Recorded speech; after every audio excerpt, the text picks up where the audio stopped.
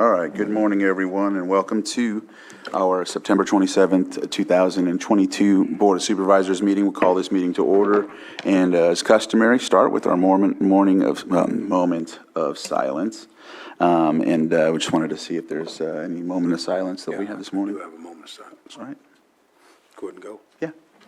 I'd like to give a moment of silence for tribal elder for the Middletown Rancheria, Russell Davis. He passed natural causes Sunday morning. So I'd just like to give condolences to him and his family.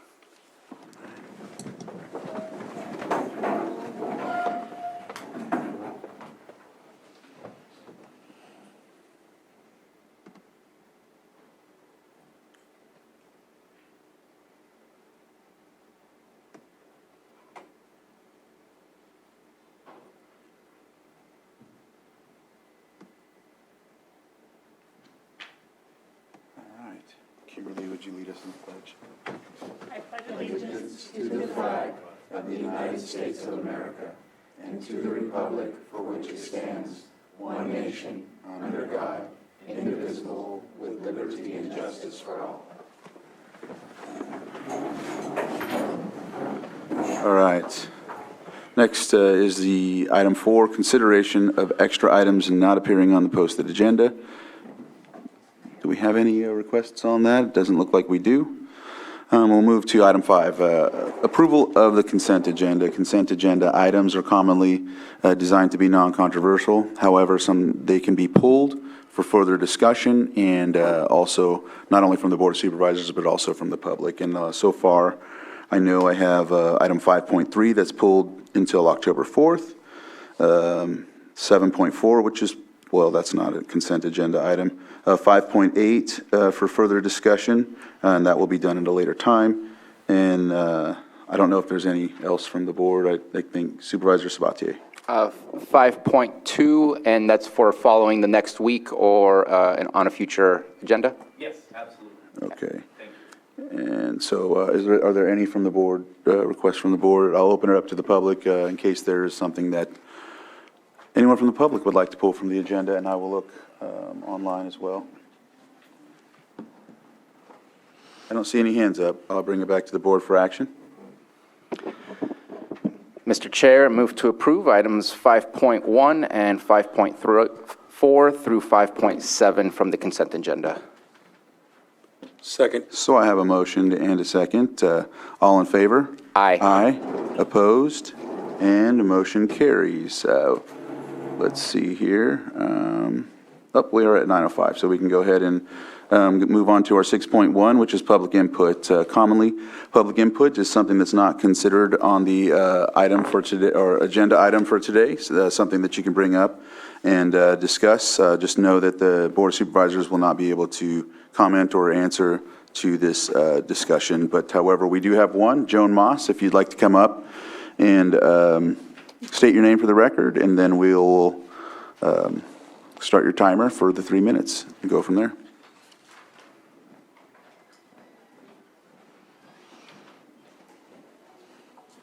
Joan Moss, I would like to ask you, the supervisors, to pass a resolution that takes money from your general fund and buys face masks. I understand from the administration that face masks are no longer mandated, and yet a lot of our officials have face masks. And I know at least one department head who publicly said that he was just getting over COVID. And I heard of another judge who's just getting over COVID. I think COVID, it's still an item that is an emergency, and it still needs to be addressed. And the people that come into the courthouse without a mask should at least have the gesture of goodwill that they can take a mask. And it's the security people that said you're no longer supplying a mask from the county. So the second thing I want to point out is a news item. Court orders federal government to produce records from top White House human health services officials and Missouri Attorney General's lawsuit. I think this is our jurisdiction because we listen to the COVID report and we read Facebook and Twitter, and those are the items that have been censored, and other groups have been censored. So I would like you to point out that this is a lawsuit against people in high government. It includes President Biden and Fauci. And the last one I want to point out is that 21 counties have signed and supported Navy SEALs versus Biden over the mandated vaccines that Biden has tried to issue. Thank you. I have this more details because I only have. Thank you, Joan. I want to get all the news, not just what the government approves of. Thank you. All right, thank you, Joan. Are there any other people in the chambers that would like to come on up? State your name for the record, and we'll go from there. Thank you, Supervisor Crandall. Julia Carrera, Upper Lake, California. I'm here today at the request of the Upper Lake citizens who are circulating a petition due to the fact that they are not receiving the services they're entitled to receive in regard to the Upper Lake levee system, also known as the Middle Creek Diversion Project. This is the petition. It currently has 115 signatures on it, and more are being gathered, so I'm delivering this to you today. Thank you.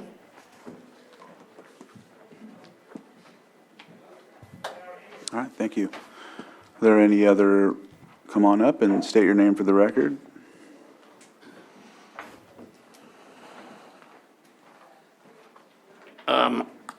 My name is Sam Boucher, and I live in Clear Lake Oaks.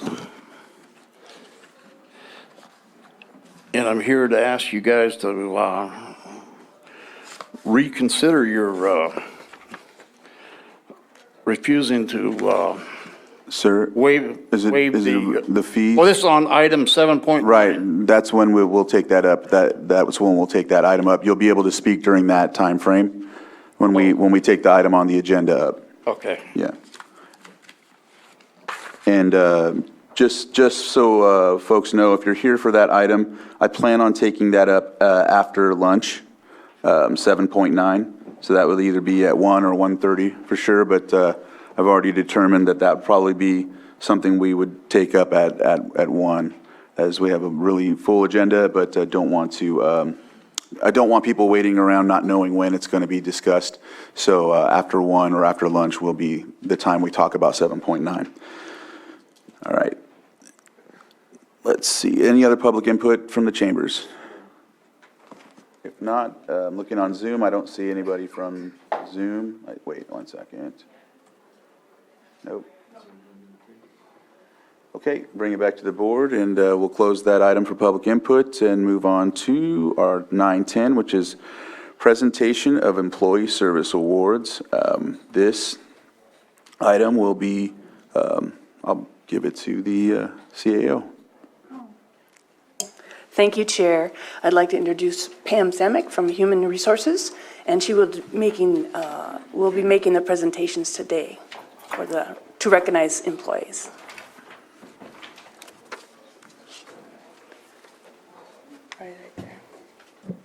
Good morning, Pam Samick, Human Resources Director.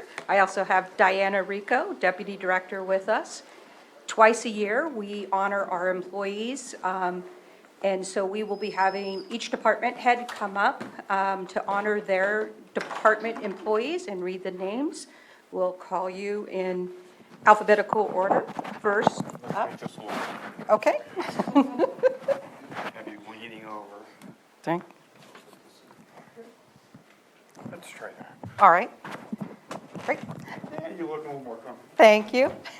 First up is Rich Ford from the Assessor Recorder's Office. Great. In our department, we're actually doing this by Zoom. And first up is Michelle Buganani, and she's been here 5 years. And she is actually an appraiser too, and she has done a lot of professional growth with our department, professional and personal, has achieved a lot as far as training and certifications, and she has spent most of those 5 years with us. So thank you very much for your service. And are we going to move on to the next slide, I'm thinking? There we go.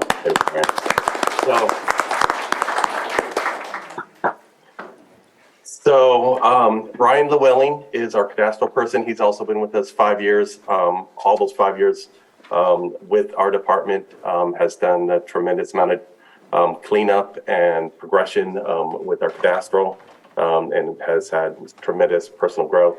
And we thank so much for his service for our department and for the county. Thanks, Ryan.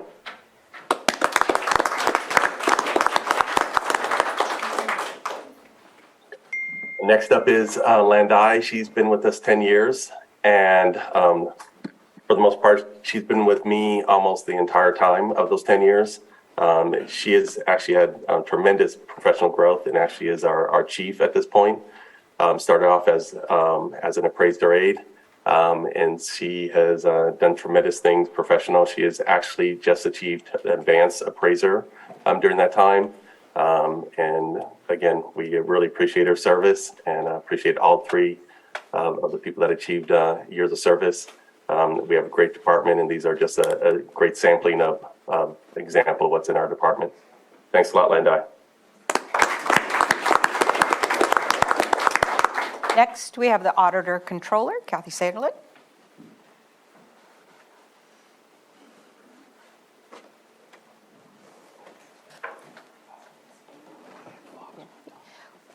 We have Max Beard, who's been here 5 years.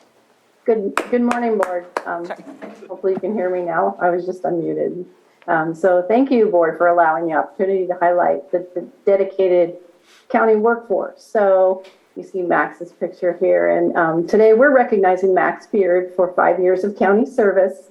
And Max began his employment with the county in special districts. He promoted to administration, and he's been a valued member of the Auditor Controller County Clerk team for almost 2 years now. So thank you, Max, for your dedicated service. Next, I'd like to call up Todd Metcalf from Behavioral Health to honor his employees.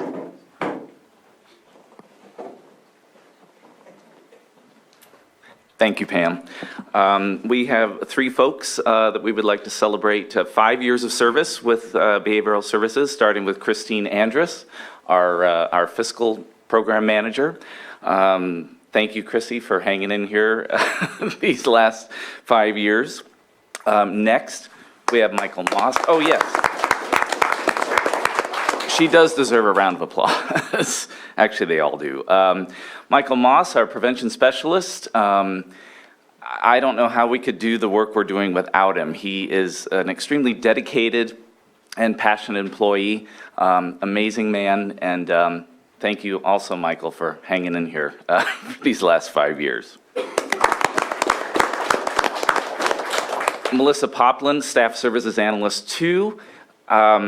Also, another amazing, passionate and dedicated employee, helping us get our data together. I know some of you on the board are interested in that.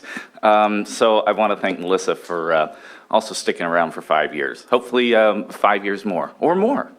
Anyway, thank you.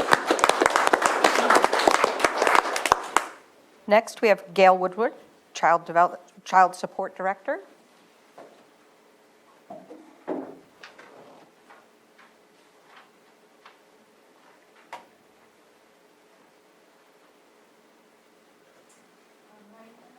Is she in Zoom? Nope. Okay. I think she's there. All right. Well, we have Julie Vargo, who's been here 20 years.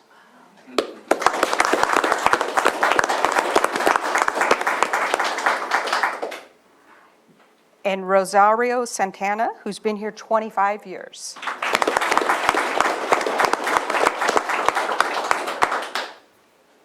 Next, we have Maria Turner, CDD Director.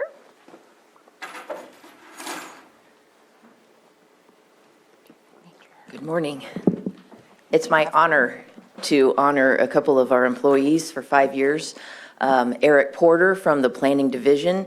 He is a solid, experienced planner who takes more than his fair share of the workload in planning. My favorite part about Eric, now that I'm back in the department, is he doesn't just accept what I say because that's what I say. So we end up having these really great planning discussions, which I think the collaborative approach in planning ends up with a much better product for public service. And so I really value Eric.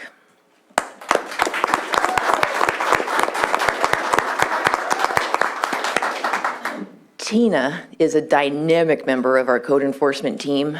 We are so glad to have her back after she's been gone for just a little while, and she has just picked up and run with all the tasks that were waiting for her. One thing about Tina is, one second she's like a force of nature. She's just a strong personality, and then the next minute she's like laughing at something and just has like the joy of a child in her face. And I think it's all this multifaceted parts that make her that actually benefit her out in the field. Because one of the things that code enforcement leads with first when we do our outreach is to bring people into self-abatement. And it's her non-judgmental, meet you where you are, let's get you to where you need to go kind of attitude, I think, that is so powerful for code enforcement and for our community. Thank you.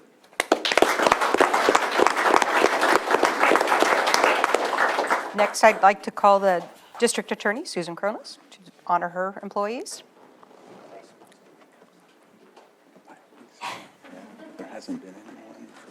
Well, thank you so much for this opportunity. I'm thrilled to honor these wonderful workers in the office and the DA's office for their service. It's been, they're all incredible people. So first of all, 10 years, Gloria Gregor, and she is a staff service analyst.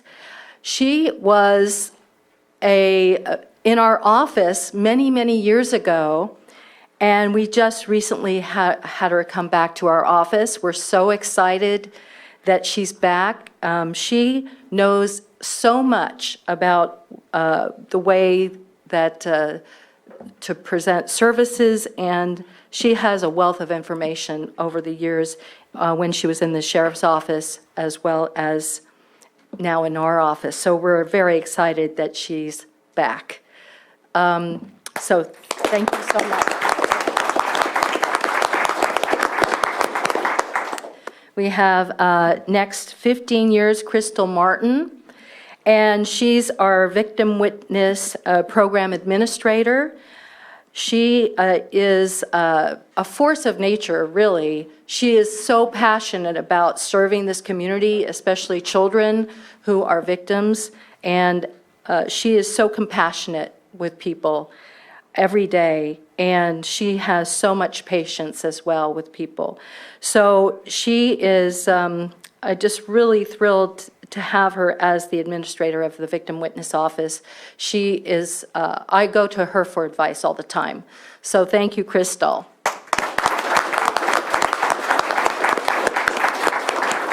I see Ms. Rico is ready to hand stuff out. Nobody's coming up. Oh, okay. Yeah, come up and get your swag. Thank you. Thank you for your service. And so next we have John Greger, who has 20 years. He is currently in our office as a DA investigator. He recently came over from the sheriff's office. Sorry, Brian. But I just remember first meeting John when I was a deputy district attorney, and he was handling several cases, and I was so impressed by him. He knew what he was doing. He had all the answers. He was experienced and very, very professional, and he's always been that way. So he's in our office as an investigator, and he is basically just going in full force, helping our deputy district attorneys prepare their cases, and very serious cases too. So thank you so much, John.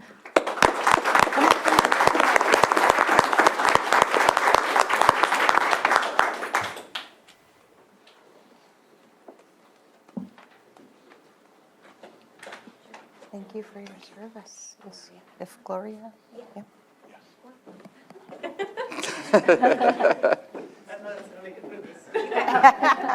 I'm like, they're here, but nobody's coming out. Thank you for your service. Okay, up next we have Rachel. I know her as Rachel Abelson. That's her court name, so her office name. So she has 20 years. She's a senior deputy district attorney, and I can't say enough about how much I appreciate her work every day in the office. She volunteers to take on tasks when I'm away, when my chief's away. She does prayers, schedules, and everything.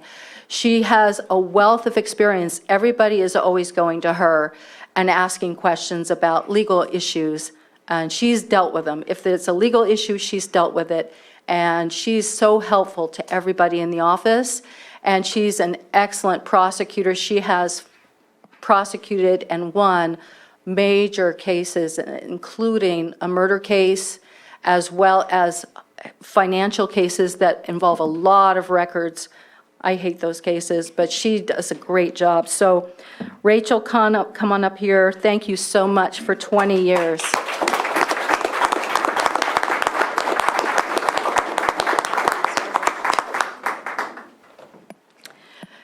And we also have Tracy Davis with 25 years as a legal administrative assistant in her office.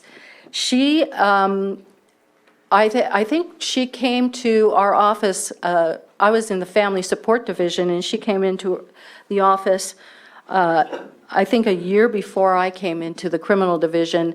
She is a wealth of information, and I have to say, she has so much patience with the attorneys when we give her last-minute stuff. You just go to her and say, I need this in court, like in 10 minutes, and she does it. She knows how to do so much in the office. You don't have to tell her twice. She's so efficient, and she has saved lots of attorneys' behinds so many times. So she is so faithful to the office, and we greatly appreciate her. So Tracy, come on up.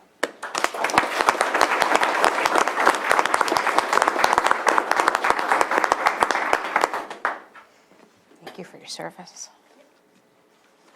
Okay, thank you. Next, Shane French with IT. Well, good morning. We have Angel Perez, who is an information systems analyst. He's been with us for the 5 years. And, talk about somebody who is the definition of a team player, always willing to just jump right into whatever's thrown at him, never a complaint, and just has such a great attitude about everything that we do. And it's not always easy because we're a small department and everybody has to carry a big load. So I really appreciate him.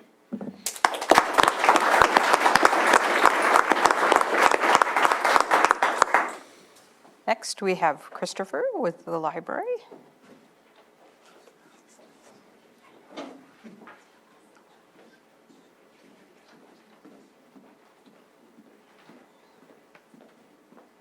Hello, so today we're honoring Barbara Green, who has 15 years of service at the library as a library technician supervisor.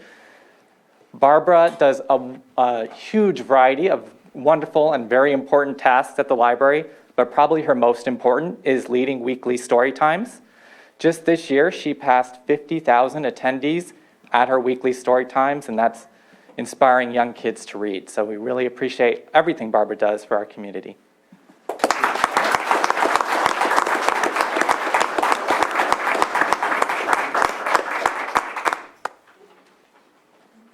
Thank you so much for your service. Next, we'll be doing probation. Chief Rob Howe.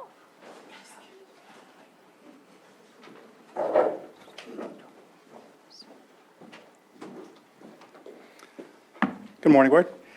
First, I have Cindy Rodriguez for 5 years of service.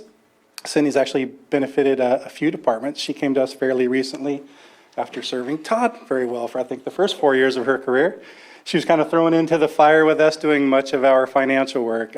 She's doing a great job. She's a staff services analyst, senior promoted from staff services analyst, doing a great job. So thank her.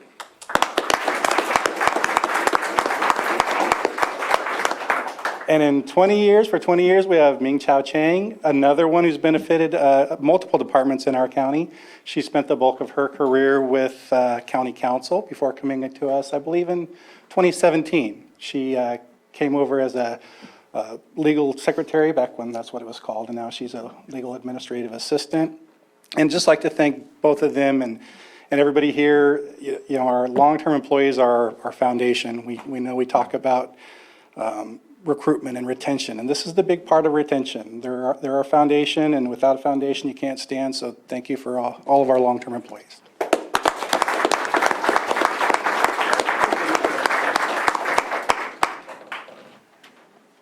Next, Lars Hewitt, Public Services Director.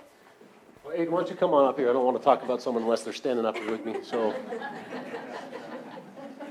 Aiden, and it won't be long, so by the time he gets up here, maybe I'm done, but Aiden, I'll come on up. Aiden Pearson, 15 years, all with Public Services, facilities maintenance lead worker, prior to that a technician, so as a lead worker, he's really the point person on most of the projects. He has a breadth of skill on building systems, HVAC, electrical, you name it, he knows it. So I want to thank him for his 15 years of service, but also uniquely from one Air Force vet to another Air Force vet, I want to thank you for that service as well. So Aiden, thank you very much.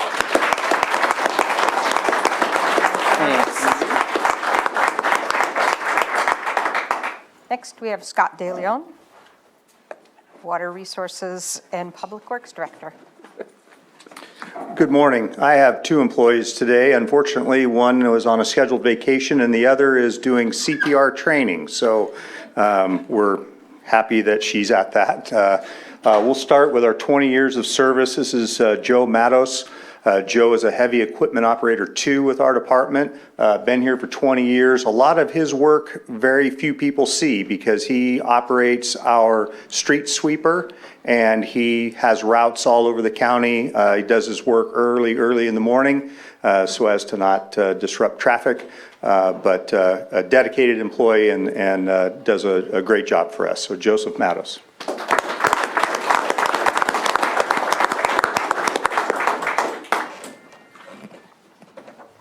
Do you want me to do Yulia? Mm-hmm. Okay. The other employee we had is Yulia Osatrova. Sorry. Hold on, sorry. There she is. Not my presentation. No, but we're partnering with this and you're throwing me under the bus. Yeah. So Yulia is our water resources engineer 2. She's been with us 5 years, handles everything water resources engineering related, does a lot of work with our consultants and is at CPR training. So glad that she's been with us for 5 years, and thank you very much, Yulia.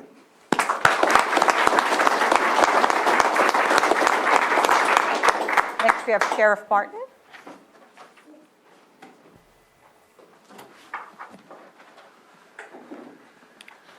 Good morning, thank you. We'll start out with the jail division. We'd like to recognize Deputy Sheriff Corrections Anthony Hodges for his 5 years of service. Anthony started out as a correctional aide and promoted a couple years ago to the rank of Deputy Sheriff Corrections and is a very influential on a lot of our newer employees out there. So thank you, Anthony.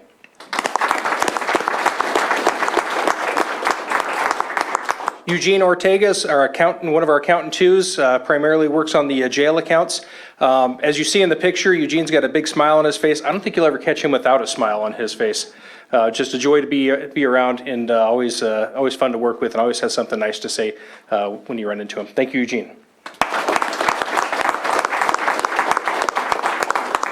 And speaking of the jail, we like to make sure that the bars stay on the windows. Jeff Dolby is our facilities maintenance technician out there and ensures that happens. The jail is, I like to refer to it as Lake County's largest bed and breakfast, and it has a lot of demanding customers that come to visit. And Jeff, make sure that the facility runs smoothly. And thank you, Jeff, for your 10 years of service.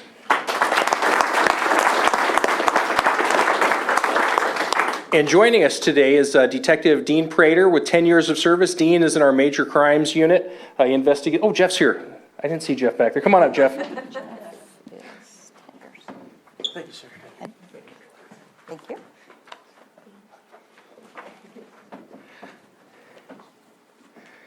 With 10 years of service, Dean Prater, he's in our major crimes unit. Dean also assists with the search and rescue. So when people go wandering out in the woods, Dean's available to help find their way home. Dean, come on up.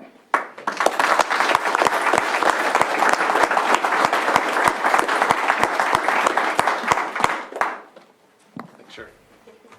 Thank you for your service.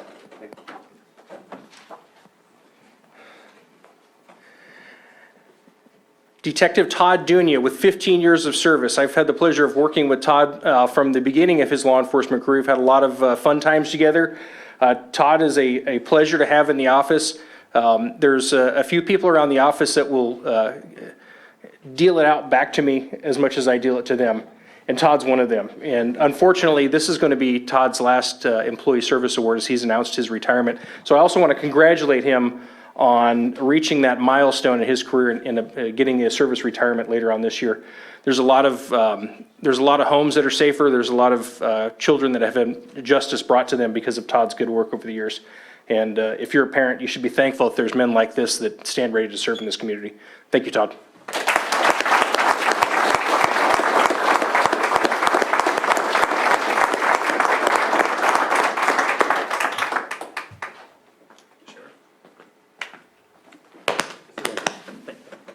Thank you for your service.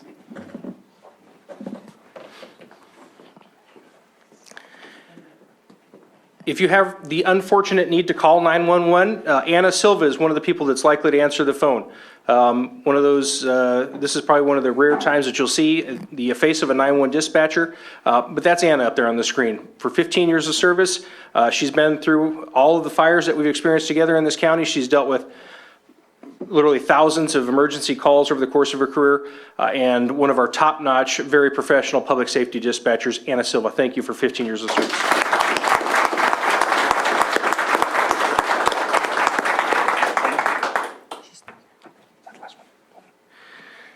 With 20 years of service, Jason Finley. Jason's been here longer than I have. There's a few people that have. He's one of them. And as far as running the jail, I don't think there's anybody out there that knows more about the ins and outs of running the jail, the various rules and regulations. We have laws we have to follow. We have regs that the state passes down. We have personalities that need to be managed. And Jason's been there through all of it. We've had lots of fun times. We've had an evacuation where we had to move everybody out, and Jason was there for that. I want to thank Jason for his years of service with the Lake County Sheriff's Office and Lake County Jail.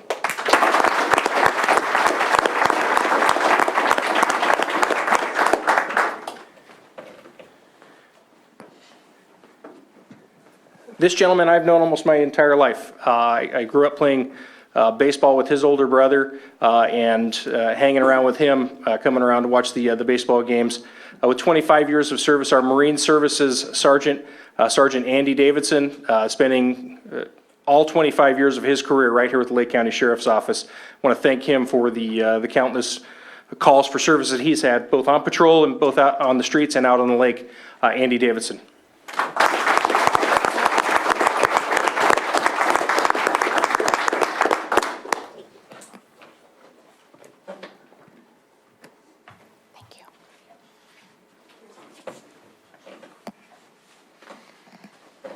Next, we have Social Services. Crystal Markenhead.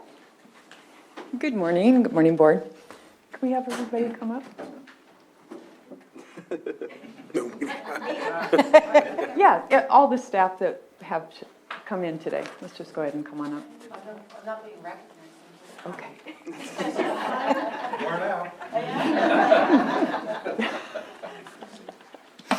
Okay, good morning. So this morning, I would like to recognize a number of staff from the Department of Social Services. Just to reiterate something that I heard somebody say earlier, it is so important for us to, do what we can to retain our, the people that we have employed at the department, and recognizing them here is one way to do that. And we just really value people that join the organization, stay with us, and grow with us. So I'd like to start out with 5 years is Louisa Correa Gray with eligibility. And I don't think Louisa is here.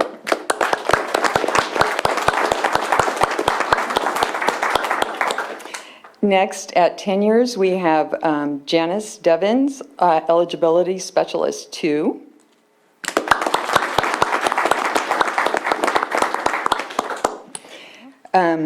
Jonette Moffett, 10 years, currently serving as staff services analyst 1. 2? 2. Thank you, Jonette.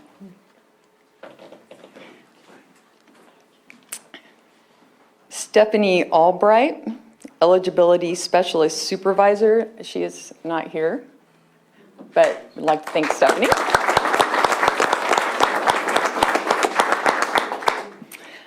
Bobby Shambliss with adult services for 15 years, social worker 3.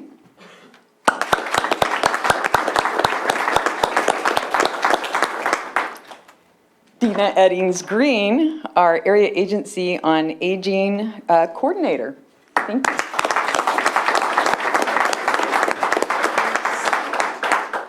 Dina.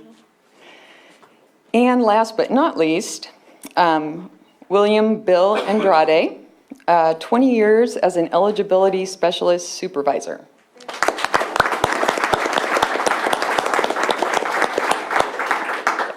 Thank you. Next, we have special districts.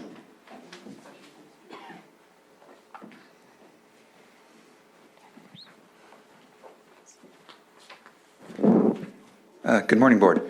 Today we're here to honor and recognize one of our employees, long-term employees, Roberta Castellani. She's been with us for 10 years, and she actually started with the Treasurer Tax Collector's Office in 2011 as an extra help employee in helping them through the tax payment season in December through February. Hired full-time on with our department in the following year, 2012, and has been with us ever since. She was an accounting technician when hired. That job classification was then turned into a utility billing specialist, and that's what she does. She's responsible for the account management of over 11,000 sewer accounts. So she tracks and bills all the sewer accounts for us, generates revenue for our department to help keep us afloat. A wonderful person in the office, very knowledgeable, has a lot of history and understanding of how things work. Great to be around, really friendly. And she's, oh gosh, just a great individual. We are extremely lucky to have her, and just want to thank her for her service.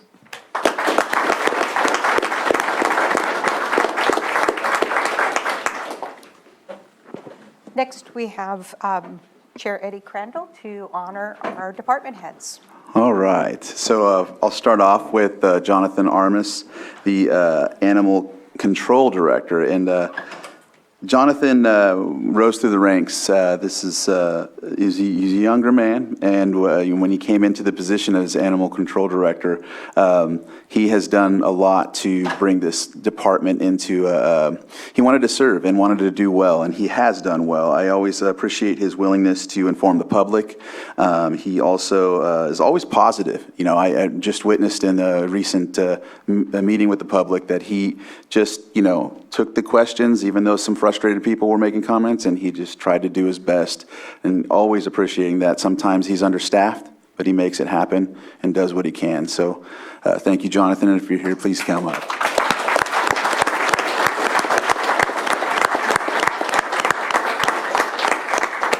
Maybe I should go up there. Yes. The 5-year awards in HR. Thank you. The 5-year awards go to the department directly. Right, and our next person is Crystal Marketan. She is our social services director, and just working with Crystal, she has oversight of one of the biggest departments, and it also works with our vulnerable community, and just always working with emergency response as well in situations when we have power safety shutoffs, emergencies during fires, things of that nature. Always willing to help. I also appreciate anytime there's a situation with the seniors and I have to give you a call, always willing to call back and do what you can. And so just wanted to thank you for that, and congratulations on your 5 years.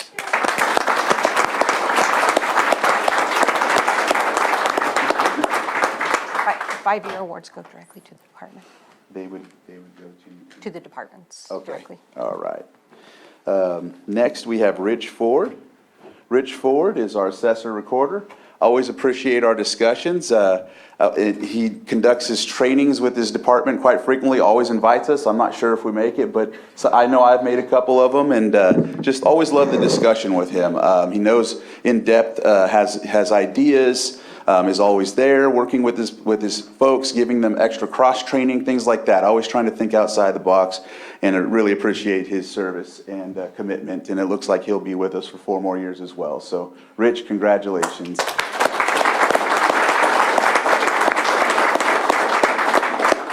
Next is Christopher Veach, 15 years of service, our county librarian, and I just appreciate, he loves his job. This is a man that loves his job. Always thinking of ideas to educate the public and provide that service for them. Whenever we talk or have discussions, he's like, well, let's try this, let's try that, and works to get some sort of funding to ensure that his department libraries are always open, even willing to provide cooling centers for during situations when it's hot and we don't have spaces to go. So just always willing to help. Not only that, always looking to find ways to better serve the public in his library. And I do appreciate, we came up with a theme song. He hasn't used it yet, but we had a discussion about that too. So Christopher, thank you for your service.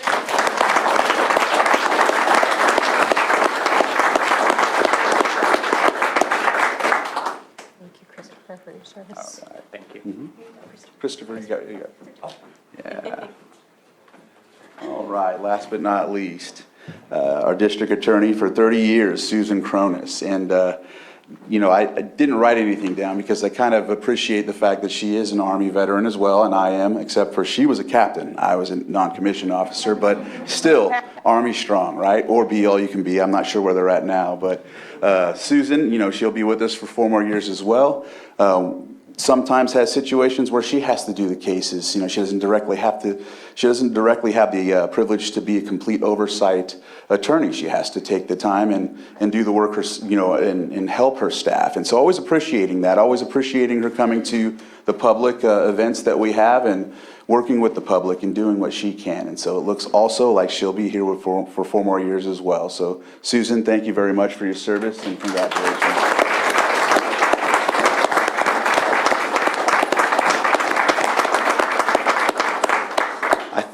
Thanks. Thank you for And your service.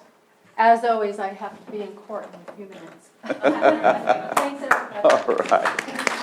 So I think that concludes everyone. So again, thank you all for your service. We appreciate the work you do. To be committed the way you are is what holds this county up. It keeps us strong, and we're hoping to get more people like you to do the work that we need to get done in order for this, this to keep moving on. And, so I think we're in a good space. We appreciate employees like you, and so thank you again.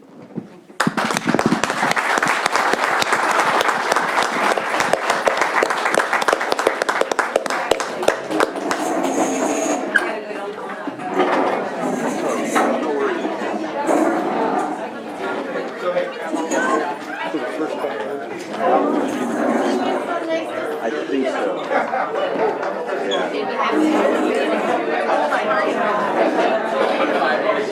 Could stand right to him. Yeah.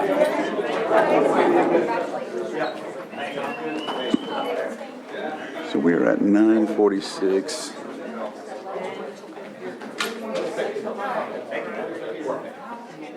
Break. Yeah, you want to take one? Yeah. We're going to go ahead and take a 5-minute break and come back at 9:55. He's not ready to fly the nest yet, so it's good to have somebody around. All right.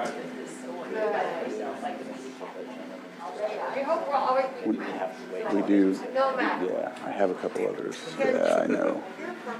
All right, welcome back. Welcome back from our break. It's looking like we're moving on to our next item on the agenda, which is our 6.3, public hearing consideration of proposed rezone RZ 22-02 and negative declaration initial study 22-19, applicant Daniel Sosa, project location 3774 and 3794 East Highway 20 Nice, APN 032-181-02 and 03. What is that? And 03. Okay, so with that, I'll give the floor to Director Maria Turner. Thank you. If it pleases the board, we'd like to request a continuance of this item to October 18th meeting. At the last moment, we realized that our ordinance was not in the correct format and our motions are not exactly as they should be. And we'd really like this item to go smoothly since it's a very straightforward project. All right. Are we okay with that? Do we have a good time, or is there a time certain or anything like that, or we'll just to be determined for now? I'm certain would be good to avoid having to publish. All right. Do you think the same time would be great, 10 a.m.? If it's an open time slot, that'd be great. Thank you. All right. So thank you for that. What I'll do is I still need to open it up to the public just in case, and we'll see if there's, I don't think anyone from the board has a comment. So I'll open it up to the public. Is there anybody on the public here on this item? And I'll look on Zoom and. Sure. Oh, yeah. Okay, come on up, sir.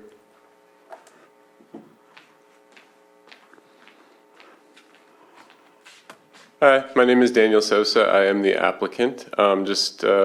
I thought the item was going to happen today, but that's okay. And just since I'm here, I just wanted to just introduce myself and let you guys know that the rezone is for the purpose of eventually opening a cannabis dispensary there, and I look forward to opening a really well-operated, clean business that is a economic positive impact in the neighborhood, and I have a lot of experience in doing it, several years operating dispensaries. So I just wanted to say I look forward to it, and I'll see you guys on the 18th for the next hearing. Thank you.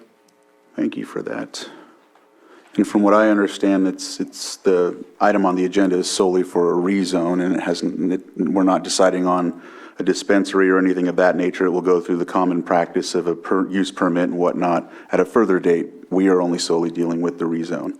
And so I'll close public input, bring it back to the board, and I see Ms. Grant has something to state. So. Just a suggestion, Mr. Chair, because you do want to avoid having the cost of republication, again, if you could do the continuance by motion.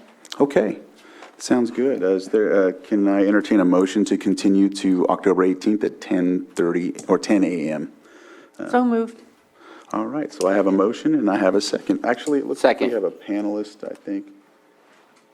Johanna, would you like to unmute? And, yeah, can you hear me? Yes. We have assessment appeals at 10 on the 18th.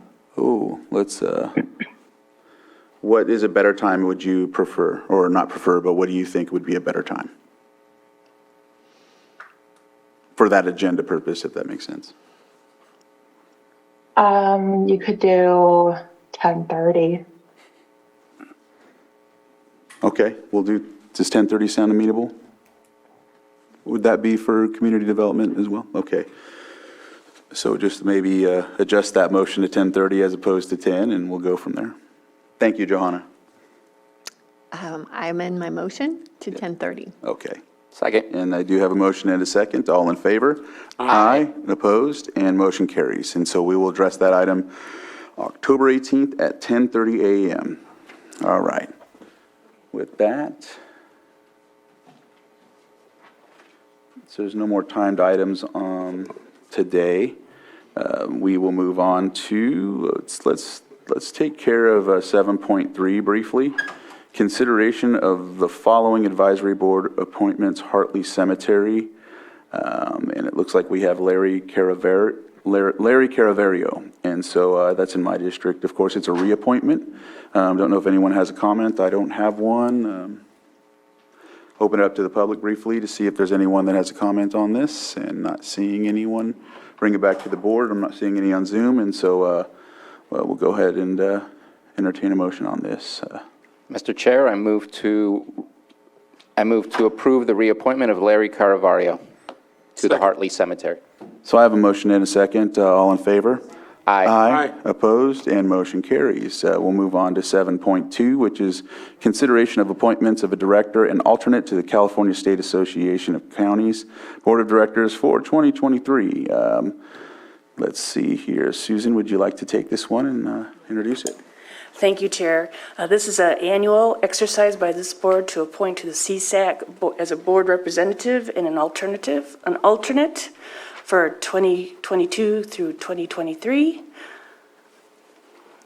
Are there any nominations?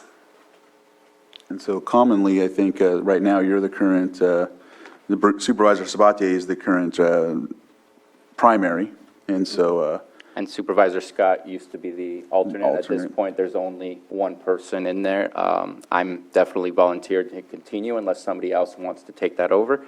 But I don't know, do we have to have an alternate right now? Is that a must?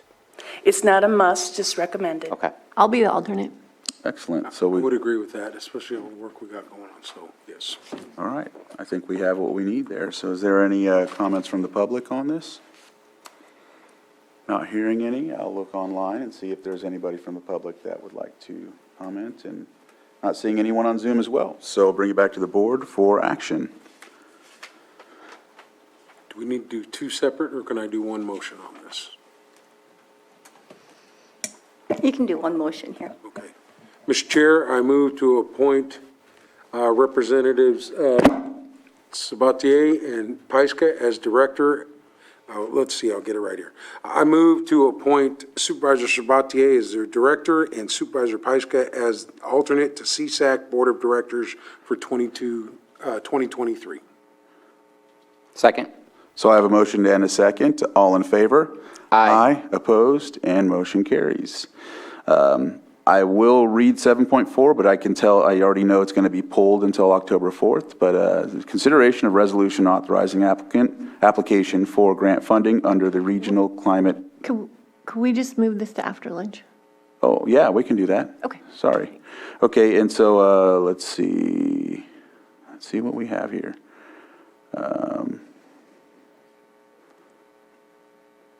All right, so let's move on to 7.6.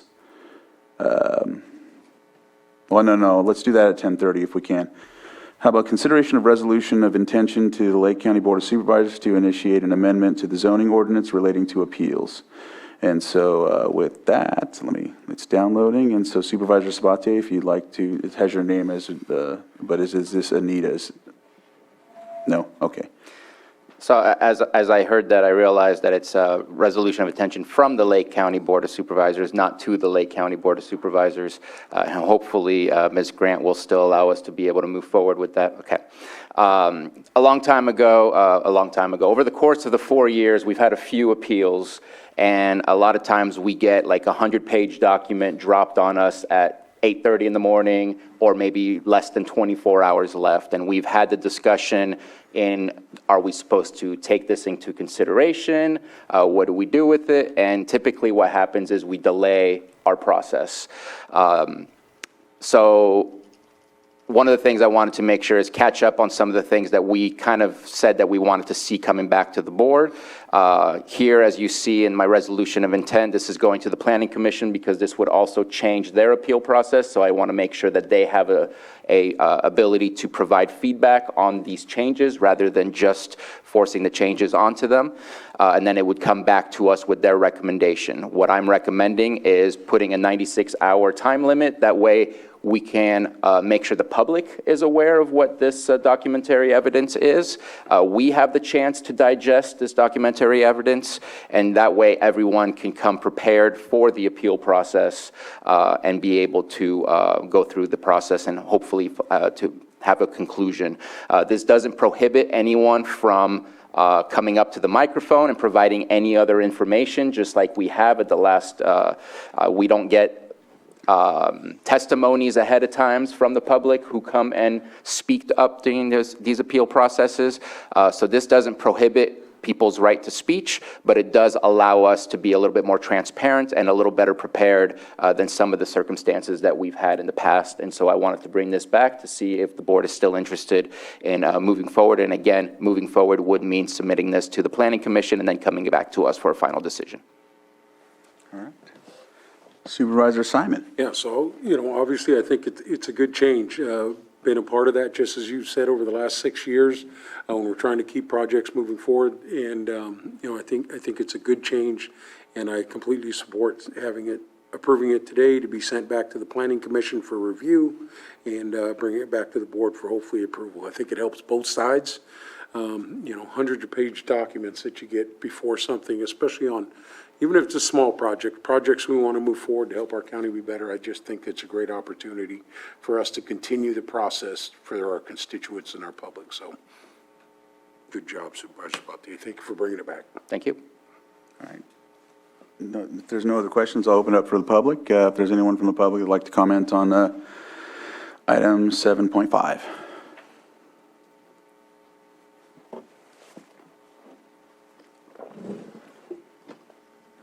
Don Van Pelt, Lake County resident.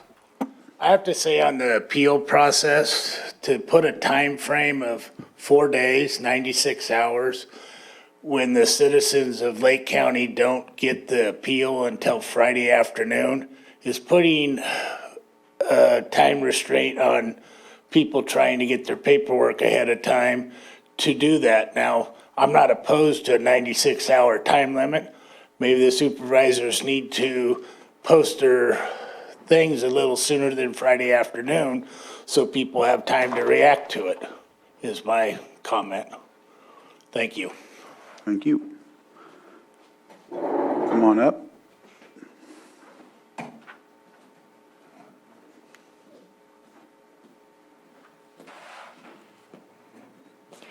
Joan Moss, I wanted to file an appeal. I could not afford to. And I had some good points. It was an illegal hydrology study. I did file a drought complaint, which is still in the works. And the property has been, half of it has been sold since then. And the fact that it was sold isn't registered up on the county. So I'm still working on it. I'm a fighter, especially when my own land is threatened. So I think there's more than a time frame that needs to be adjusted. That's what I'm saying. Thank you. Thank you, Joan.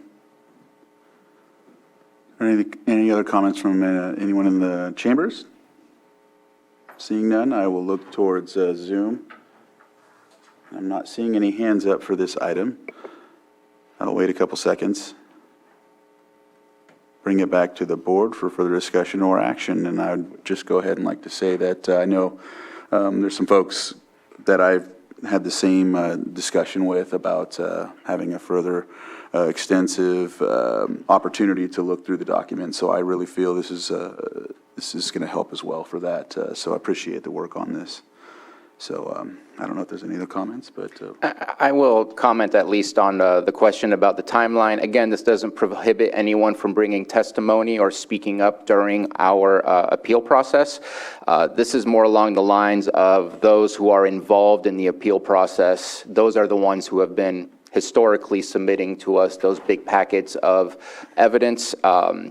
they know when the appeal is coming, and having a 96-hour allows us, who have a 72-hour deadline to post our agenda, to be able to take in that document and then make sure that it's part of the attachment. So again, I think it increases the transparency level of the process. For the public. For to the- also see what's been submitted. Exactly, for the public and for us to be able to digest the information and be able to put it into context of the appeal that we're dealing with. Right. I think what's been missing is that transparency with the public. So having that within the window to post the agenda, I think is appropriate. All right. Ms. Grant? I just did want to clarify that, keep in mind that when your board receives documentation, the public's entitled to receive it too, so. Yeah. All right, thank you. And if there's no further discussion, I offer the resolution. Resolution has been offered. Supervisor Simon? Yes. Supervisor Sabatier? Aye. Supervisor Pyska? Yes. Supervisor Crandall? Aye. Thank you. All right, it looks like that item can move forward to the next stage. With that, we'll move on to, how about 7.8? How does that look? Hidden 7.8? Yeah, well, the second 7.7. Supervisor Pyska, do you think that would be? Yeah. Okay. That's county council's item. Oh, I'm sorry, Anita. So this item, I'll read it off. I didn't even read it off. I'm just, consideration of retention of specialized legal services to address PG&E's wildfire mitigation activities. And this will be presented by County Council Anita Grant. Yes, thank you, Board. Referencing Supervisor Pyska is certainly appropriate here because it was through her diligence that we became aware of Ms. Samanji and her expertise in the area of taking PG&E to task for some of its decisions with regard to not only power safety shutoffs, but certainly when it comes to felled trees. So this matter is before you today to offer as a tool for the county Ms. Samaji's expertise. You'll see her retention letter is attached. The summary of her experience is provided in the memo to your board. Certainly, the level of her expertise is likely unmatched in most parts of California when it comes to taking on PG&E. And I would foresee that she would probably be working, at least at this juncture, in more of a consultant capacity in moving forward. There is also, I hope, and this may be something your board wishes to consider, the opportunity for multiple counties who are undergoing the same issues with regard to felled trees and lack of responsiveness on some occasions from PG&E to join together to retain Ms. Samanji for issues going forward. And so it's presented with that thought in mind. The administrative office has identified a funding source for this, for your board to move forward if you wish to do so. So I'll turn it over now to the CAO. Yes, we've identified in the admin office a consultant line. We recommend an amount not to exceed $50K at this time. Vice Chair Pyska? So in my conversations with other supervisors from other counties about PG&E's vegetation work and also the fast trip outages and PSPS outages, that's how I came to meet Megan Samanji and actually attended an RCRC forum with the CPUC president where counties were telling their stories about the outages and how impactful they are to our communities. So the other counties have already engaged her, and because as our county council has said, she is one of the leading forces and experts in dealing with PG&E and CPUC. So I agree that a $50,000 limit is appropriate now, and I'm hoping that we can join some of the other regional groups that have already signed on with her. And we're just going to see how explore the relationship as we immediately talk about PG&E and the tree work, as, you know, going back to the discussion we had a couple of weeks ago, you know, expanding the area where they're going to be doing tree removal, and looking at that as it impacts the entire county. All right. Any other comments from the board? Supervisor Sabatier? I have a question about the other counties. What has come out of there, or is it too soon to be able to tell? No, so Napa, Marin, Sonoma, and sometimes Mendocino have been using her with PSPS issues and the fast trip outages. And also Napa engaged her after their wine country fires to deal with cleanup issues with PG&E and hold them accountable for removing like 900,000 trees, something like that. So that's how I came to learn about her work, through those supervisors and their experience and the success rate that they achieved. And I know that some of the issues is the current tree trimming that's going on and the lack of cleaning up. I know that there's some historical issues when I reviewed the September 13th video, because I wasn't here for that one, of years past. Do you think that it can help with the historical stuff that still exists that hasn't been cleaned up, or is it only for ongoing new stuff? Well, that's what we'll ask her for help with, because we do have quite a lot of things that are laying around and haven't been cleaned up since before last winter when they agreed to do that wood haul. They only did it, they started the end of February, and then they paused it in August and are restarting. So there's significant work that's happened, but also they're only doing the wood haul in this circle around the Cobb area. And as all of us know, we're experiencing tree mortality throughout the county. So we do need this assistance. So I will say that there definitely is some on and off, because I know that there is wood hauling happening in the Clear Lake area, but it's definitely not to say it's happening all the time. And I know typically they say 4 inches or less is what they do haul. That number changes a lot too. And I've heard 10 inches during the meeting that happened on the 13th.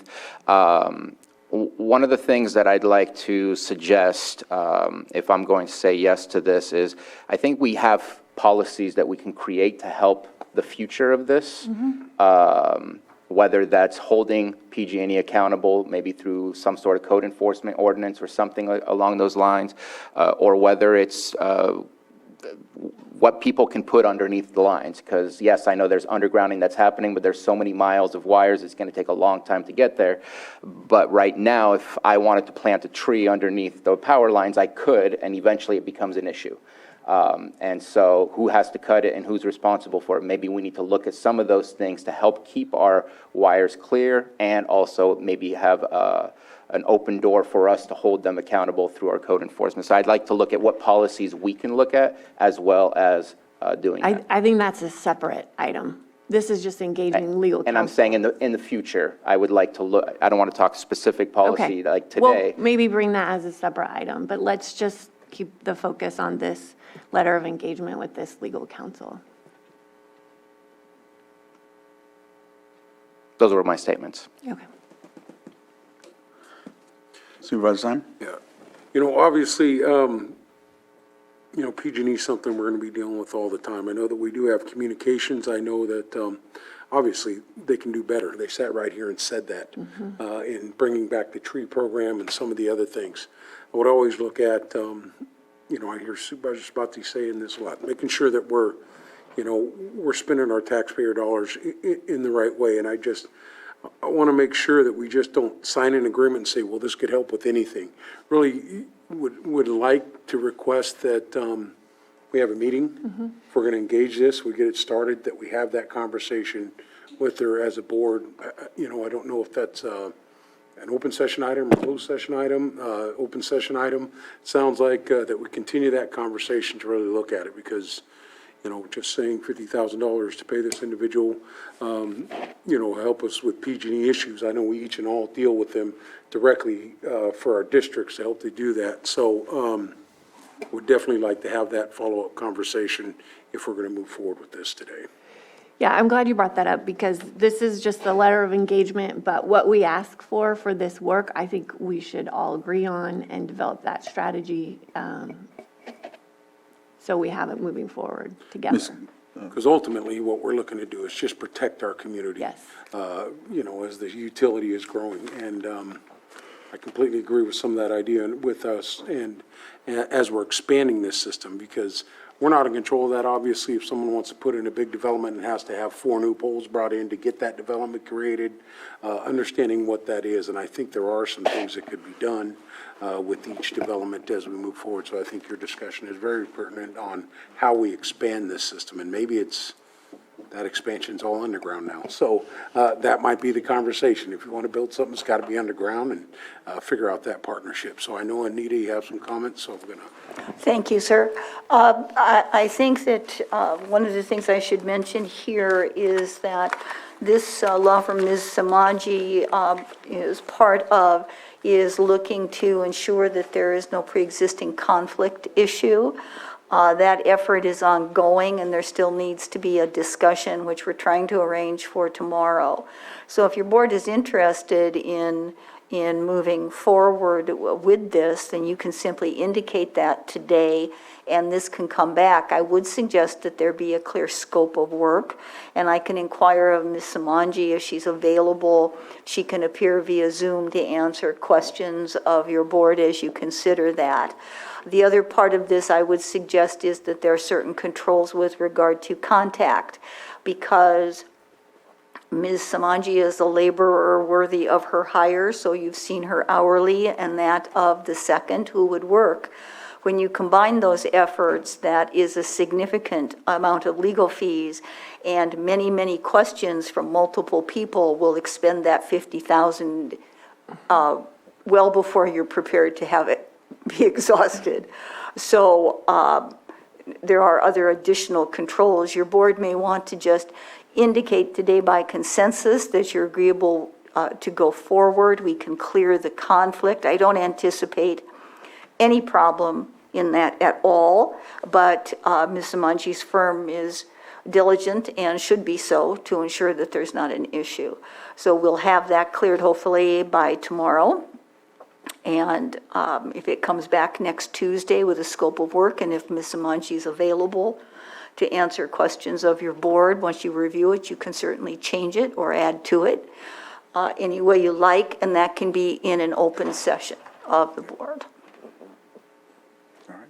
Supervisor Sabatier? So I know this throws a wrench in it, but with PG&E being such a hot topic for the last 5 or more years,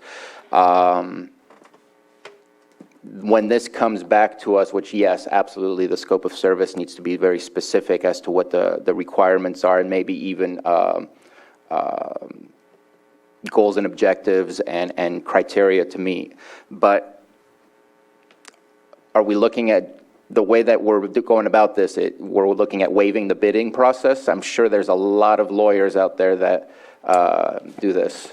This goes under the consultant selection process, legal services or specialized services, and expressly exempt. Okay. Thank you for that answer. All right. I'm not seeing any other comments from the board. I'll open it up to the public for this item. Come on up and state your name for the record, and we'll start your 3 minutes.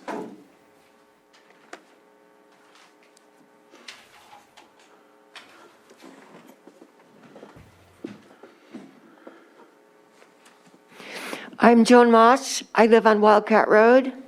I cry when I drive down. I want to know what funding source is going to be used for this, because you're mentioning a funding source, but you're not saying what the source is. We just did. It's from the administration's budget, from the contracting line. Consultant line. What is it again? Consultant line, where You have a fund just for consulting? a lot of different departments do, yes. Okay, is that under the county budget? I will let CAO answer. Yes, it is. Okay. I want to suggest that there is a communication problem with PG&E, And I want to suggest that there is a communication with Ms. Paisika. I wrote a letter April 15th. She finally got it a month ago, and she responded right away when I had a question. So I am in between. I am in between citizens who want to go after Ms. Paisika. I want to go after PG&E and improve nature. Nature needs improvement. $450 an hour is quite a bit to spend with someone who won't even go to court. It says in the materials that she will not go to court. And I'm asking Ms. Paisika and you people, instead of just communicating with each other, to communicate with the neighbors on Wildcat Road who are unhappy and who are suffering. And I always get nervous when I get up here.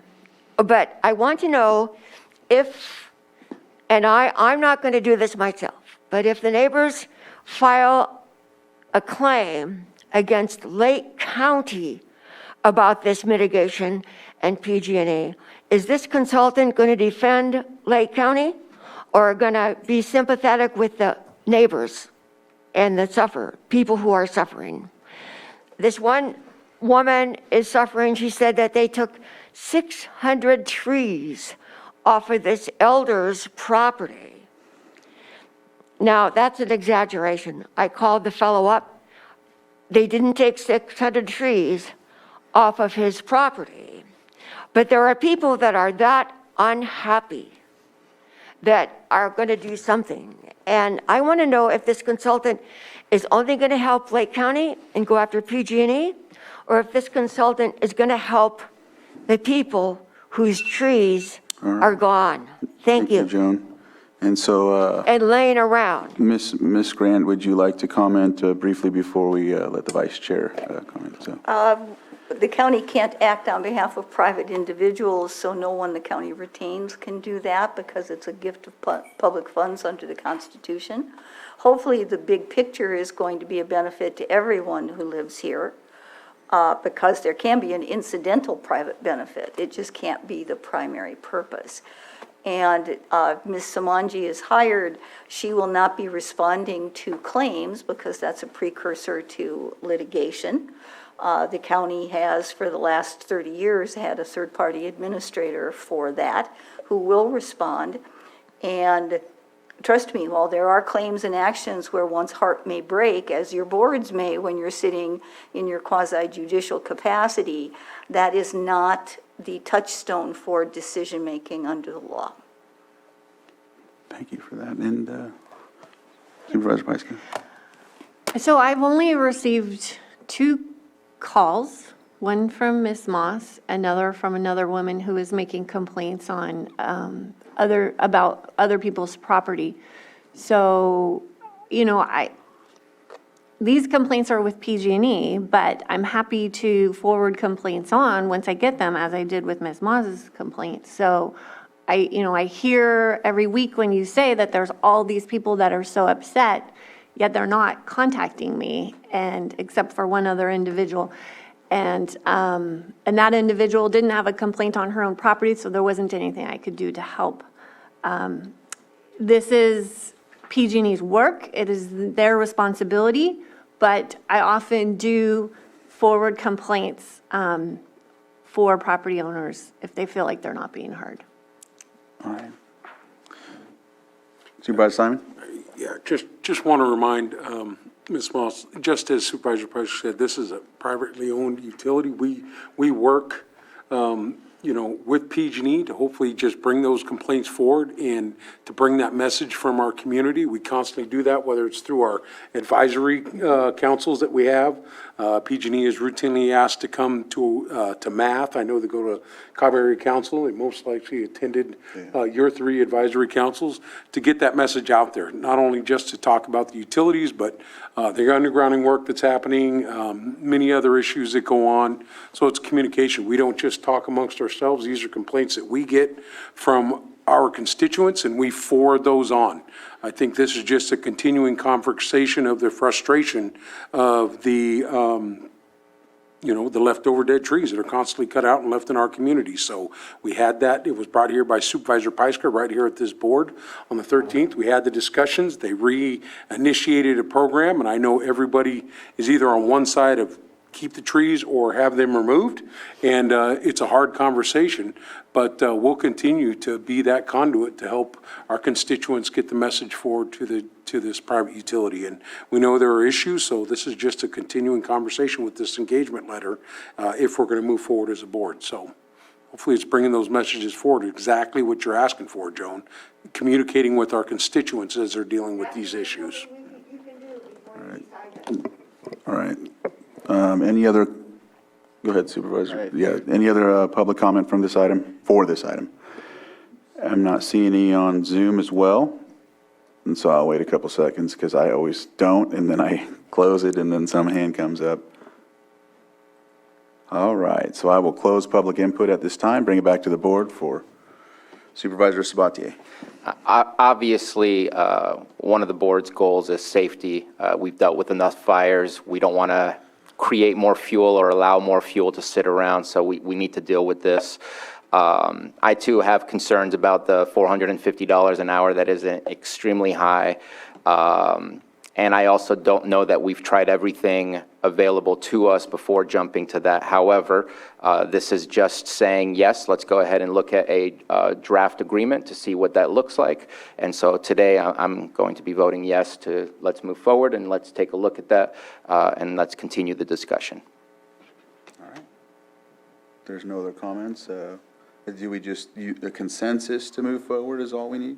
Well, I'd like to, if we're going to be developing the scope of work for next time, we can ask her about the groups, the county groups that have been formed for the outages. And if there's a way for us to join that as a cost savings rather than do it on our own, that's directly related to the fast trip outages and the PSPSs.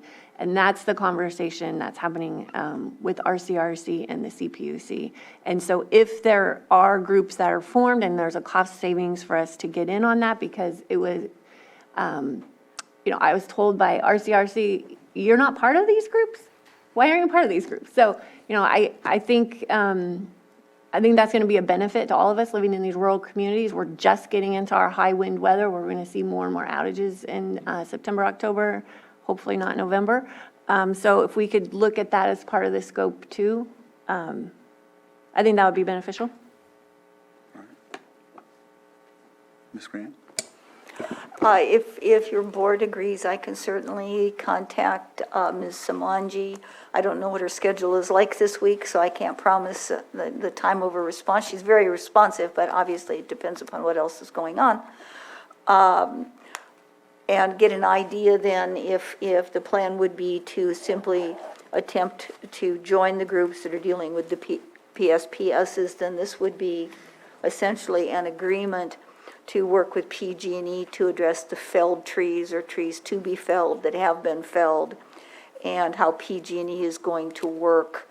There are certain funds that PG&E has already set aside for these plans, so it's not as if there isn't money in certain pockets of PG&E, if you will. Right. And we can bring that back, and then if Ms. Samanji is available for this next Tuesday, may I ask if she's not available for this Tuesday but the next, would that be all right for your board? I think we have a holiday. The 17th, if it's not the 18th, so if not the 4th, the 18th? Yes. Okay, she may need more lead time, obviously, than that. Sure. So then all we need is a consensus, or would a motion be needed on this? Yes, you're just instructing me at this point, so consensus is fine. All right. With that, it looks like no further discussion on this is needed, so we can close this item and move forward on our agenda. With that, we'll move on to our 7.6, which is consideration of resolution of intention of the Lake County Board of Supervisors to initiate the following amendments: an amendment to Chapter 5 of the Lake County Code relating to permitting ag-exempt and temporary ag structures, an amendment to Chapter 27 of the Lake County Code regarding mitigation fees, and an amendment to Article 68 of the zoning ordinance regarding definitions of temporary building types. And with that, Supervisor Sabatier, I know you brought this to the agenda, so I'll let you go ahead and introduce.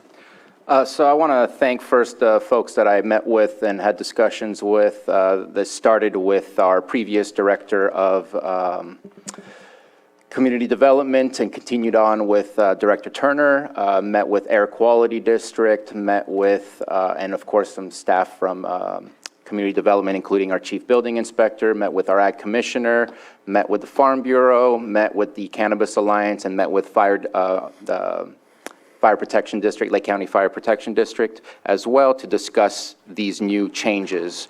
My attempts was to get this to the board a whole lot earlier so that there would be the ability to look at getting some of these structures for harvest season. I failed to make that happen in a timely fashion, but rather than wasting the work that I did, I thought I would still bring it to the board. And again, the idea today is only to move this forward so that the Ag Advisory Board, which is important to have a review of this since we're looking at changing some of the ag exempt language, and also the Cannabis Task Force can review that, provide that feedback and recommendations back to the Planning Commission.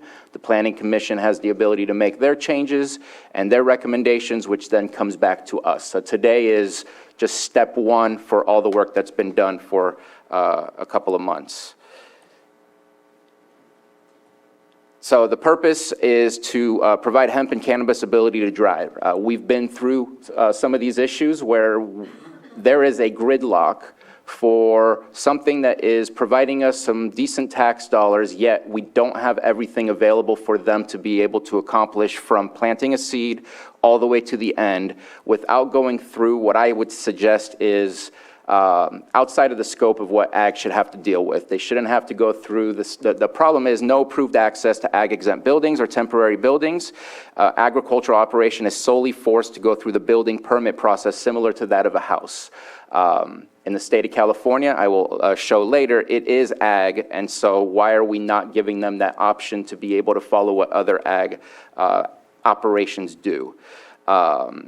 In the state for ag exempt buildings, it states a structure designed and constructed to house farm implements, hay, grain, poultry, livestock, or other horticultural products. This structure shall not be a place of human habitation or a place of employment where agricultural products are processed, treated, or packaged, nor shall it be a place used by the public. Basically, you can walk in there and store stuff, put stuff away, but then it's not a place you can hang out in. No break rooms, no nothing like that in there.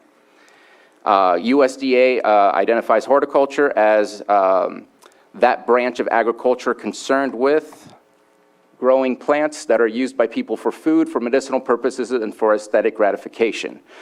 California State Law and Business and Professions Code, Division 10, Chapter 6, Licensed Cultivation Sites, 26060A1. For the purposes of this division, cannabis is an agricultural product. When you move on to, this is our current code for exempt structures. There's only one restriction, and that is that you need to have at least 10 acres. Other than that, it talks about you need to submit a plot plan to show what other buildings are around, where you're going to be locating the building, and that you have to have authorization from the property owner, and confirm that the proposed structure is for bona fide agricultural use. Basically, I know in the past, when looking into ag exempt, you can only request for an ag exempt building once agricultural operations have begun. You can't have it as a prospective activity in the future, so that we don't get a whole bunch of ag exempt barns or buildings put up that eventually do not get used. And then the last part that was on there was just if you're in the FEMA flood, you still need to follow the standard practices of reviewing those things and making sure your agricultural building is going to be safe. That was the limits of our ag exempt code. When looking at all the different counties all around us, and I hope this isn't taken in a wrong way, I looked for the most country area of California, and I keep thinking of my friend Ned Coe up in Modoc County, and they have a lot of limitations on what ag exempt, including that they go all the way down to 1 acre, not 10 acres, but you're limited to 800 square feet. You're limited to height, you have setbacks and all of those things. We are in an era where safety is definitely something to think of. And I'm sure farmers think of safety, but we have no regulations, which mean if somebody wanted to put it right on the property line, they could. If somebody wanted to put it right next to a house, they could. There was no limitations that we had within our ordinance to make it so. And because I wanted to add something, another industry to be able to have access to ag exempt buildings, I wanted to review the ag exempt code. And so here's the proposal. It would allow cannabis operations to apply because the state says that they are agricultural products, that cannabis is an agricultural product. It would add setback restrictions from both buildings and property lines. It would add height and size restrictions of the buildings, fire safety standards for the number of exits and distance between the exits, codify electricity and plumbing addition to buildings. There's been a lot of interpretation of, well, it doesn't say in our ag exempt code that you can add plumbing or you can add electricity. Some people do have electricity and plumbing. So obviously in the past, it's been allowed or been approved, but currently it does not appear that the interpretation is that it is allowed or can be approved. So why not codify that and put it in there and explain exactly what are the abilities of electricity and plumbing in these buildings? And also offering to do a new minimum acre parcel from 10 acres to 5 acres. For temporary ag structures, again, same basic concepts, setback restrictions, height and size restriction, fire safety standards for number of exits and distance between them, and allow approved cannabis operations to apply. And for the different type of temporary ag structures, hoop houses, I know that CDD had been working on a hoop house addition, and so they provided that to me in order to add it in here. Hoop houses are defined as what can be used for nurseries or for growing. Doesn't say that it can be used for storage, doesn't say that it can be used for drying or anything like that. Currently, that's the way the definition is in our current code. What we would be adding to the restrictions is no mechanical or electrical or heat producing equipment in there, no CO2 enrichment, and if you're not using the hoop houses, that they need to be removed. And we talked about that when we did the hoop house stuff over in Big Valley, that we just want to make sure because we know that the elements can be pretty rough on some of the hoop houses. And then for the temporary drying, shipping containers and general purpose tent, I'm not sure if you've ever seen, for the lack of a better term, like an army tent, very thick canvas, not a little bit more, much more fireproof than your typical tent that you would think of, with metal skeletal framework. Used for storage or drying. Generators, I spoke with Air Quality District, and they looked over the ordinance changes and provided me the exact definition and wording that was needed. As long as you have an Air Quality District approved generator, that you can go ahead and use one. 60-day minimum for the amount of time that shipping containers and general purpose tent that are temporary can be there, and no more than 2 years consecutively. The idea is to get people towards an ag exempt building that is permanent, that looks good, rather than temporary on and off. That is the whole reason for that. Now, for those who want permanent shipping containers, there is already an avenue to make those things happen. I'm also proposing to define general purpose tent and shipping container. And then in my conversation with the fire districts, they have concerns on they're being called out for things that they're not receiving fire mitigation fees for. And so to me, if we're going to codify electricity in our ag exempt structures, that at this point, I'm looking at the amendment of a fire mitigation fee so that instead of saying that ag buildings that are exempt, ag exempt buildings are exempt from the fire mitigation fees, I reworded it to say agricultural buildings requiring an exempt building permit that are not connected to a power source. So basically, if you have no power and you have an ag exempt building, then no mitigation fees. If you have power going to those buildings, then mitigation fees. So here's the feedback that I received. I want to make sure that I'm transparent with the feedback. This is what I put together based on all of the discussions and conversations that I had. The Farm Bureau questions the addition of cannabis access to ag-exempt structures. I tried to provide some California code and county code to suggest that it can be. Questions the need for restrictions on an already over-regulated industry. These are things that we're hearing as we're going through Ag Venture. But at the same time, the restrictions that I am providing for today, I can't say 100%, but my belief, and especially with speaking with Rebecca Harper from the Farm Bureau, that the majority of what already exists as a ag-exempt building would still be eligible based on the restrictions that we're looking at right now. Cannabis Alliance, not just cannabis, they want hoop houses for drying. That is one of the concepts that they employ.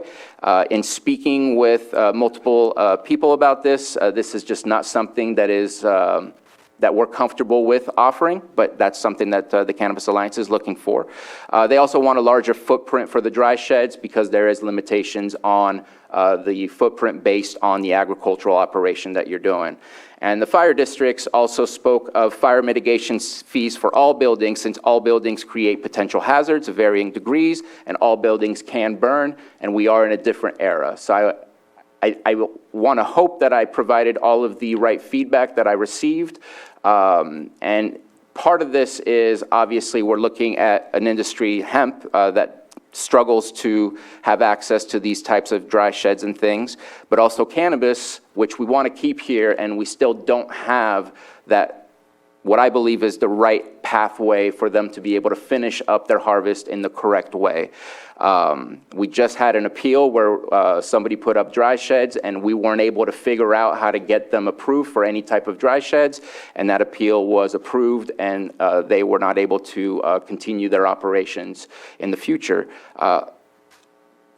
I want to make sure we solve that. I want to make sure that we provide the right solution. Maybe this is not the right solution, but this is exactly why.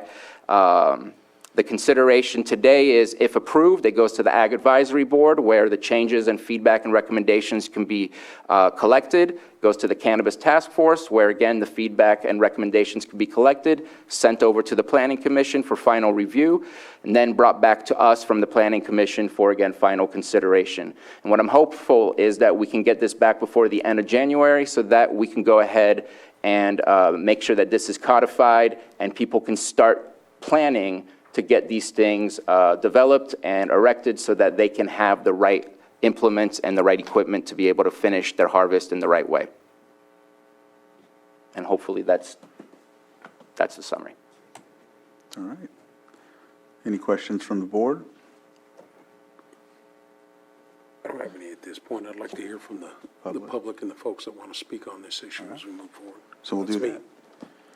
All right. So go ahead and open it up to the public for public comment. If there's anyone here on behalf of this item, please come up to the microphone, state your name for the record, and we'll give you your time to speak. Good morning, everybody. Willie Cepeda, Lake County Fire Chief. Our concern in the Lake County Fire Chiefs Association is that every building, whether it be an ag exempt or temporary, poses a threat that we have to respond to, and we discussed a 50% requirement on any building that goes up because it does impact us. And our mitigation fees are for facilities and equipment only. You know, you look at a new fire engine, it's $750,000. And so we rely on those funds. My other concern is these temporary tents you were talking about, the military canvas, are highly flammable. They have oils and things like that, so they are extremely flammable and pose that hazard. As these buildings get put up, our biggest concern is a Public Resource Code 4290 and 91 access to these facilities, because throughout all of our fire districts, access to these buildings are compromised, our ability to get in there with our larger equipment and to be able to provide a safe means of egress when we're evacuating. In the last 10 years, we really don't do fire suppression for an hour into the fire. We're evacuating and doing public safety. So it's imperative that we actually have a good means of ingress and egress with turnaround points, so that in a lot of these areas, it is thick with brush. And of our crews going in, they need to have what we call a safe refuge area, a turnout, an area to turn around and to be able to make a defensible stand. But, with these temporary buildings, we still respond to calls for there. And, I have 2 in my district that were ag buildings that when we seen them putting power, when we went back after them. So I know that there's not enough staff to be able to go out and police and make sure they haven't gone from that ag exempt or a temporary to a permanent, but the ones right across from Ellis Ranch. And he's putting electrical in, we stopped by and it's like, he paid his mitigation fees, and it's hard to police those, but it's a definite impact on us for any building that goes in, and the other 50% could be paid when they change that occupancy, or they're going to put the electrical and those water and those other components that actually make it a more viable change of occupancy per se. So, thank you for your time, appreciate it. Thank you.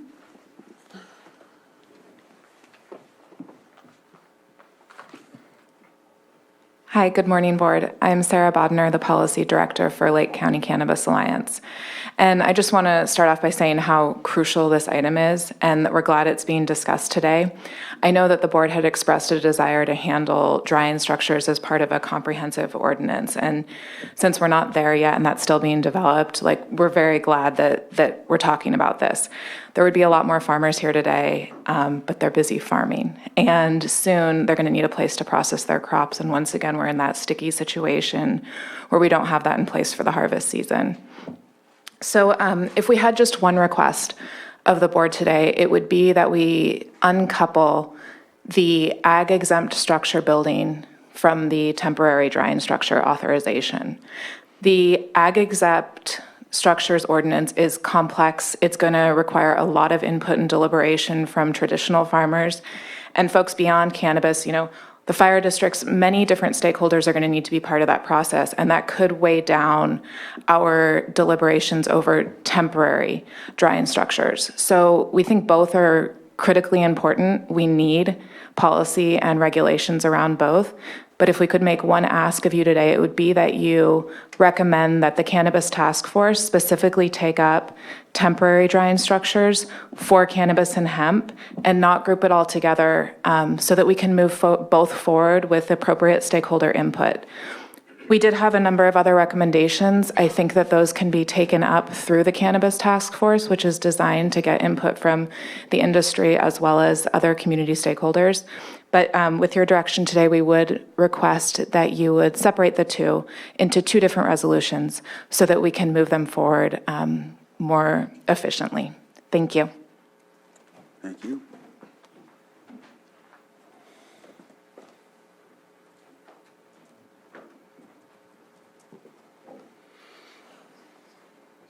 Don Van Pelt, Lake County residents. I'm glad, Mr. Sabatier, you mentioned the appeal. I was the one that filed the appeal. I was the one that had to listen to the drying sheds for their whole time. I'm glad you went to air quality, but I think there should be some noise mitigation measures. The setbacks aren't enough. I was 4/10 of a mile away and they were well above their nighttime noise decimal levels. There's a whole lot of things, and I understand that they need drying sheds.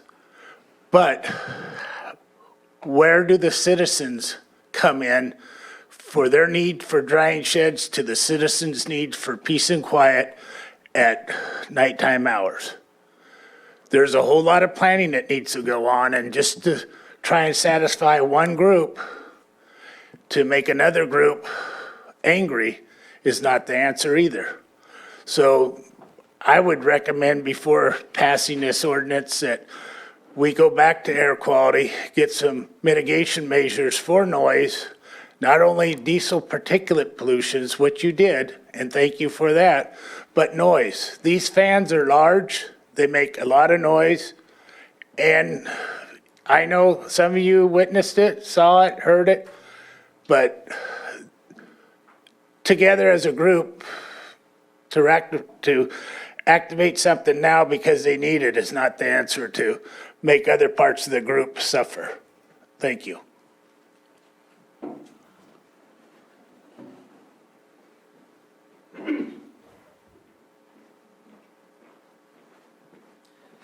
Paul Duncan, South Lake County Fire, CAL FIRE, North Division Operations. Safety knows no bounds with this ordinance. We are required to respond to these calls when these drying sheds, these temporary structures catch on fire, or there's a medical call there. So any variance on the road safety, I just can't stand by and watch it happen. We need to be able to get fire trucks into there. There's an expectation of that. We need to be able to get ambulances into these locations. So the road standard is what it is for the safety of not just those people out there working in those temporary structures. Even though they say there's no occupancy, if work is being done inside a drying shed with clipping and trimming, that is an occupied structure. So those calls for service happen regardless of whether there is a means to get out there. So oftentimes we are forced to have other measures to get resources out to those calls. So I want to just reinforce the fact that it's a safety item for us and also safety for the community, because fires start in those locations and us being able to access those quickly and extinguish them is very important. I'll speak on the district side.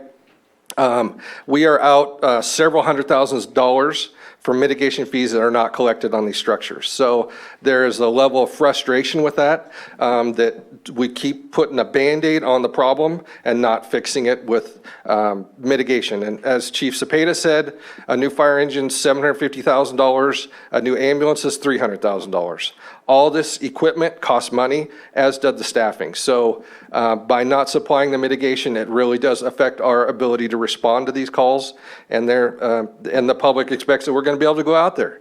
So nobody goes into these buildings thinking there won't be a fire response out there. That's without a doubt, we will respond, but just make it safe for those that are out there and for the responders that are on the way. Thank you.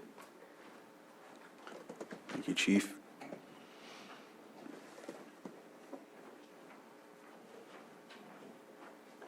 Morning. Michael Green. Already submitted an e-comment and strong support. This is just the resolution of intent. This starts the ball rolling. This kicks the can down the road to the task forces, ultimately to the Planning Commission. And as I asked in the comment, let's set them free. Let's let them kick the tires really, really hard. There are some issues that were raised here today that they may want to address. But it's striking to me that we're here. This is such a long overdue discussion. Here we are years down. We shouldn't have to be parsing this at this late date, and yet here we are. Part of that is the complexity of the building structures that are available now, the ebb and flow of cultivation practices, not just in cannabis and hemp land, but in ag as general.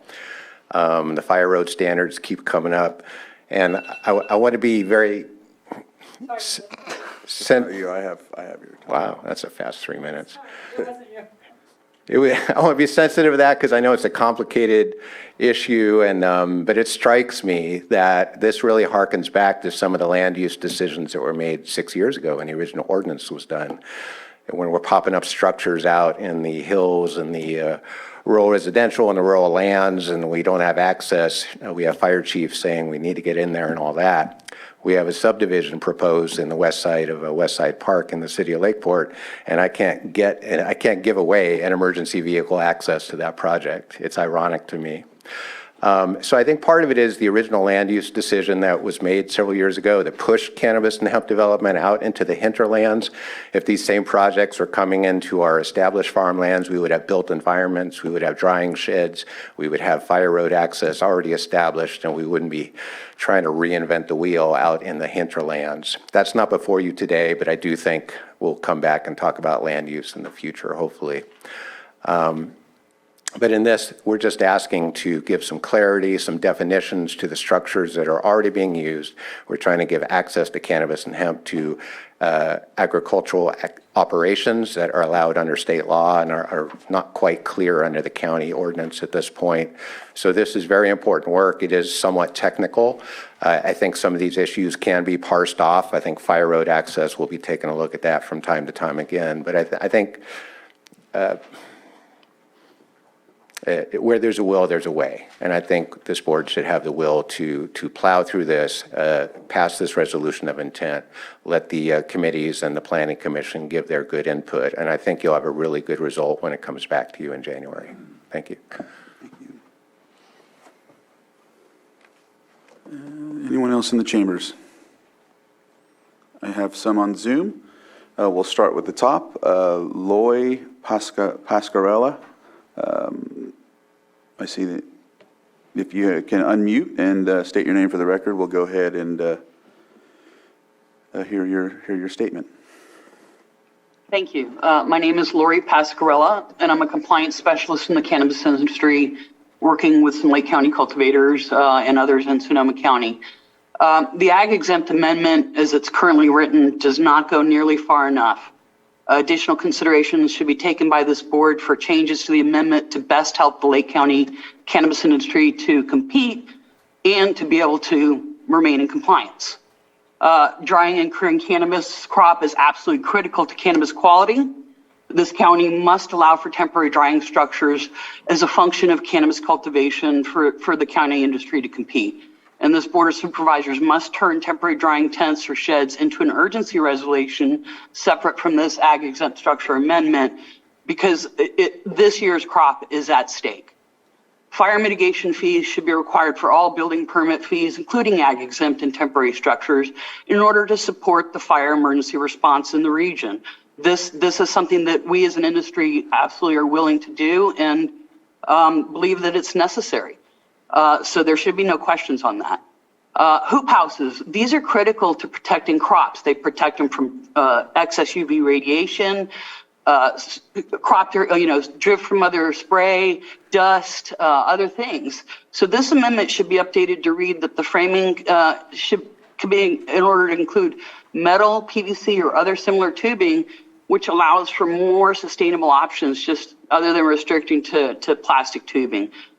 These structures are, they can be done in a really good, clean, fire-safe, sustainable manner, and the ordinance needs to just allow for that. Climate control in cannabis storage structures is absolutely necessary to preserve the quality and to create a more marketable product in a very highly competitive market. This amendment should be changed to read that mechanical installations should be allowed in Ag Exempt structures and drying structures with a permit and prior approval of the Community Development Director and with associated fire mitigation fees. And then limiting operations to 100 amps of power does not allow enough power for all cultivators' operations needs. Power should be based upon the given site's operational needs and approval of permitting and inspection. And since PG is historically slow at providing services, a generator use should be allowed during the entire interim period that a cultivator is waiting for PG&E service. This is critical to be able to, operate a water pump or run a camera system, just minimal things. And also, this county needs to look at the fact that California legislators are currently looking to update cannabis regulations to allow for light deprivation on outdoor cultivation. And so this amendment should also allow for low voltage mechanical systems with a permit and prior approval of the Community Development Director. These are all things that are necessary to make the Lake County cannabis industry competitive with the rest of the state. Is expended. So if you can wrap it up, please. Okay, thank you. I appreciate your time and all of your work in developing these amendments that will help your county and industry. Thank you. Thank you. Next, we have Ron. If you can unmute and please state your name for the record and we can hear your statement. Good morning, Supervisor. My name is Ron Ferraro. I represent Bango Distribution Elion Cannabis, a vertically integrated company that cultivates, processes, and distributes cannabis statewide, including Lake County. I'm proud to say Elion ranks as one of the top best sold brands in the state of California. I'd like to start off with first thanking you all to take a look at time to put together these amendments in regards to Ag Exempt structures support cannabis cultivators. However, I'd like to raise up a couple of points for your consideration. Beginning with the Ag Exempt structures, a structure that is meant to hold cannabis cannot be climate controlled to a certain extent, does not suffice for proper cannabis storage. I would recommend that this amendment be changed to read that all mechanical installations shall receive prior approval of Community Development Director. Additionally, 100 amps is not enough to service a 15,000 square foot. If permit square foot building. If permits and inspections are required at electrical installations, I don't see a need to limit 100 amps. Moving on to hoop houses, I think the language similar tubing is extremely vague. Suggestions to use PVC. In my cultivation sites, in other jurisdictions, I have moved completely away from PVC and used metal tubing to construct our hoop houses. PVC is non-UV rated plastic that is meant to be buried and hold water pressure. Doesn't last long in the sun, and especially under pressure of being bent like a hoop. PVC pipes used in this fashion tend to splinter and crack, and with no safe way to secure plastic to these without the use of wood framing and puncturing the plastic membranes that become hazardous under heavy wind loads. Metal frame hoops will allow for much cleaner sites and sustainable operations. They can easily be removed each year and reused the following year. Reuse of plastic membranes reduces plastic waste. Additionally, with the state looking into updated cannabis regulations to allow for light deprivation on outdoor licenses, I recommend allowing low voltage mechanical systems with prior approval by the community developer director. These types of systems will allow cannabis operators to operate at a much efficient cost and have the opportunity to actually compete in this very highly competitive California market, which I believe Lake County is one of the most ideal locations in this whole state, and I've had farms all over the state. Thank you for your time and your work in developing these amendments. Respectively, Ron Ferraro. Thank you. Thank you. Next, we have phone 6205. If you can unmute, state your name for the record, and we'll hear your question. Hi, this is Bart Levinson, and I feel pretty nervous about this. I'm going to speak as a citizen who attends your meetings, attends the task force meetings, and attends the planning commission meetings, and is pretty familiar at this point with the staffing shortages in the county. We all know that the Community Development Department, Code Enforcement, are working at their limit currently. So it doesn't seem to me appropriate to allow the industry to come in and pressure the county to do something that the industry started on their own to grow here, knowing the conditions that were here. The way that the industry comes to in front of you and cites that their whole existence is threatened unless you act immediately is bullying. And from a citizen's point of view, it's not okay. To have the fire chiefs come before you today, the fire chiefs who have saved us from catastrophic fire this year, those people, we must listen to them. Over and over again, we see commercial grows adding 40 to 80 trucks delivery per day to roads that don't have shoulders, roads that are essential evacuation routes, roads that weren't designed for industrial use. I appreciate that Lake County wants to grow a cannabis industry, but do it consciously, do it with your fire chiefs, do it with the safety and well-being of all in mind. Don't be bullied by an incoming industry. Thank you. Thank you. Next, Jennifer K. Smith, if you'd like to unmute and state your name for the record.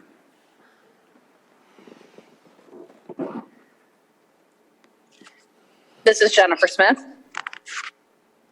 Right. Good afternoon. This has been a lengthy process. It's a process that we've tried to address several times over the past few years, and I want to make sure that it's understood that we are not expecting this to be decided today, and I think that some people think we're pushing for this to be decided today. We certainly aren't. There's been a lot of great commentary today, and I think what we're seeing is that there's more input that needs to be given to this. As the cannabis industry, we're on board paying road mitigation fees. We're on board paying the fire department fees. We're on board with safety and doing the right thing. We're asking for our agricultural product to be considered, to be able to use the ag exempt buildings that are offered to all agricultural products in the county and the state. As mentioned earlier, we are classified as an agricultural product. As speaking to the temporary structures, this is nothing that's going to get done this year. We're well aware of that. We just need something moving forward so that there is time to transition. The building process is slow. The PG&E process is slow. As a sustainable industry, we need a path forward to get to permanent structures, whether they be ag exempt or not, whether they're U classification or not. Some people might want an FS1 building. All of these are input that needs to be taken. It needs to be considered. I know that the plan is to send this to the Planning Commission, the Ag Committee, the Cannabis Task Force, and that's the process I think we just want to see moved forward. And as regarding the state rules are ever changing, and that's where we get into the point of hoops that are now going to be allowed. Light deprivation specifically is going to be allowed on outdoor licenses. Again, this is another curveball that we need to be prepared to pivot on. So I urge the board to consider this and continue its path forward through whatever decision-making process we need to make. Thank you. Thank you. Any other comments from the public before I close public input? All right, I'll close public input, bring it back to the board. Supervisor Sabatier or Vice Chair Pyska. So I agree with this conceptually, but I think that there is a lot here, and from some of the input, maybe too much in one resolution. What we've developed with the task force and our advisory councils is the pathway for developing policy. So, and the other priority we've set is to look at the whole ordinance holistically and stop with the hodgepodginess that we have been adding to the existing ordinance over the last several years. So what I think in concept, I agree to this, moving it to the task force, but also making sure it aligns with, what are their priorities? What are they already working on right now? Because whatever they're working on right now is going to get sidelined. And is this the highest priority? This is not something that's going to change this year's harvest. It is a high priority. I want to see from the task force where it falls in the strategy of the work that they're already doing and where it falls with the priorities of the tasks that they're already looking at. And we do know that there are some laws that are going to be changing and effective the beginning of the year. So I would hate to do a lot of work with something that's going to just change as of January. So I would like to just understand the scope of what the task force is looking at, and then move it to the Ag Advisory Committee and the Planning Commission and do all that work. But I think there's a lot of stakeholders. There's still a lot of input that needs to be gathered. I like the bullet points and I like the concept. It's really difficult there's a big difference, I'd say, between reviewing something and developing policy. And if we're pushing this document to be reviewed, I think it's going to get a lot of redlining and crossed out and mixed up. But if we offer a concept and some bullet points, I think we're going to get a lot stronger feedback from the advisory groups that are going to be helping pull this policy together. Supervisor Sabatier. And so I'll respond to that. I know I asked for a January 30th. I'm flexible on everything that's provided. Again, my goal was to figure out how to not have what's been happening the last few years happen this harvest. I failed to meet that timeline, and I just didn't want the work to go to waste. So I'm flexible with everything. Pressure from the cannabis industry, absolutely zero pressure. In fact, they disagree with what I'm offering, not wholeheartedly, but we don't agree. We don't align 100%. So I don't know where that's coming from. It's a needed aspect. Right now, the difficult part is if you want to add a building, you got to go back to update your use permit. That, right now, use permits are known to take potentially anywhere between 1.5 to 3 years. At what point will those things get approved while the industry waits to get the right amenities to actually complete a seed to harvest process? When it comes to 4290, I know that Supervisor Simon and I had a conversation about setting a 4290 standard for agriculture. We have not done that, and I know that I have failed to bring that forward. I've been waiting for a little bit more stability within the departments to be able to bring, but we need to bring that forward as well. And if it triggers commercial, then it triggers commercial, and 4290 needs to be met. That is already part of the standards that are in the conditions of approval, and we need to have those conversations so people understand. Before you ask for this, just know that it will trigger the extra work that you may need to do to your property to make sure that it's safe to access. Part of this entire process is also to enhance the code that we have to make it more safe, where right now there is no specifics for people to follow to make sure that we have a standard when it comes to ag exempt or any of those things. I know there's been an offer to split the ag exempt and temporary, and again, I'm okay with any changes that are proposed or will be done. My goal was temporary doesn't sound as safe or as aesthetically pleasing or as right. I want to see things that are going to be fully approved by the community development chief building inspector. That is just my vision. That doesn't have to be the end vision. The 100 amp limitation, by reviewing, I know the building inspector went to many different county sites as well to take a look, as did I, and 100 amps kind of seemed to be the limit. In my opinion, once we set a standard, if you go above that, then you just need to get a building permit, just like everyone else would have to. So I think we need to set certain limitations. As far as state updates, yeah, we need to be prepared to pivot, but until we know exactly what the ink is going to say when it's finalized, I don't think we should prepare to create ordinances or resolutions that change things ahead of time until it's actually approved and we know it's coming. So today is not that day where I think that we should be looking at implementing those things. Those conversations could happen. So hopefully if we take off the deadline, it can help with making sure that everything goes through the right process and it doesn't feel rushed.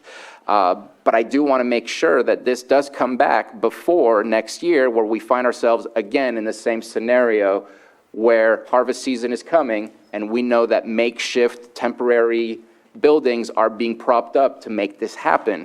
This is an industry that we've all shared our support, that we do want to see this continue in the future. And so I think that having not a specific deadline or timeline, but ensuring that this is in place before next year, so people have the chance to approach community development, develop what they need. Even if it's temporary buildings, you still need to get approval for the things that you will be doing. And all of that takes time. So again, willing to change whatever needs to happen. Didn't want the work to go to waste, and so wanted to make sure and bring it to the board. All right. Supervisor Simon? Obviously, very complicated conversations moving forward. So I am in support of moving this forward today to continue those conversations. I appreciate you, Supervisor Sabatier, saying not a time limit, but these conversations definitely need to happen. Yeah, it's challenging every year as we go through this. I know the industry that is being established is starting to take those steps forward, and we've supported it as much as possible. But when you grow a product and you cannot finalize it, it doesn't make any sense. And we've got to get it figured out. And I completely agree. It won't be until next year. I appreciate the industry understanding that challenge, but we've got to get it done. Every year we come back, in the last 6 years that we've been doing this, or 5 years, that we've been growing product. As you hear, this industry is stepping up to the challenge. The product that is grown here is starting to be well-known, I think, across the state, and we need to just continue the industry to help that finalization in that process that needs to be done to complete the product. There are a lot of challenges that come, and you got people on both sides of the industry. Either you're for cannabis or not, and we know there's fine lines. But realistically, for me, as a supervisor from day one, this is an ag product that we need to eventually get to that point where it's just like any other ag product that can be grown here. And it's with the federal government, with the state regulations, that makes it a challenge for us. So I know we're trying to walk those lines from what we have here, but there are plenty of complaints that we get, at least I do, for even the ag industry that we completely support here, the grape industry. You know, there's things that you have to do that affect community members that have lived here their entire lives. I can go to a specific example of 23 fans for frost protection that were just put up in a large agricultural area in Middletown, and you hear it for miles away, even my own home, 2 miles outside of town. Those 23 fans landing, it sounds like a helicopter invasion, which just started last year. I completely understand. We're in an ag-supportive county. Try and take those constituents' concerns that aren't happy with it, try and have those conversations, and always give them a process to address that through appeals or public hearings, and that's really what we're here to do. So there is no bullying. This is something that was passed by the state of California. This is us trying to establish the industry here in Lake County that's legal, and we need to continue to do that. It is having positive impacts in our communities. And 10 years from now, I think it'll be completely different, the conversations we're having. So, you know, my thoughts are we can move it forward. As far as separating at this point, I think we just move forward as is, as presented. Appreciate, like I said, removing the timeline because it is going to take time to do that. But I want to hear this. And I know in cannabis, there's, you know, the season that goes on. I know it can go all the year round if you have the right permits, but making sure that we get this thing back to us, you know, February, March next year, so we can get it completed before the end of, you know, next 2023's drying season. So those are my thoughts on it. All right. Thank you for bringing this forward. I'm pretty sure we're going to move forward with something today, and just wanted to say that, you know, with the regard to bringing it, things like this have been coming up quite frequently, and we have to figure out and pivot how to do it. We have to also keep in consideration of what's happened before, and look at what could be considered as pretenses or what's the word I'm looking for? I'll think of the word. But the bottom line is that once we solidify this, it gives the opportunity to bring it to the ad hoc committee, bring it to the different agencies to give their comments, beat it around and bring it back here to us. And so I think it's a great idea to allow that. That's what we created the ad hoc committee for. I understand there might be a priority thought on it, and I get that. I just know that with this being discussed amongst those entities and the Planning Commission, I think it helps us out to move forward with where we need to go on this. And still can't think of that word, but it'll come up and I'll say it later. But precedence, that's the word. So anyhow, with that, if there's anything else, I think you have your I do want to offer one change. Is I know that I said the Ag Advisory Board and I said the Cannabis Task Force. I'd like to send it to the Fire Chiefs meeting as well so that we can make sure we get their feedback, because obviously we heard loud and clear today. I'm in line with what they're asking for. I did not put what they're asking for on the ordinance because it's not what I heard from the rest, especially when speaking with the Farm Bureau. And so I tried to go compromise in the middle, but I'd love to make sure we get their recommendations and their feedback directly from them rather than waiting for them to have 3 minutes to speak to us. So that would be my change, unless, and if there's no more. The whole reason it was, I tried to bring it at 10:30 was because I got a call from them, so it worked out. It may have been later or whatever, but it worked out, so go ahead. Well, I think there's been a lot of changes that have been discussed, which is why I'd like to see the bullet points pushed forward and not the resolution, to give more flexibility for the advisory groups and the stakeholders to give their input without the confines of something that's already been written. So we know what we want to address, and we know the timeline. You know, we want to have this come back in the wintertime, February, or I'm not sure that January is going to work. You know, the Ag Advisory Committee doesn't meet until November. It's really dependent on farmer schedules. So that's why I'm in favor conceptually. I agree with what's been said here. It's just I feel like this document is going to be really cumbersome for the groups. work through. And that's why I think, everything that you had in your presentation with the bullet points, push that forward. Say, this is what we want addressed. So we're not putting words in their mouths and having them try to, figure out where their thoughts align with the text. But I think it's a more organic process that's going to come from those advisory councils if we give them the task of how to solve all of these problems, rather than work within the confines of a document. That's my concern. What I'd like to suggest is that I can attach the presentation with that, and each group can choose to start with the, what I don't want is 3 separate ordinances coming from the Planning Commission, coming from the Ag Advisory, so sending what's there, sending the bullet points as well, and then they can make the decision on, we're going to ignore what was offered, and we're just going to go with the bullet points and say this is what we recommend because we don't like the way this is written. Right. But we're not sending it out to all the advisory groups at the same time. I think we start with the Cannabis Task Force. And because obviously there's thoughts from the, in cannabis world of like, this needs to be uncoupled and separated and, should be a separate ordinance. So that's why I think start with the bullet points, start with the Cannabis Task Force, and then progress through the other advisory council and planning commission. Supervisor Sabatier. I would prefer not sending more of a blank slate. I think that starts the entire process over. That's already taken up some time. So I disagree, but glad to put it all together and they can choose how to progress. So what I'm thinking is that once this and if this is passed, it goes to all of the different groups that we identified, right? That would go there. Then with their collaboration and discussion, once it's brought forward, it's to the Planning Commission where they will vet or decide on what goes from there. Then that'll be brought to us. Okay. So everything goes separately to all the advisory councils, then to the planning commission? All of this will go to them plus this presentation, so they'll all get their version of it, decide how they want it, which is almost like having 3 different ordinances, but at the same time, then that will, those recommendations will go to Planning Commission will say, okay, we all add this is our interpretation, this is what we like. That kind of gives them the opportunity to, decide on it the way we might decide on it in the future, and then go from there. So. And then who writes it after the planning commission? Who pulls everything together? Is that going to be county council or yeah? Ms. Grant, Okay. yeah. Okay.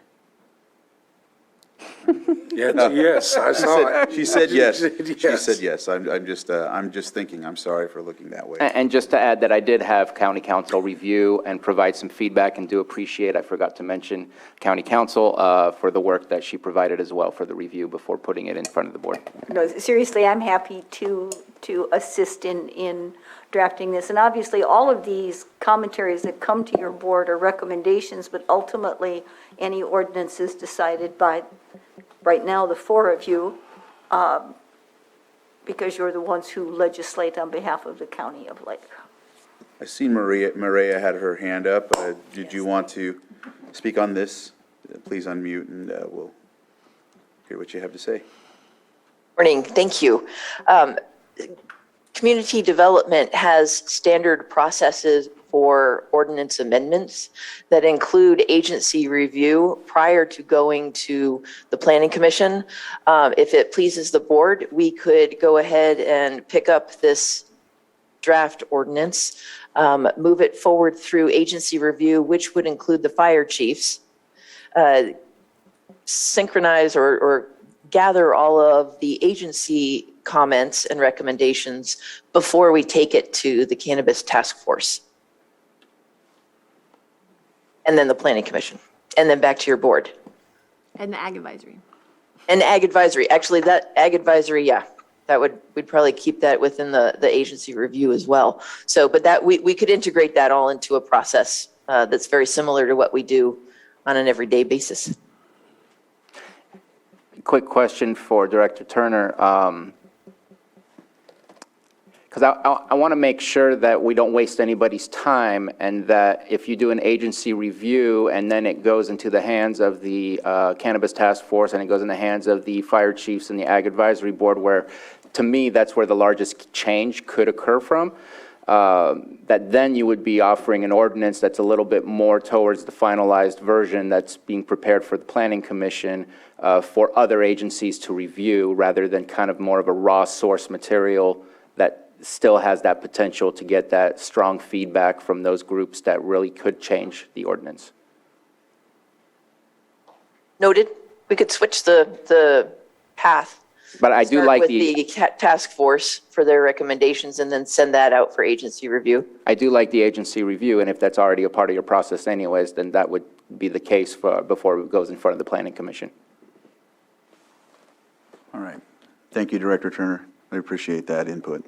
If I could ask one favor, just a little clarification on timeline. It sounds like we're sort of settling more towards completing the process to get back to the board by February and March. Is that correct? Because I've heard take away the timeline, the deadline, but have it back before the beginning of the year. So if you could just get a consensus on that, that would help us a lot. Thank you. And I would suggest by spring, which is at least, March 21st to June 21st, to make sure that you have enough time and that we can finalize it before winter comes for when harvest season occurs. Thank you. Just to open that up a little bit more on the calendar. I would agree with that. Okay. All right. Ms. Grant? Oh, okay. From that, I think we can... Mr. Chair, I offer the resolution with the amendment to send it to the Fire Chiefs Association and follow the RFR process after all feedback has been given back from those groups. Resolution has been offered. Please conduct the roll call. And I will attach the bullet point PowerPoint. Supervisor Simon? Yes. Supervisor Sabatier? Aye. Supervisor Pyska? Yes. Supervisor Crandall? Aye. Thank you. All right. Resolution passes, and so with that, we'll take that route and move forward on our agenda. And first, I'll entertain a break. We're going to come back and do 7.7, but we'll take a brief 5-minute break and come back at 11:40. Welcome back. I know it was a little longer than expected, but it's 11:49. If we can conduct this till around 12:30 and then take our break then, was everyone okay with that from the board's perspective and staff? All right. Coming back at 1:30 or 1? We'd be coming back at 1:30 if we take the lunch at 12:30. Okay, if everyone's good with that, we'll move forward. 7.7, discussion and consideration of the county's contractual relationship with Elijah House and the retention of an outside auditor to review and assess contract and funding compliance, appropriations, and expenditures. And I'll go ahead and start out as I brought this forward to the board. If you've got a chance to read the memorandum, as you know, Elijah House recently vacated the juvenile hall that we have been trying to work with them on for the housing issues in Lake County. And so with that, they provided a letter and talked about some of the continuing work that was coming forward. And a lot of other things have taken place since then. Of course, there's media that has been writing articles about the situation as well in the town halls. There's been frequent discussion. In fact, last year during a town hall, it was discussed in May of 2021 that the group would be attempting during that time to work in Lucerne as an administrative capacity for the old visitor center on Highway 20. During that time, there was no implication that there would be any type of work with directly the homeless. It was more or less going to be more of an administrative type of deal. After that, fast forward to July when they stated they would vacate as of September 4th. They vacated a little earlier. And it was requested for them to meet with one of the MACs, and there was no one that came forward. I had talked to a couple folks. They had mentioned that they would continue in Lucerne on their own funding. However, they did mention HHAP funds, and that was never specified except for when they told me that, and then posted it online on their website that they would continue working out of Lucerne, renting and leasing from a private owner, but also continuing forward with that. In turn, that was a little surprising, and so I know that there's been a lot of discussion around it. I wanted to get this on the agenda so we can get to a point of discussing it and find out where we can go from here. I don't know, Anita, if you wanted to add anything to this or no.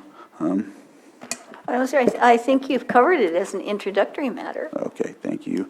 And so I do know that, Todd, you're on, and I know that you've had some probably inquiries and also some initial work when this very discussion started, because of course Elijah House initially was working with the county for emergency shelters and during COVID. And so I know from that point forward, we're at this point, and that goes back to 2020. And so I'll go ahead and give the floor to you if you'd like to give some insight or anything else, or have anyone else you would like to provide some insight. And I don't know if anyone from the Elijah House is online, but if they are online, I gladly would allow them to speak as well. So Todd, without further ado, I'll give you the floor. Thank you, Mr. Chair. Todd Metcalf, Behavioral Services. In light of this item and the suggestion that an independent audit takes place, what I would like to ask or suggest is that I can work with my staff to pull all of the reporting, auditing, and monitoring documentation from the grants that have been awarded to Elijah House, and perhaps bring it back to your board next Tuesday, so that we might be able to make a more informed decision. But I'm just kind of thinking out loud as far as how to move this forward. Because I think we might be enlightened by what I could bring to this board. All right. Any questions for Todd? Supervisor Sabatier? I want to thank Supervisor Crandall or Chair Crandall for bringing this for discussion. It's definitely been a hot topic for the public and also for our local media. And I think us not doing anything is not the response that our constituents expect from us. I think that there's more unbiased opinions if we look at an independent auditor to review this. And I think if what we anticipate is to have authentic transparency, I think that not going through the department is probably the better way, so that there can be public trust in the report that we provide. So I want to ask a question. You brought up the Lucerne one, and here it asks for review of fiscal funding compliance. Is there a way to review use permit as well? Because is the permit that they received for the Lucerne one that would allow for that type of activity? From what I understand, they don't have a permit because they're leasing from the owner of that property. But wouldn't that property have some sort of, whether through zoning or through use permits, have a limited capability of what can and can't be done? So I agree with you. I think there is a zoning specification on that property that would allow or disallow for specific things to happen. So, but I know that there was never a situation where they went for a use permit or anything like that. I know that there's been discussion around that from the public, thinking that the county approved or disapproved that, but there was never something that came to the county on in regards to that. It was a private owner, and it just went from there. So would you prefer getting the report from the audit and then making a decision whether or not to take a look at that, or do we want to simultaneously maybe request for code enforcement to review or for community development to review that facility use? I would be open to that as well. Okay. I mean, I don't know if the others will, but I would be okay with that. And so Didn't know if you had any more questions or anyone had more questions for Todd, or Todd, did you want to respond or have anything else to add to that? No, but I'd still be more than happy to pull whatever reporting and documents we have around the funding that was provided to them for their homeless shelter operations at Old Juvenile Hall. As I've stated before, the funding that they've received there's no connection to this Lucerne facility whatsoever. So, and maybe it wouldn't be useful, but I'm more than happy to provide whatever information you need, based on all of the auditing and monitoring we've done so far. Supervisor Sabatier? I just want to add that this was brought to my attention. Director Metcalf, you and I talked about this 9 months ago, maybe a year ago. It was an ex-employee that contacted me about some concerns about the financial stuff. I did ask Director Metcalf to provide me with a report. I received a report. I'm not an auditor, though, and so I couldn't find anything within the report to suggest that this was, that the funding was used for other issues that we were not contracted with them to do so. But I like the idea of an auditor professional looking those things over. I just wanted to at least make that public and transparent that I did take a look at it, couldn't find anything myself, but I've never had the job of auditing people's fiscal activity. So I'm very interested in this. And so did you have anyone else that you would like to have speak? Director Metcalf, that's online with you? No, well, I don't know if anyone from Elijah House is in the meeting, if they wanted to speak, but no, I will just follow whatever directive you, whatever you need from me, I will provide. Thank you. And so any other comments from the board before I open it up? Just a question. Heard members here looking, I'm in support of this, obviously. Oh, thank you very much. Yeah, in support of moving forward with this from the auditor's standpoint. My question is, I didn't see anything unless I missed it, expected costs, where it's going to come from to do this. We don't have any of that yet. We'll get that when we get the proposal, so we're just trying to gauge. Okay. Yeah, we, if I may, Chair, we don't know if it's going to be, we don't know the funding threshold, so it may be just quotes, written quotes, or we may have to put out an RFP, but we won't know yet until we investigate more. The other question is this, so a forensic audit, is that what we're asking for, or we're just asking for an audit? Just a question. I wouldn't necessarily say it was a forensic. What I'd like to hear from the board today is the exact, what goals you're trying to achieve. Is it contract compliance, reporting compliance, use of funds? I think I'm listing them all, but. I think you hit all three of those. That sounded. Okay. And if I could add some more insights as well. One of the other things that, in dealing with situations like this, it's also very important because there's a lot of questions, there's a lot of inconsistencies in regards to discussing this with not only the entity, but when it comes to the public's confused about it. And so I know at times I've asked questions and they've turned out differently. And so in order to also protect the department to be protected in their statements and saying that, we're willing to bring forward what we need to, we've been doing X, Y, and Z, and so this would provide that, if that makes any sense. And I think it's considered a auditor to review and assess contract and funding compliance, basically. And so I think it does what it needs to ensure that we're doing our due diligence, and then also behavioral health is basically, if things are the way they say, then this provides that to do so. And with outside eyes, like Supervisor Sabatier said, looking in, it really gives us an opportunity to really dive deep. And so yeah, just I don't know if that helps with what you were stating. So yeah. So is there anybody in the chambers with a comment or concern about this item? I'll open it up to the public. I'm not seeing anyone in the chambers. I do see a hand up on Zoom and phone 4550. If you can unmute, and we'll go ahead and open public input for that.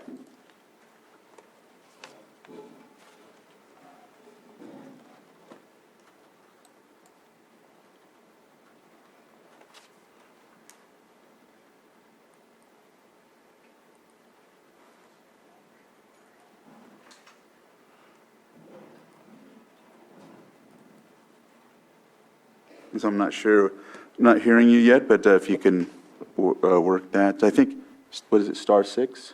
Yeah, they're unmuted. Oh, okay. They went from muted to unmuted, just not hearing anything. Can you hear me now? Now we can hear you. Thank you. Okay, thank you. Elizabeth Larson with Lake County News. So is the information that would be brought back next week, is that going to also discuss the vetting process that was gone through in order to decide to use Elijah House's services? Because that's a big portion of my concerns with this is, was this organization even vetted? Because it's out of compliance with the Attorney General's office and is basically lined up to have its nonprofit status revoked. And at the time that it came to the county, it was out of compliance for 4 of the 5 years it had been operating. So I'm concerned about that. So I'm curious to know, is that supposed to be part of what's going to be discussed next week? That's one of my questions. Okay. So I'll see if, do we feel that would be something, CAO Parker, do you think? Well, the proposal to bring information back next week was made from Todd. If you want an independent audit, this will take some time. I won't be able to bring this back next week because I'll have to Work on getting a yes, contract with it. and get the materials and have them review it. I mean, it may be 30 days out. I do not know. Okay. And so I see that Justin Ammon is online as well, but we'll continue with the questions that we have. And so I'm not sure if we can just ask that right now with Director Metcalf, or would you need more time to answer that, Director Metcalf, or about the vetting process?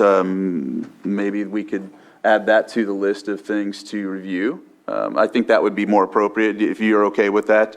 Absolutely, absolutely. Okay. Because the RFP process went through the Housing Continuum of Care, which, as you know, we oversee that. So yeah, I could certainly bring that back. Or yes, we have that. Okay.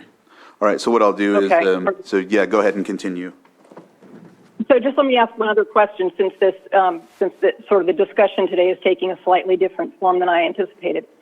So regarding the sober living environment that Elijah House is running on Highway 20 in the former County Visitor Center at 6110 East State Highway 20, as Supervisor Crandall brought this up, it's my understanding that SLEs are not supposed to operate anywhere but in residential areas. And now that's just a cursory look. I'm not an expert like Maria Turner is on planning, but it's my understanding that property's base zoning is Commercial 1. Its full zoning is Commercial 1-parking-design review. So that doesn't seem to gel with where SLEs can be used. SLEs are sort of notorious for being not permitted, and unfortunately, cities and counties don't have a lot of control over them. But I thought the one control they had was that they're not supposed to be in commercial areas. And this is right on the scenic corridor. It's in a former county-owned building. People still stop there to ask for instructions and information about the County of Lake, and this is what they encounter.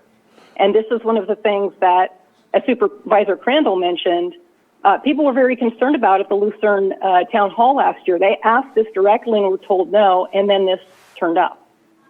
So that would be my other question for now, and I can certainly bring my other questions back when Director Metcalf has more information. All right. Supervisor Sabatier? Well, I'm going to push for, I kind of offered it, but now I'm going to say, looking for consensus to review the use of that facility or the use of that building, rather than just kind of an open question. But also the first part that was requested about the vetting, without saying more than I should, I think that's something that will be coming to us in the very near future, on a future agenda. All right. About the process of vetting and things like that. Okay. And so, did you have any other questions? I still have like a minute 24 left for you on that, Elizabeth.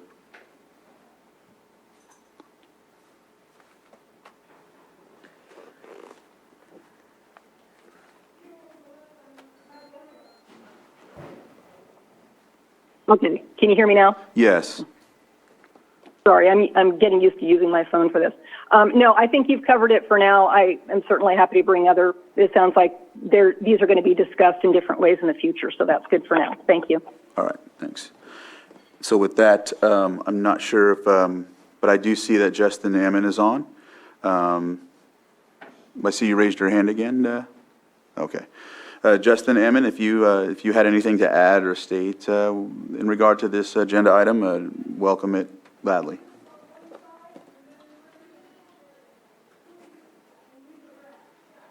Thank you, Board of Supervisors. Thank you, Todd Metcalf. I am at liberty to express that no grant funding was used in any operations in Lucerne that were overseen by Elijah House. We had originally intended to continue to provide, and I believe you referenced HHAP funding, that would be specifically housing navigation. We had originally intended to continue that, but I have given Todd notice that we are not able to continue to provide housing navigation services. We had considered the Lucerne, but that has not turned out to be a fitting place to do housing navigation.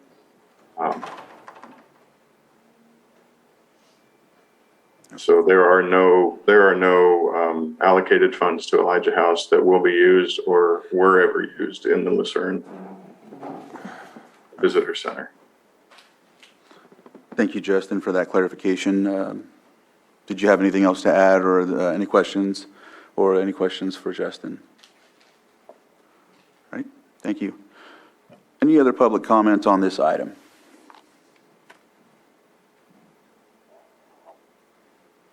All right, not seeing any, I will bring it back to the board for direction and go from there.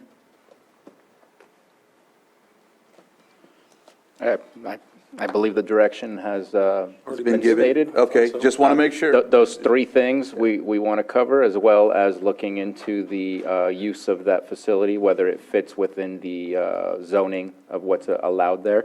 Yeah. All right. And then that it'll come back to us for what that agreement with an auditor, or whether it's an RFP or a, whatever the process is that we need to acquire them. Ms. Grant? Excuse me, Chair, just for clarity, you may want to just restate the three things, just to make sure everyone understands. All right. Go ahead, Ms. Parker. No, go ahead. No. You were just. Contract compliance, use of funds, grant funds, and reporting obligations. Right. And then adding the fourth, which is the vetting process. Yes. All right. Is that amenable to the rest of the board, consensus? I thought the vetting process is something that's going to come back to us at a different time in a future agenda. It may be both. Okay. Okay. Ms. Grant?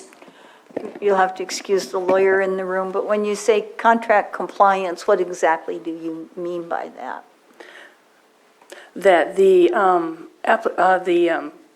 person, both behavioral health and the contractor, perform their duties and responsibilities as outlined in the contract. And they fulfilled their obligations per the contract requirements. That fits. And for example, just a quick example is like reporting in 6 months as it states in the contract, or things of that nature. Having those type of things brought back to us so we can review and see if those things are being done, what the funding is being spent on, so we can assess if those things are properly being done. Ms. Grant? So then what your board's looking for here is a compliance and fiscal audit? Yes. Okay, that's okay. I just wanted to, that obviously alters in terms of the board's search for someone independent, someone who can do both. And the goal isn't just to specify or single out this group, it's to ensure that all contracts and situations are tended to properly so that we don't, open it up for other situations to occur as such, if that makes sense. So, That's a learning moment. yeah. And just a point of clarification, Chair, this specifically is for the Elijah House and its contracts that we're reviewing at this time. Any future audits with regards to other contracts can be brought up at a different time. Right, thank you for that. I think that goes, yeah. Ms. Grant, anything else? No. All right, so I think we have direction, and we'll go from there, since it's basically been stated, correct? All right, with that, we will go ahead, and we're at 12:11. We'll go ahead and start, take our lunch break, unless there's something else that you want to cover real quick on this. I think anything else would be, probably take a little more time, so I'd rather just entertain the lunch break right now. It is 12:12, we'll just assume 12:15 is the proper time, come back at 1:15. Move forward, I already stated that we would conduct 7.9 after lunch, so we'll jump right into that once we get back from lunch. Thank you very much, and we'll see you after lunch.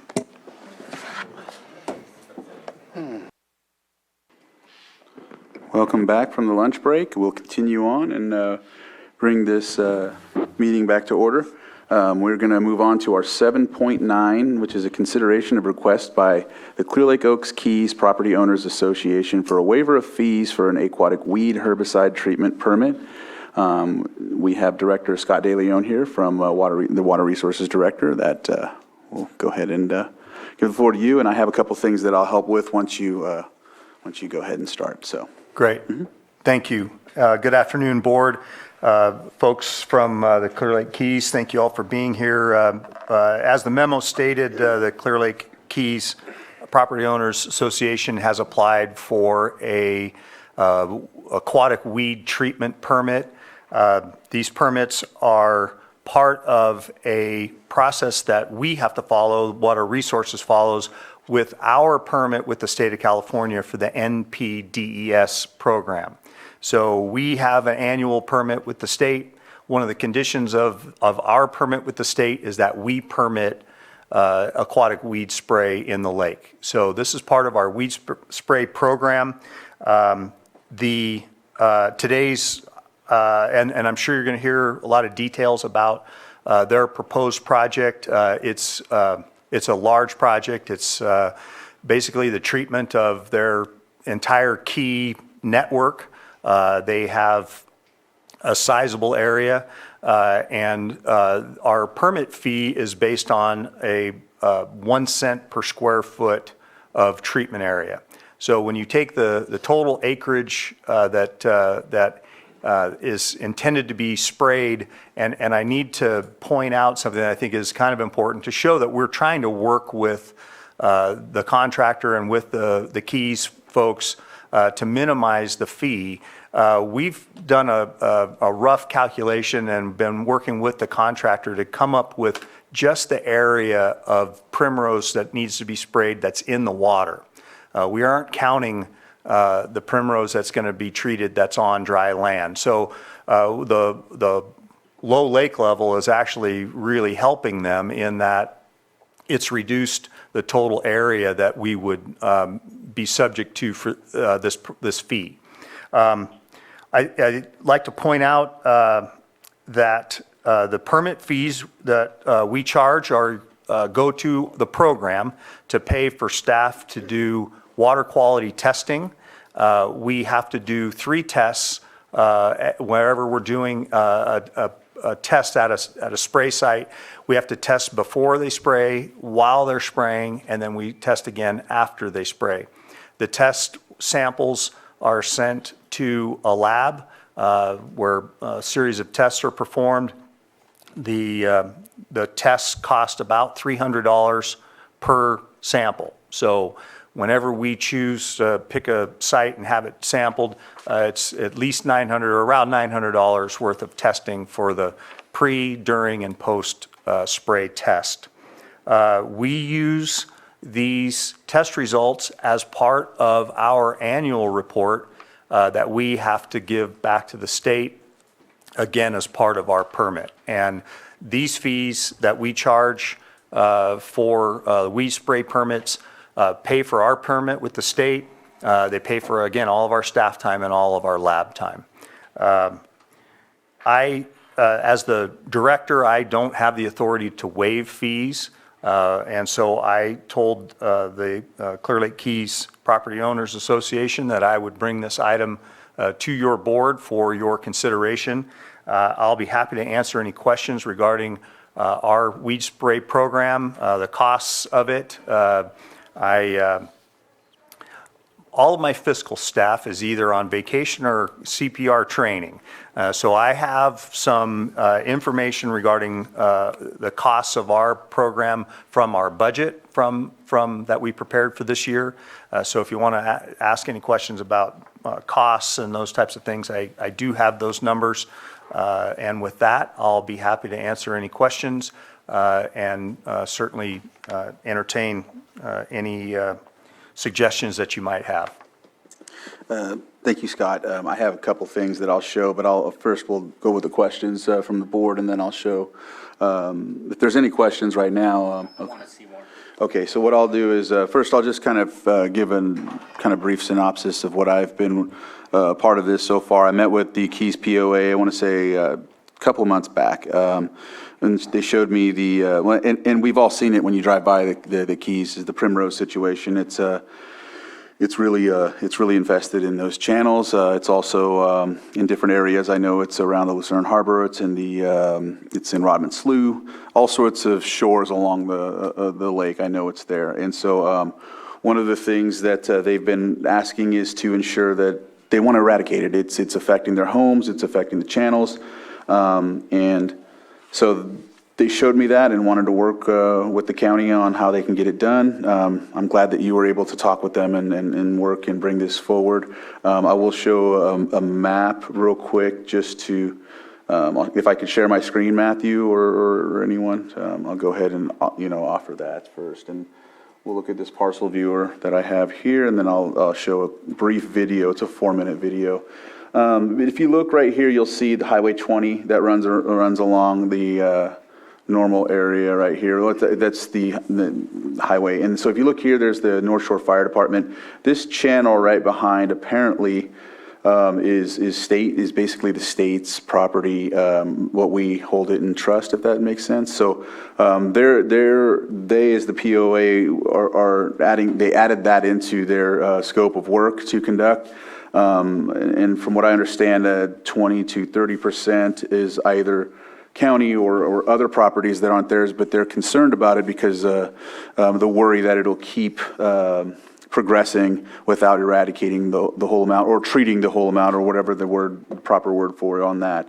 So just wanted to show that. I'll briefly show the video as well. Let me see if I can get to it. There it is. And then bam, and then I will, oops, I gotta go here first. Okay, and then share screen one more time. There it is.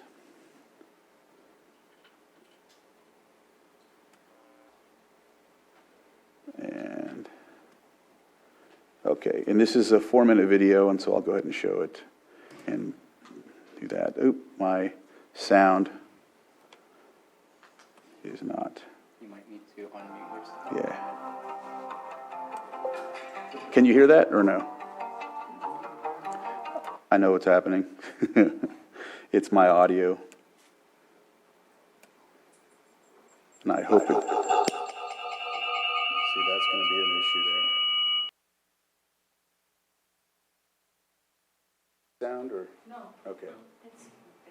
Okay.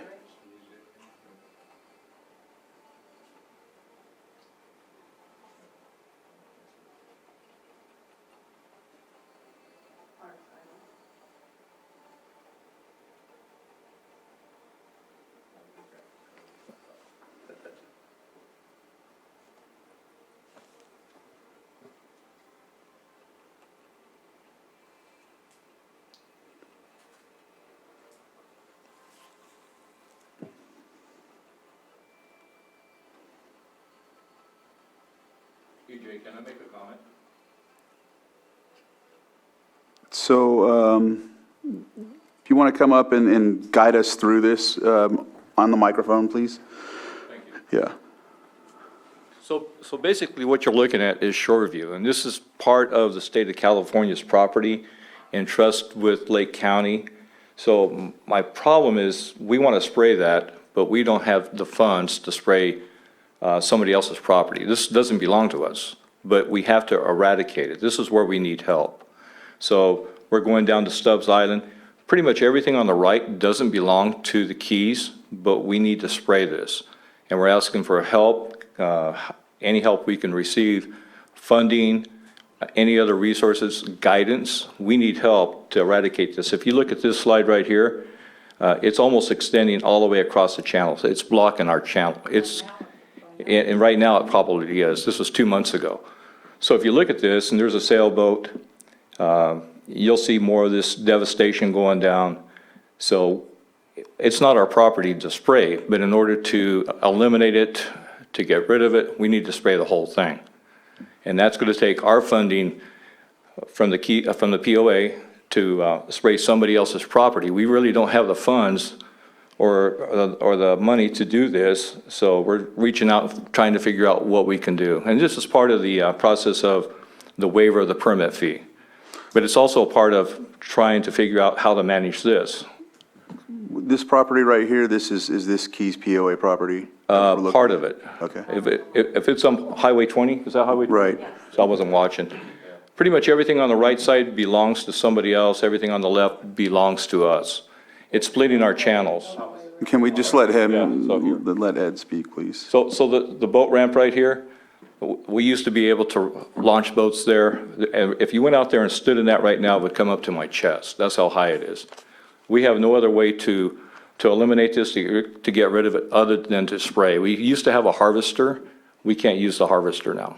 So we don't know what to do.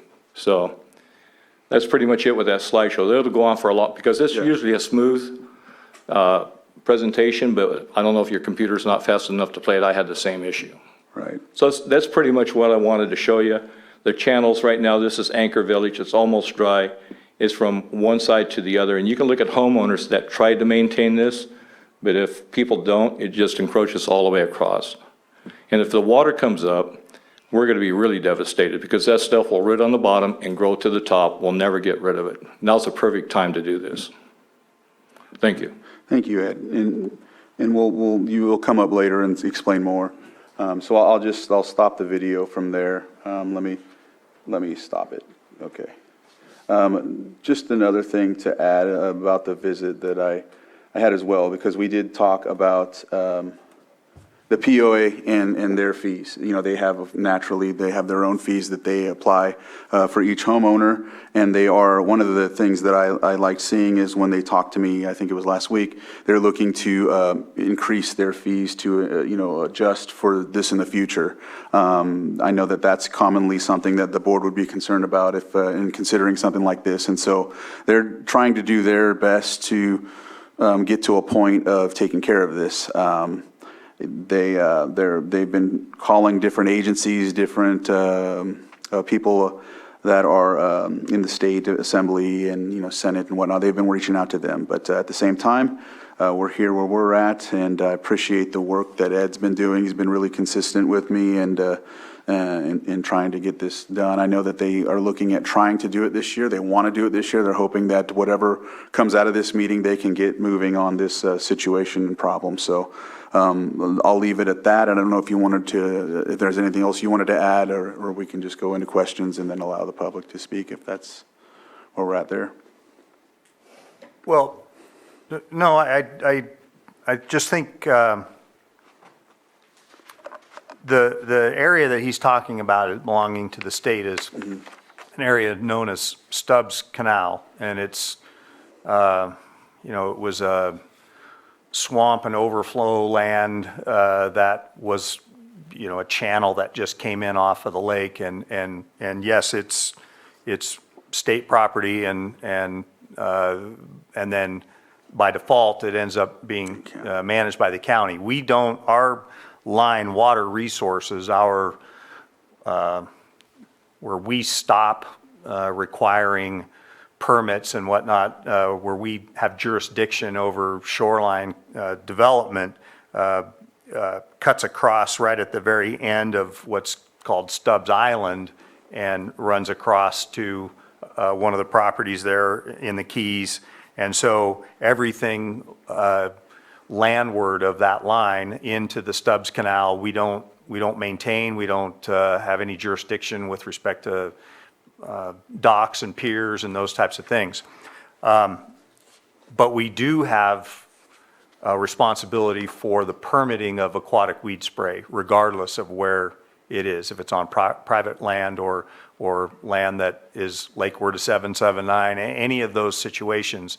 If it's in the water, we have the responsibility of permitting that to comply, again, to comply with the permit that we have with the state, we as the Watershed Protection District. So while, yes, there is a channel there that is state land and then, by default given to the county, there's a lot of other channels in there that belong to the Keys. And again, we've really tried to work with them to only treat or only charge for the area that is in the water. And that video was taken, 2 months ago? The water levels dropped.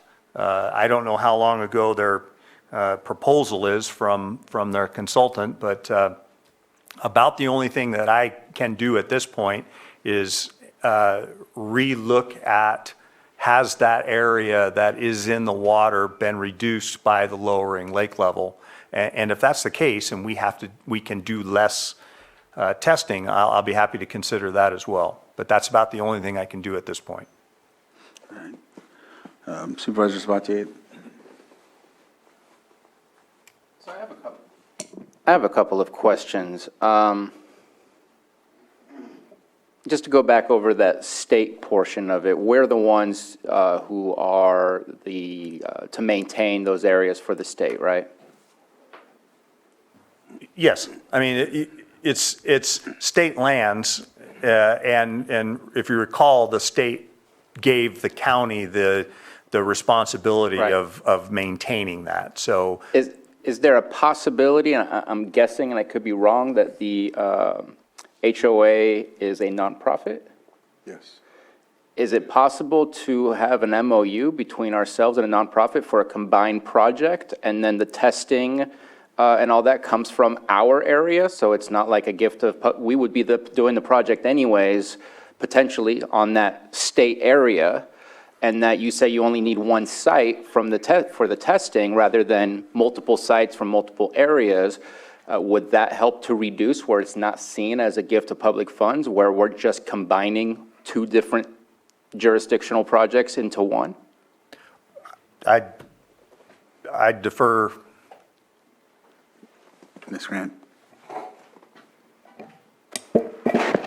It is possible, certain jurisdictions do work. It'd be less with the county and actually more appropriate for the Watershed Protection District, I believe, given their mandate of protecting the waters of Lake County. It would depend upon certain findings as to the public purpose to be addressed, though certainly I would think there would be in terms of potential water quality issues, flooding potential, all of those kind of things could be considered by your board, and you could work in conjunction. That would take an agreement. You also may want to consider contacting the state, the State Parks Division of Boating and Waterways. They should be involved in this too if it's state property, and they already have programs that are clearing this out when it's aquatic primrose. So is it possible to devise an agreement? Yes. It would require, again, a public-private partnership with everyone doing something. And the only other remaining issue is the existing ordinance, which doesn't really leave a lot of room for this. So your board may want to fashion it, if you want to consider something like that, as a pilot program to give time for the ordinance to catch up with what you might implement permanently. But I would caution one other thing. You mentioned the word precedent earlier, and certainly what you do here would establish that type of precedent. So you'd have to be prepared, I believe, to establish a program where you could show why this is a county issue, a public issue, in addition to the private issues of the property owners that are affected. And I'm only looking at seeing what we can do to reduce it rather than taking it over and then making it entirely ours. And my last question is this. I see, and that was, I think, what Chair Crandall was trying to let us notice, was that some waterways are still public waterways and other waterways are more seen as private in the sense that the property line goes all the way to the middle of the canals. But my question is, do the people pay a lease for their docks on those canals? No. Oh, they don't? So only once they're outside of those private areas? Gotcha. Yep. Okay. Because that was confusing to me because I've only heard of docks leasing the waterways. And so how are they paying a lease and then telling them that it's theirs? So that makes perfect sense now. Thank you for that clarification. Any other questions from the board? Supervisor Simon? Yeah. So Supervisor Sabatier asked the question that the homeowners association is a 501c3 nonprofit. I guess one question I would have, because it seems like a lot of work, to get it done, to create the new ordinance, set the precedents, but at least ask the question, if this is a project that would fit into the district cannabis funds use to help cover those costs, just a question. I think you'd probably have to ask admin what the parameters are for those funds that you're allocated. But what I can say is if it's put into a public-private partnership and the public purpose very clearly stated, it would be eligible. You'd eliminate the gift of public funds issue, which would, if it's appropriate to use funds for that purpose, it would eliminate that barrier. And I probably just complicated it, but I just wanted to ask that question because, I thought all the suggestions were good. We want to try and do what we can to work together in each district, so that's a question I have. No, thank you for that question. Yeah. Susan, did you have a? Oh, okay. So we can, when Stephen comes aboard, he'll answer Okay, that. all right. I mean, that's one of the main ones. I think some of the suggestions that were made are challenging. Really the one that gets is setting the precedents is the long-term concern on something like this and, those discretionary funds, if we could be done that way. I mean, if you have spent that on cameras or other things, as long as it's county or community benefit, I'd even be willing to work with you on that with some of my funds. So, gone by there, obviously not my district, would spend a lot of time driving around the county and everything, and have definitely seen as the channel just is filling up. I think that one that we're talking about right by 20 is completely dry now, right? I'm guessing. It looks dry. I haven't pulled over and taken a look at it, but just looking at those things. And so anyway, I'm trying to find a solution and not putting the pressure on you, obviously, because there are only certain things that you can do. I appreciate the directors bringing the conversation for the supervisor in that district, but trying to find a solution here is sometimes challenging, but I want to offer that. So if we can do something, I want to. I appreciate the opportunity, too, to go back and reevaluate the proposal. Maybe that's an opportunity. Instead of 13, it's 9.5. I keep just throwing a number out there, just saying reduces that footprint of it. So, but I got my one question. I'm waiting to see if we can get an answer for it. So I'll let him answer, and then I'll go right to Jessica. Oh, he's already- So Stephen, if you could answer that, and also I'll just throw another one in there just briefly, is during the budgets, I talked about royalties, and I know that I assumed it was in a specific district or whatnot, but this does, I don't know, and maybe you can help with this, does it, and I know it's written in this letter that was given to us as well, does it affect the invasive species type of qualification for that as well, or just putting that out there so that the question's answered as well, because it was in here, this letter, so. But first, I think we'll address Supervisor Simons. And the question was whether we could use cannabis funds or not. That would be allowable as long as you just have to look at those funds. They still have to meet, since those are discretionary county funds, they still can't be a gift of public funds. So as long as we can prove that it is not a gift of public funds and utilize government funds properly, yes, that is funding source available.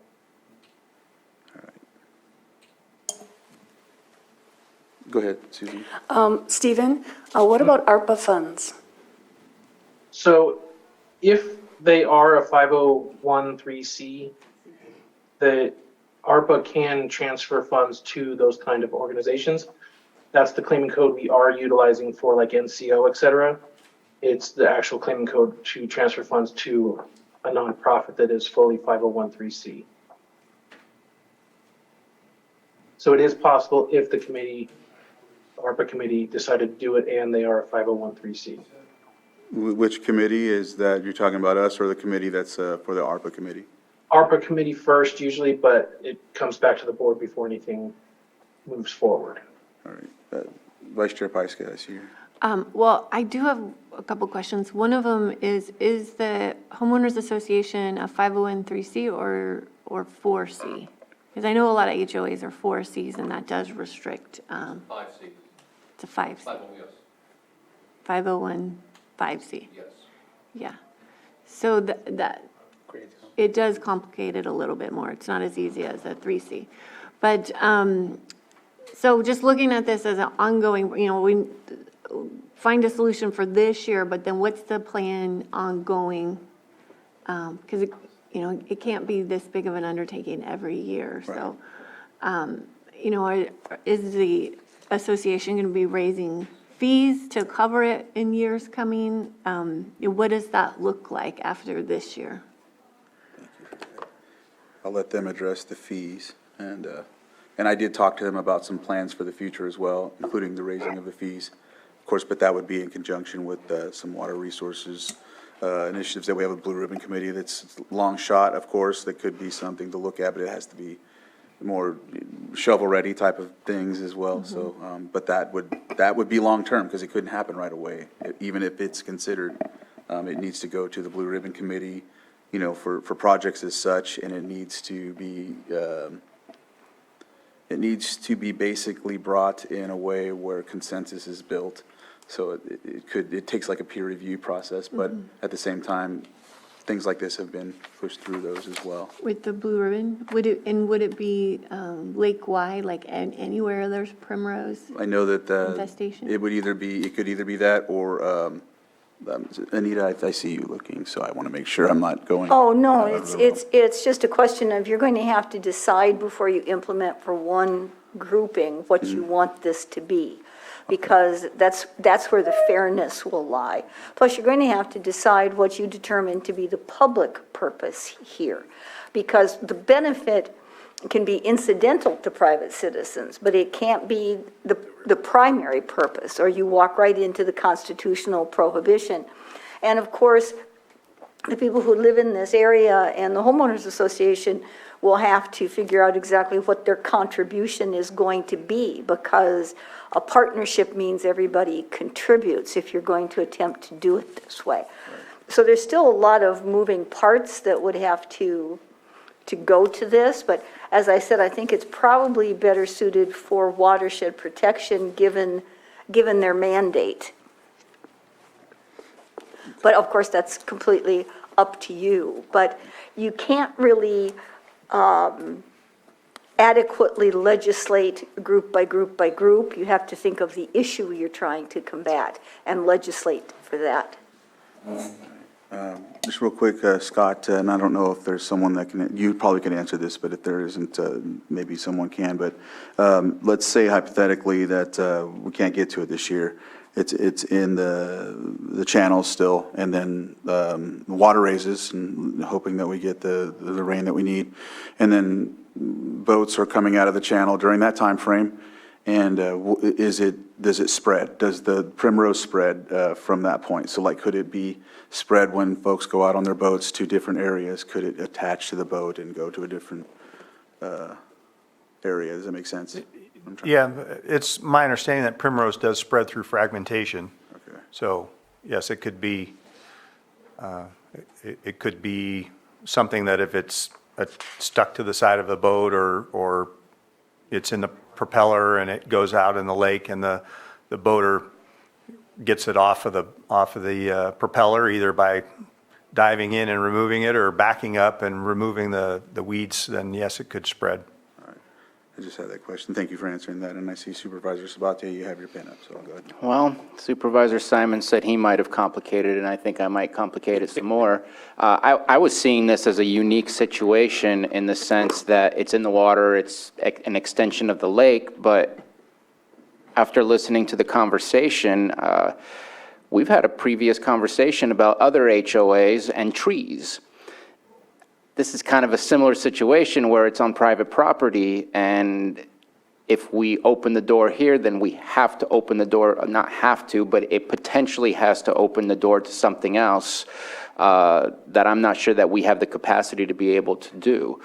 But on the other hand, what Chair Crandall brought up, what would we do if there was mussels out there? What would be our efforts? Because, yeah, it does proliferate out into the lake. I mean, if we don't stop it growing here, eventually it'll stuff up the channels coming off the lake and grow into the lake and eventually continue growing and growing because it has room to grow. What would be our position if it was mussels instead that were found in one of the arms but on private property? Eventually, that also has the potential to proliferate and impact a lot of other things. So I just, that's what's in my mind is obviously we need to be cautious in how we move forward. I think this is a necessary thing for us to look at and figure out, because I know when speaking with a lot of the fishing tournaments, there's some Airbnbs in there that anglers rent and go out, and that's part of our economy. By stuffing this up, it kind of prohibits that a little bit. Difficult. But my question again, what would we do if it was mussels?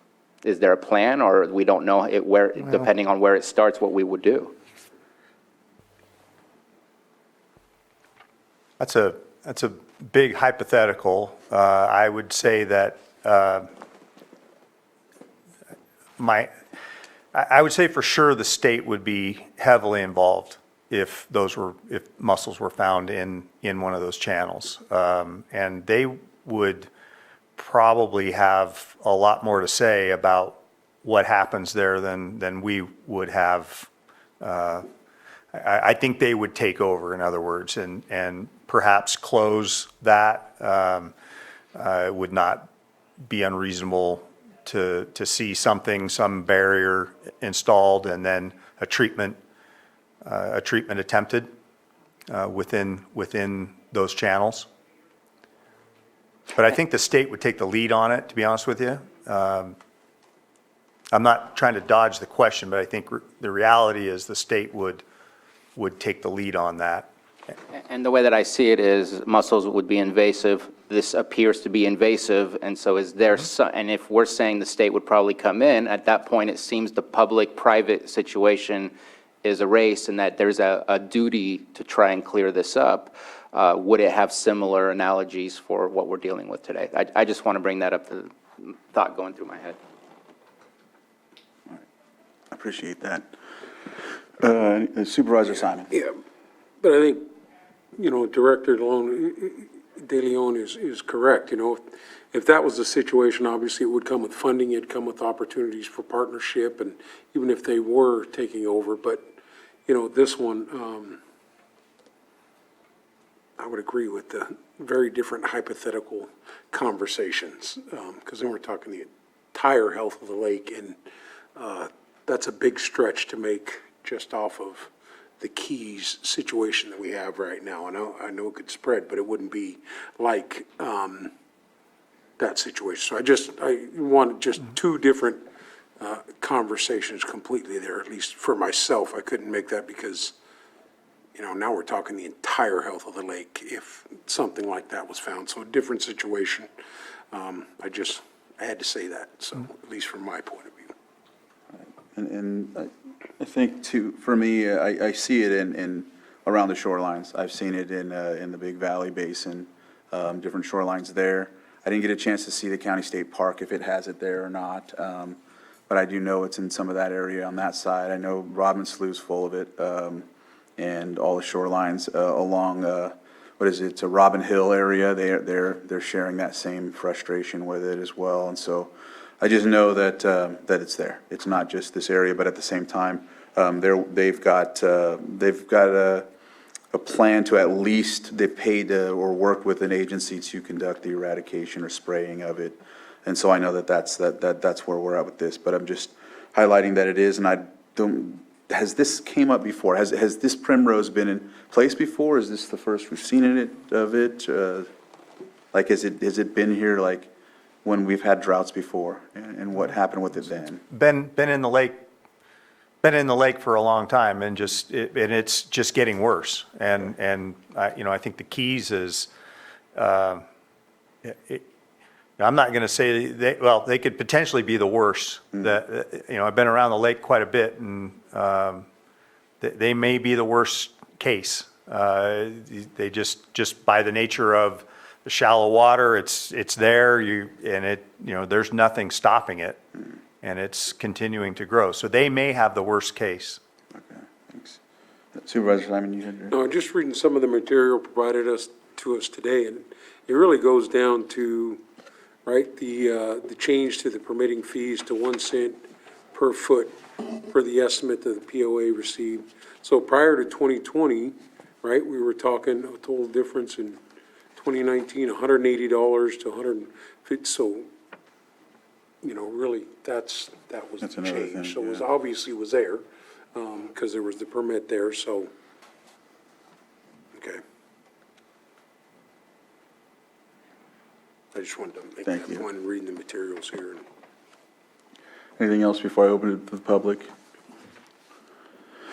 All right, so I'll go ahead and open it up to the public at this time. If anybody would like to come forward and speak on this item, Mr. Legan, I know that you're the chair or the president of the president, so I'll give you, you've already got to speak, of course, on the other thing presenting to us, but if need be, once you do your 3 minutes, I'll let you come back and finish up with some more to add to it, so. Clarification, we're a 501c4, okay? That's what I thought, yeah. I'm sorry, I apologize. So if you have my letter, it says morning, if you want to change that to good afternoon. Deep breath, I was always told to do that. My name is Ed Ligon. I currently serve as president of the board of directors for the Clear Lake Keys POA, representing 830 homeowners. That's a huge amount of homes in our area. The Keys are being destroyed, and the invasive water primrose is decimating the lake. If we can't come together and with a solution for all of us, we will lose this battle. We can't hide from this and just wish it away, because it won't go away. All of us need to take action to save the lake. I would like to thank the Board of Supervisors for considering Scott DeLeon's motion to waive our permit fee. I received word that Lake County staff doesn't recommend the waiver of the permit fees because of granting the special privilege and expenditure of public funds. My question is, what are public funds? Aren't we the taxpayers contributing to the public funds? We estimate the POA residents pay nearly $2 million annually to the county. Again, how is this different than the $1.3 million the geyser spent over the last 5 years spraying the west end of the lake, mainly Lakeport? What we are asking for is the waiver of the $13,200 permit fee, which is less than 1% of what the county spent to spray the west end of the lake over the last 5 years. This year, $240,000 of the geyser funds were used to spray the west end of the lake again, and what we're asking for is 5.2% of that budget to be used to waive or help the cost of spraying. Aren't the POA and the 838 homeowners worth consideration of waiving the fees? We are part of the lake. We were also informed of the public health advisor from Vector Control that we have West Nile virus in the Keys. This is now a major health concern and was partly caused by the tremendous amount of primrose and algae in the Keys. Our only solution going forward to stop the primrose is to spray and kill the root system. The Keys is asking Lake County to join forces to develop a long-term solution to eradicate the primrose from the Keys. We estimate the Keys channels are nearly 5 miles long, and 1.97 miles of the adjacent properties are outside the Keys jurisdiction. We are in the County of Lake Bed Management jurisdiction. We will spray all properties that are in the Keys and even those adjacent to the Keys. We can't take on this project alone. Not only will it take the county to join forces, but other outside agencies as well. After watching the Keys video, would you buy a house in the Keys? Probably not. Would you ever want to visit the Keys? Probably not. Will this affect tourism? It surely will. This will become an issue not only affecting the Keys, but the economics of the entire county. In conclusion, we're going to try and do what we can alone, but we're asking Lake County for assistance. This isn't only a Keys issue, but it's also a lake issue. Please consider waiving the permit fee. Join the forces to restore Clear Lake Oaks Keys to the original beauty. To us, this is paradise. Thank you.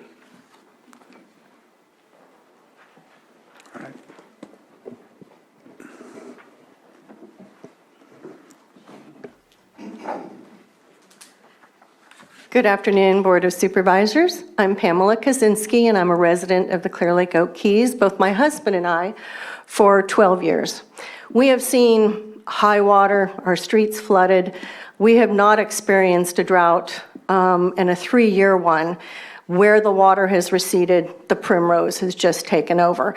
And I'm personally not an advocate of using chemicals or spraying, but at this point we've explored all options, and this is an emergency, as you can see from the photos. The topic right now is the $13,000. The cost to spray using Waterworks, which is an approved contractor from the county, will be $40,000. So the homeowners are paying more than their fair share to try to treat the weeds. The question of whether or not this is private or public property has always been confusing for me. It is not really public property. The channels, 6.5 miles of them, are actually all open for public access. We do not have gates at the openings to our channels. This is a popular place for our bass tournaments. In fact, this year, some of the top winners have caught their share of fish right in front of our home, in front of our docks. So bass, crappie, bluegill, catfish. It's a popular location to kayak. Again, all open to public. It's a beautiful spot normally if we weren't having a drought. We're home to varieties of wildlife. We have mink, otter, heron, grebe, egrets, Canadian geese, mallard ducks. The primrose, the aquatic primrose, is incredibly invasive, and it's prolific. It takes very little piece of it to float somewhere and spread and grow. As you can see from these, this is dramatic and something we've not seen in 12 years. And normally, the Keys has been maintaining it and able to keep control because there was water in the channels. The health problems that are caused with aquatic primrose are basically because it causes an obstruction of movement of the channel. That increases the algae growth and toxic cyanobacteria. That presents health problems for all. Provides a habitat for mosquitoes, which we know carry West Nile virus. They love the primrose. The Keys is the home to the Catfish Derby that is sponsored every year by the Business Association. That provides funding for the fireworks for the Clear Lake Oaks community every year. It also provides funding to schools and the fire department. The fire department has there, as we pointed out, they're on the channel and they have a dock. And because of the condition, they're unable to park their emergency dive team boat at that location. It's parked out of the area and not in the appropriate place. I understand the county still needs to be compensated for the time to process the permit. And, the $13,000 seems high to me. And we moved from the Delta, so we know the invasive weeds that have been a problem in the Delta. And they have partnered, both Discovery Bay and Bethel Island, with local agencies and with the Department of Boating and Waterworks as well. We know needs to be long-term projects and probably will involve clerk or Blue Ribbon Committee, but right now we only see this as an emergency, frankly. Pam, if you can wrap up, your 3 minutes has been up. Yeah. So I hope that you can consider this and partner with the Keys. Thank you. Thank you.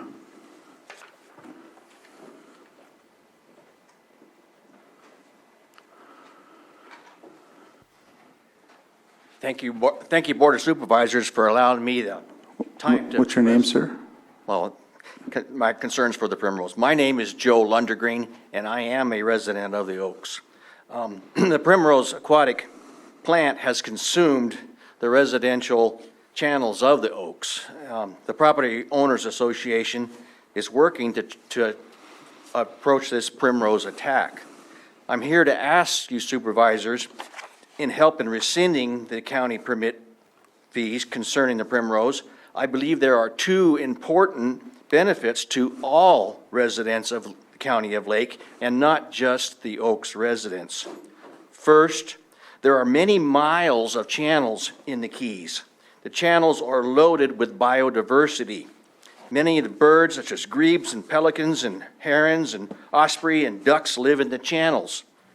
Fish, such as the bass and crappie and catfish and bait fish for the native fish are there. Native hitch make our homes in our channels.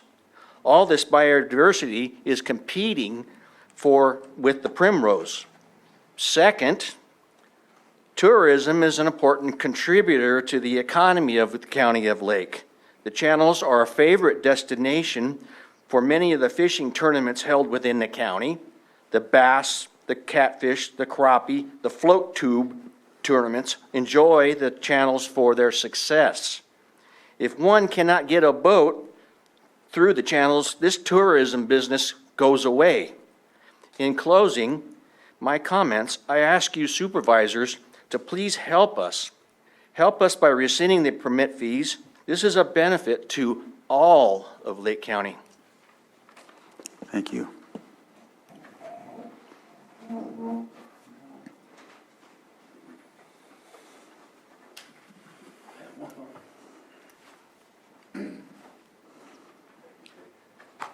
Yes, my name is Sam Boucher, and I live in the Clear Lake Oaks Keys. Yes, and I would ask that you waive that penalty too, mainly so that we can do something immediately. The partnership, I'd really like to hear you. I was glad to hear you guys say that because to me it is a lake-wide problem. It's not a Keys problem. It's a lake-wide problem. We could, so it's beneficial to everybody to take care of the problem as quick as possible. The guiding light is the Delta. They started the same program 7 or 8 years ago, and it is ongoing today as we speak, with spraying every year. The initial eradication took a couple years to clear the marinas and the rest of that because they even had the shipping channels blocked. But the California State Parks Department has a division called Boating and Waterways. And that Boating and Waterways is managing and financing the spraying effort there. And as far as I know, the property owners, which the Delta is largely private property, but the canals, the sloughs are waterways, and a very similar situation is in the Keys. And I don't see the eradication of an invasive weed being the homeowner's financial responsibility, nor the county's.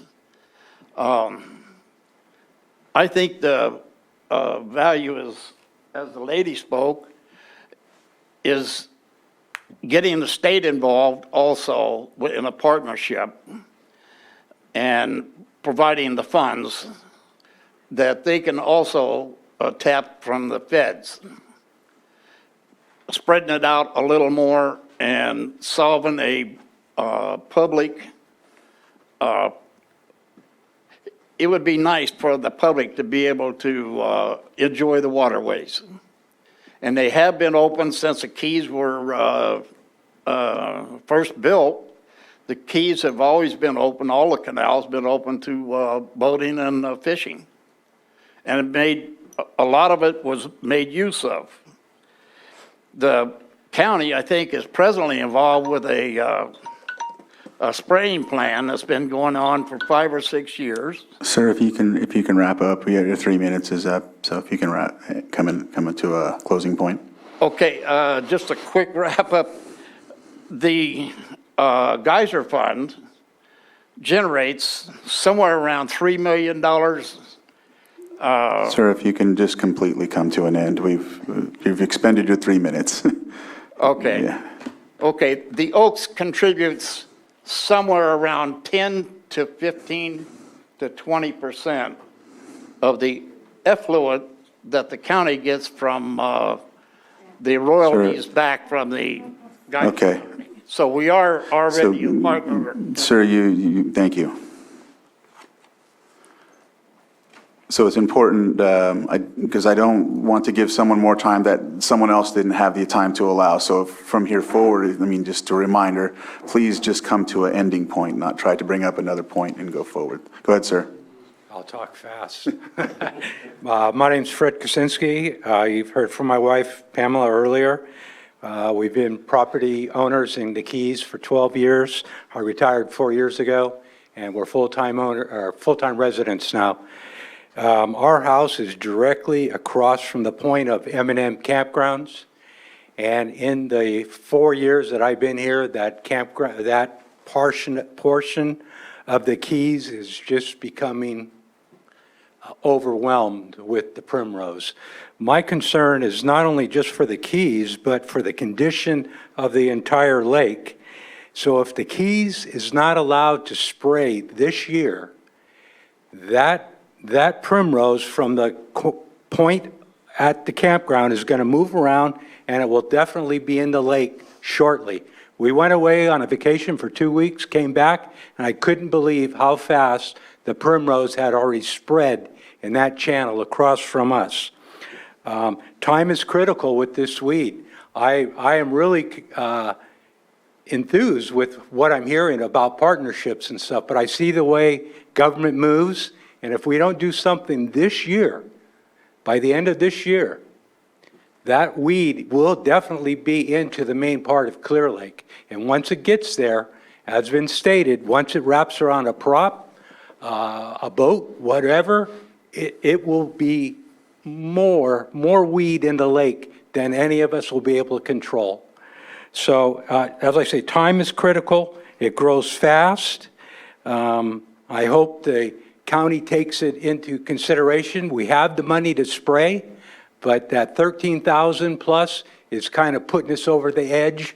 And by the time y'all get together and regroup and decide, is it going to be part of waterways, it's going to be this, it could be possibly too late to really get a handle on this weed, where we could do it now with the money we have.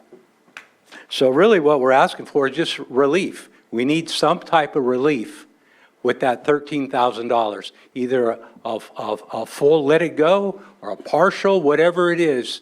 Without that relief, the Oaks will not, the POA will not be able to spray, and that weed will definitely be into the main lake probably within the beginning of next year, which is only a few months away. So I hope you all consider doing something with this fee. We as a group are willing to spend our portion of the money to get the program started, and hopefully in the future, y'all could get together and through Waterways, the state, come up with a cohesive game plan where we all could work together and eradicate this weed before it really becomes something we can't control. Thank you. Thank you. All right.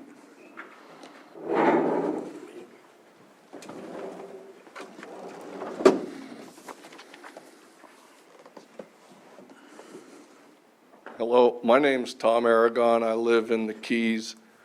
I've been coming to this lake since the day I was born. We stayed on Old Highway 53 at the resorts. 20 years ago, a little over, we moved to the Keys. In my time here, I've seen this lake come up, I've seen it go down.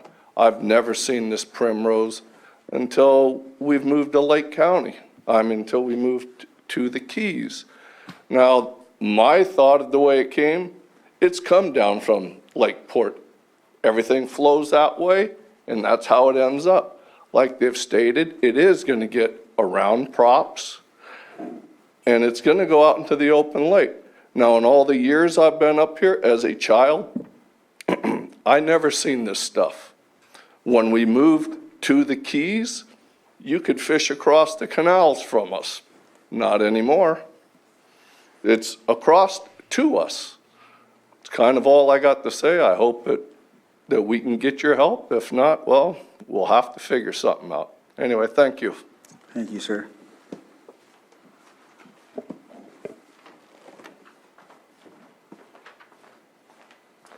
Good afternoon. My name is Kirk Carpenter, and I am a resident of Clear Lake Oaks Keys. Although I've only resided here within the past year, it breaks my heart to see the conditions the Keys are in today. So you see, I spent my childhood here in the Keys when my grandparents built one of the first homes in the new Keys, basically located at the end of Everglades Boulevard. Their house was built in 1978, and I spent my childhood there from 1979 to 1990. If you can imagine the memories that were created swimming off my grandparents' dock in pure, clean, and clear water every day, to the wide open channels that you could barely swim across before running out of breath. The amazement looking under the dock as the afternoon sun shone, revealing dozens of bluegill, rock bass, and crayfish underneath the dock. Having fun catching thousands of baby bass, catfish, and bluegill in small nets in the lagoons off the East Channel, only to release them and wish them well to someday grow into a bountiful catch years later. Also to the excitement of catching a 10.75-pound bass in the old Keys at the age of 13 in front of my uncle, and he's looking at him so proud of knowing he taught me everything on how to fish. So, can you guys remember in your childhood memories such as this that shaped your life? Memories made you appreciate what nature gave you. Do you remember the sights, the sounds, the smells of those memories that you cherish in your heart so well? Those experiences make who you are today, and I only ask that you help us today, in the future, and to do what's right in your hearts to help create these memories for our families, friends, and visitors to our precious lake. The Keys are in dire need of the county's help in battling the ever-growing expansion of primrose that is choking the life out of the water we so much cherish, not only for our immediate remediation, but for our livelihood and memories created for future generations. This year has been an exceptional year with being our third year in the drought, and we have been unable to utilize the tools we currently have at our disposal to handle the primrose due to the low water conditions, and we ask for your help as a community and as a neighbor helping a neighbor. Please do what you can with what's in your hearts, your memories, and what you feel is the right thing to do for the residents of the Keys and patrons of Clear Lake, our home. I thank you for your time. Thank you for your time. All right, any other comments? I know President Ligon, did you want to close on anything else? I know you asked if you can come up and say one more thing. If you can keep it brief, I'll go ahead and give you the time.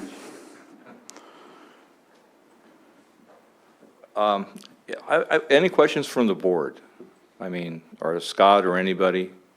What we're trying to do? We want to make, this is a long-term project for the Keys that we're trying to do. It's not just spraying one time. This is going to take multiple years. It's going to take partnerships with the county, other agencies to do this, to go forward. Again, we can't do this on our own. It'll never happen. We're raising our fees to the max of the homeowners right now, trying to do that. That's something, we're even doing special district funding. We're looking at any option we can. And without your help, we can't go forward. It just isn't going to work. We have enough to do a spray this year, with a waiver of the fee, and maybe next year we can gain some more resources. But we do have enough funding maybe to go and do it next year with what we have. But we need multiple years to spray, multiple times. We need to eradicate this. The other thing that was brought up was M&M Campground. It's going to go around that corner. But the problem with that portion of the lake doesn't belong to us. We can't go spray it. We don't have the funding to go out there and spray private property. It's going to go around the corner. Some of this is already broken off. It's already out in the lake itself. It's going to root in the lake itself, and pretty soon this is going to expand just like it did in the Keys. It's going to become uncontrollable. We need to take a step going forward to eradicate this And it's going to take an effort from everybody, not just us. Thank you. Thanks. Supervisor Simon, did you got to say something, or should I let the hand raised go first? Yeah. So we got Angela DePalma Dow, if you have your hand up, if you'd like to unmute, and Hello, can you hear me? yes. Thank you so much. And I really appreciate Scott DeLeon for being there today. This is a program that I manage. My name is Angela DePalma Dow. I am the Invasive Species Program Coordinator, and I'm sorry I can't be there today. But I just had 4 points for your board to consider. And I really value the time that the citizens of the POA have spent today coming in, and I've talked with some of them, and I just really value you guys are engaged, and you're very enthusiastic, and I really appreciate it, and thank you for coming today. This is an issue that's really important, and I've been out in the Keys several times. It is a problem. The creeping water primrose is around the whole entire lake already, in a lot of coves. I can think of about 4 other associations that have come to me this year with problems with primrose creeping across their entire dry channel. It is the end of the season, so any herbicide treatment that's applied right now is actually not going to be as effective as it would be. So it would be better use of funds and time to apply early next year, and it'll be more effective. Otherwise, you're going to be spending money, both the POA's money, the county money, without as much benefit as you would see if it was earlier in the season. Sorry about that. I do acknowledge we need a long-term plan for primrose. I am starting that. The drought has sped up that process and need. But this will also set a precedent, as you mentioned earlier. Like I said, I had 4 other POAs or cove associations that are on channels that have primrose, and they would also probably be coming before the board at some point and asking for fee waivers to help them handle their primrose problem also. So I do have plans to go before the Blue Ribbon Committee and ask for a lake-wide primrose management assistance implementation plan. Supervisor Crandall was there at our last large Blue Ribbon Committee where we did talk about the issue in Rodman Slough. That's also a big issue there. So I am aware of it. And again, I just really appreciate everybody's time coming today and talking about this topic. And thank you again, Director Scott DeLeon. And if anybody has questions, they can email me. My email is at the staff, is on the Water Resources website, and then there's a staff listing, or they can call me at Water Resources too, and I can talk more about primrose and plans that we have for that species. Thank you. Thank you. So I'm not seeing any other hands up for public input online. And so what I'll do is close public input at this time, bring it back to the board, and I know Supervisor Simon, you were going to say something, so sorry. I didn't see your hand up, Joan. So if you'd like, I'll let you come up and speak before I close public input.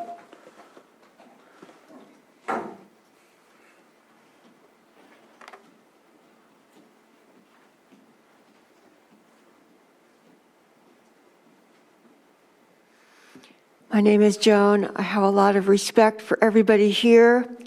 You've done a lot of study on this, but sometimes I get creative. Why not call code enforcement and call it a nuisance and abate it? And then the other thing is Calpine. I really like that gentleman's idea because they contribute the effluent that keeps the steam wells going and producing steam to make electricity. A letter to the Calpine wouldn't hurt. A letter of request for help and get a scientist to study it. And then also the federal EPA. There's cyanobacteria there. It's very close to the toxic waste site. Ask the federal government if they can help. I mean, let's get creative. That's what I thought. I'm not being facetious. I'm just, like I do, I think outside the box sometimes. Thanks a lot. And I'm just trying to help with ideas that have not been brought up. Thank you. Thank you, Joan. All right, so from there, I'll close public input, bring it back to the board. Go ahead, Supervisor Simon, and then I know you had a statement to make earlier. Yeah, just thinking things through here. I appreciated Angela getting on and looking at a long-term plan for this. And, that's always how we have to look at things. So it sounds like some of those conversations are already happening. They'll come back hopefully before next year, and we can go from there. So I think what's being asked today is a partnership, and it sounds like the county is already taking some of those initial steps to look at this as a long-term issue for our lake. At least that's what I heard from Angela. Everybody can correct me if I'm wrong on that. So that's one part of the partnership. I think another request on the partnership, which I've already heard from Director De Leon, is maybe to look at the current proposal that was done and seeing if there can be a reduction there. I don't know, if that's possible, but I think that's a good concept. I also like to hear from the POA saying, hey, we think we have enough for this year and next year, which gives us a little time to work on this. But the one real clarification question I have for this is, it was brought up earlier, I wasn't even thinking about this, the Catfish Derby. Who puts on the Catfish Derby? CLOGBA, Clear Lake Oaks Glen Haven Business Association. Okay, and so that goes, so would that's in this area, correct? Right, it is. It's for, So I know they give money to the fire departments. I heard they give scholarships, right? Were those some of the things that were brought up? I really see this as a great opportunity for that fundraiser, because and correct me if I'm wrong, but did we support that this year? Did that come through here? And I think we supported the chamber one. The chamber one, but there's an opportunity, right, obviously, to do that from our committee. That's under the Fish and Wildlife Committee, where, so I'm trying to put things together here instead of creating new opportunities. So, it sounds like that could be an avenue. I mean, scholarship's very important. I'm not trying to take away from anything from the fire department and other stuff like this. But when you think about it, the fishing tournaments has been a big conversation today. That Catfish Derby, if this could be added in there for the aquatic weed opportunities to keep that open for time memorial while we're doing it. I know I'm talking through here, just trying to figure out situations. I think that would be a great thing. And the other part on the county partnership would be our Fish and Wildlife. Hey, we want to donate $5,000 a year towards the,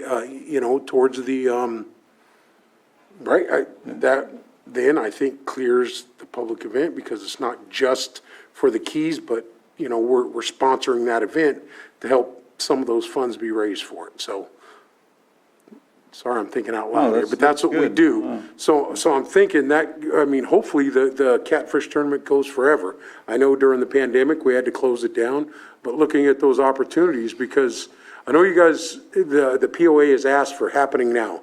The reality is, I think, I can't get there today, but it sounds like some funds are there, and we're willing to work in that partnership to try and help ease the costs on that, to hopefully get to the 2 years of the funds that you currently have, and in that meantime, be working on other options. Those are my thoughts on the thought process today, instead of creating all these other opportunities, because it is going to be a big conversation. If Angela can be successful with the Blue Ribbon Committee and other things, then we're looking at a long-term revenue stream. But we have something in our hands right now, which it seems like the Catfish Derby could be an opportunity if all partnership agencies could work together. And the thoughts would be from the county input would be, hey, we would look to maybe do those donations, at least have the conversation, because I know we've done that for other fishing tournaments. So anyway. Thank you for that, Sorry Mo. to lay it all out right here, Ed, but this is my chance to do it. So Right. just putting those things together and setting precedent is something that's been said a few times today, and we always got to be very clear of that, because you hear, I know it seems like the emergency for the Keys right now, but there are plenty of communities that feel like there are emergencies going on right now, and we got to just always try and put those conversations in the whole county aspect, and that's where I'm trying to get to today. Solutions, and I think we have the solution with the Catfish Derby and the fundraising and other opportunities if we can work together on that. I have seen in your paperwork, you have over 800 folks that pay into fees, and you guys are going to look. 900 to try and make some changes maybe. I know that it also said that's very hard to do. Believe me, we know setting up here how hard it is to get everybody on the same page. So just just talking out loud, but I think there's some opportunities there that we could look at. And just so you guys know that in the conversation today, it sounded like there are some funds to do some stuff this year, but I also heard it's not the time to do it right now.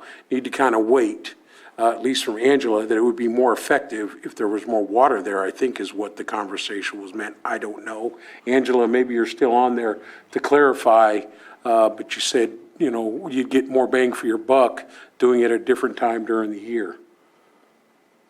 Don't have solutions, sorry for putting it out there, but I think there's a path forward in that partnership, kind of, you know, thoughts of things. So I have two more pens up, And but I don't I'm know. not asking for a critique of mine, I'm just saying, I think there's, step one, there are funds to do something. At least from the POA standpoint, if we can help move those farther along so other conversations can happen, maybe something that we just try and do.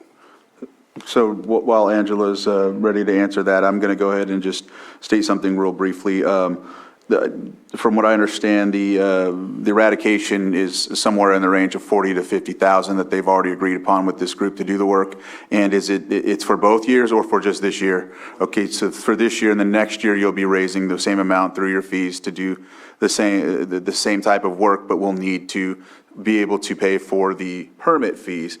And so what I've talked to Ed about as well, and the group, is that this year is the biggest time that they would need assistance with any type of either waiver or from any type of fundraising source to cover those fees. Next year, they're hoping that their increase to the 900 homeowners would be able to suffice that temporarily for next year. That way, the long-term plan that was discussed earlier by Angela could cover or look in, because what happens is any type of project as such that goes to Blue Ribbon, next year would be the time to debate that and put it in front of the Blue Ribbon to be prepared for '24.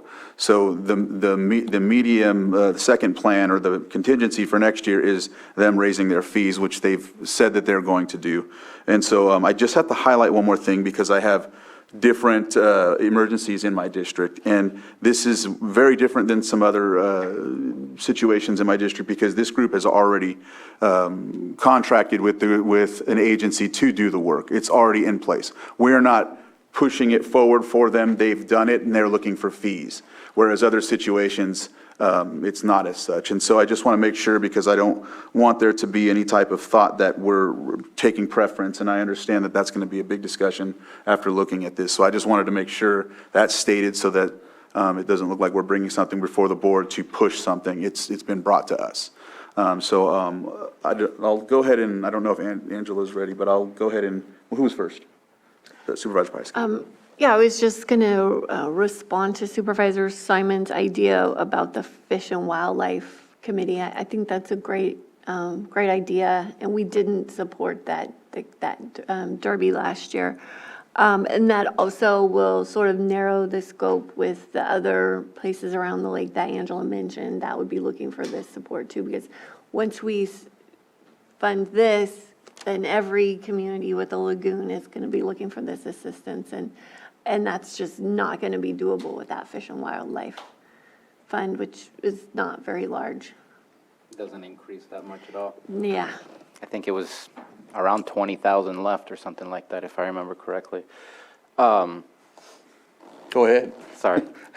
That's still, I mean, if I'm on the outside, I'm saying, well, that's more than 13,000. Just say.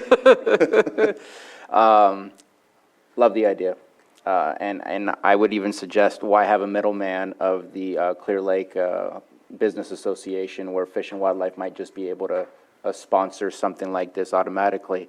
But what I like is at least the community is willing to look at increasing their fees, because a part of me is kind of ideologically conflicted of private property. At what point does government go in to help out? When is it our turn to say, hey, let's provide resources? Because I think we need long-term sustainability, and that's only going to happen if the private properties are able to provide that long-term sustainability. And then maybe we have some agreement of when it is that we come in, but I just don't know where that line is. But I think that Fish and Wildlife helps out with clearing that line, at least from my perspective. because that gift of public funds is always an issue that I definitely try to steer clear from, and I think we try to steer clear from. I do have a question. I know it's not necessarily about the POA, and that's what we're doing here, is having a conversation about that. But the other property that is not private property, what is the plan for that? Because I want to make sure that we also lead by example in how we deal with that. Do we have a plan at this moment in time to help and clear out some of that primrose? Because if the POA does its part and we're not able to do our part, then it's just going to keep coming right back and encroaching on their part. Well, I think Angela said that she's working on that. So the direct answer is no, I don't think we have a plan for that right this moment. That's something that Angela is working on. And the HOA, if they just sprayed right along their shore and didn't do anything with that channel, that would clearly be not a good use of those funds, because the channel also needs to be treated.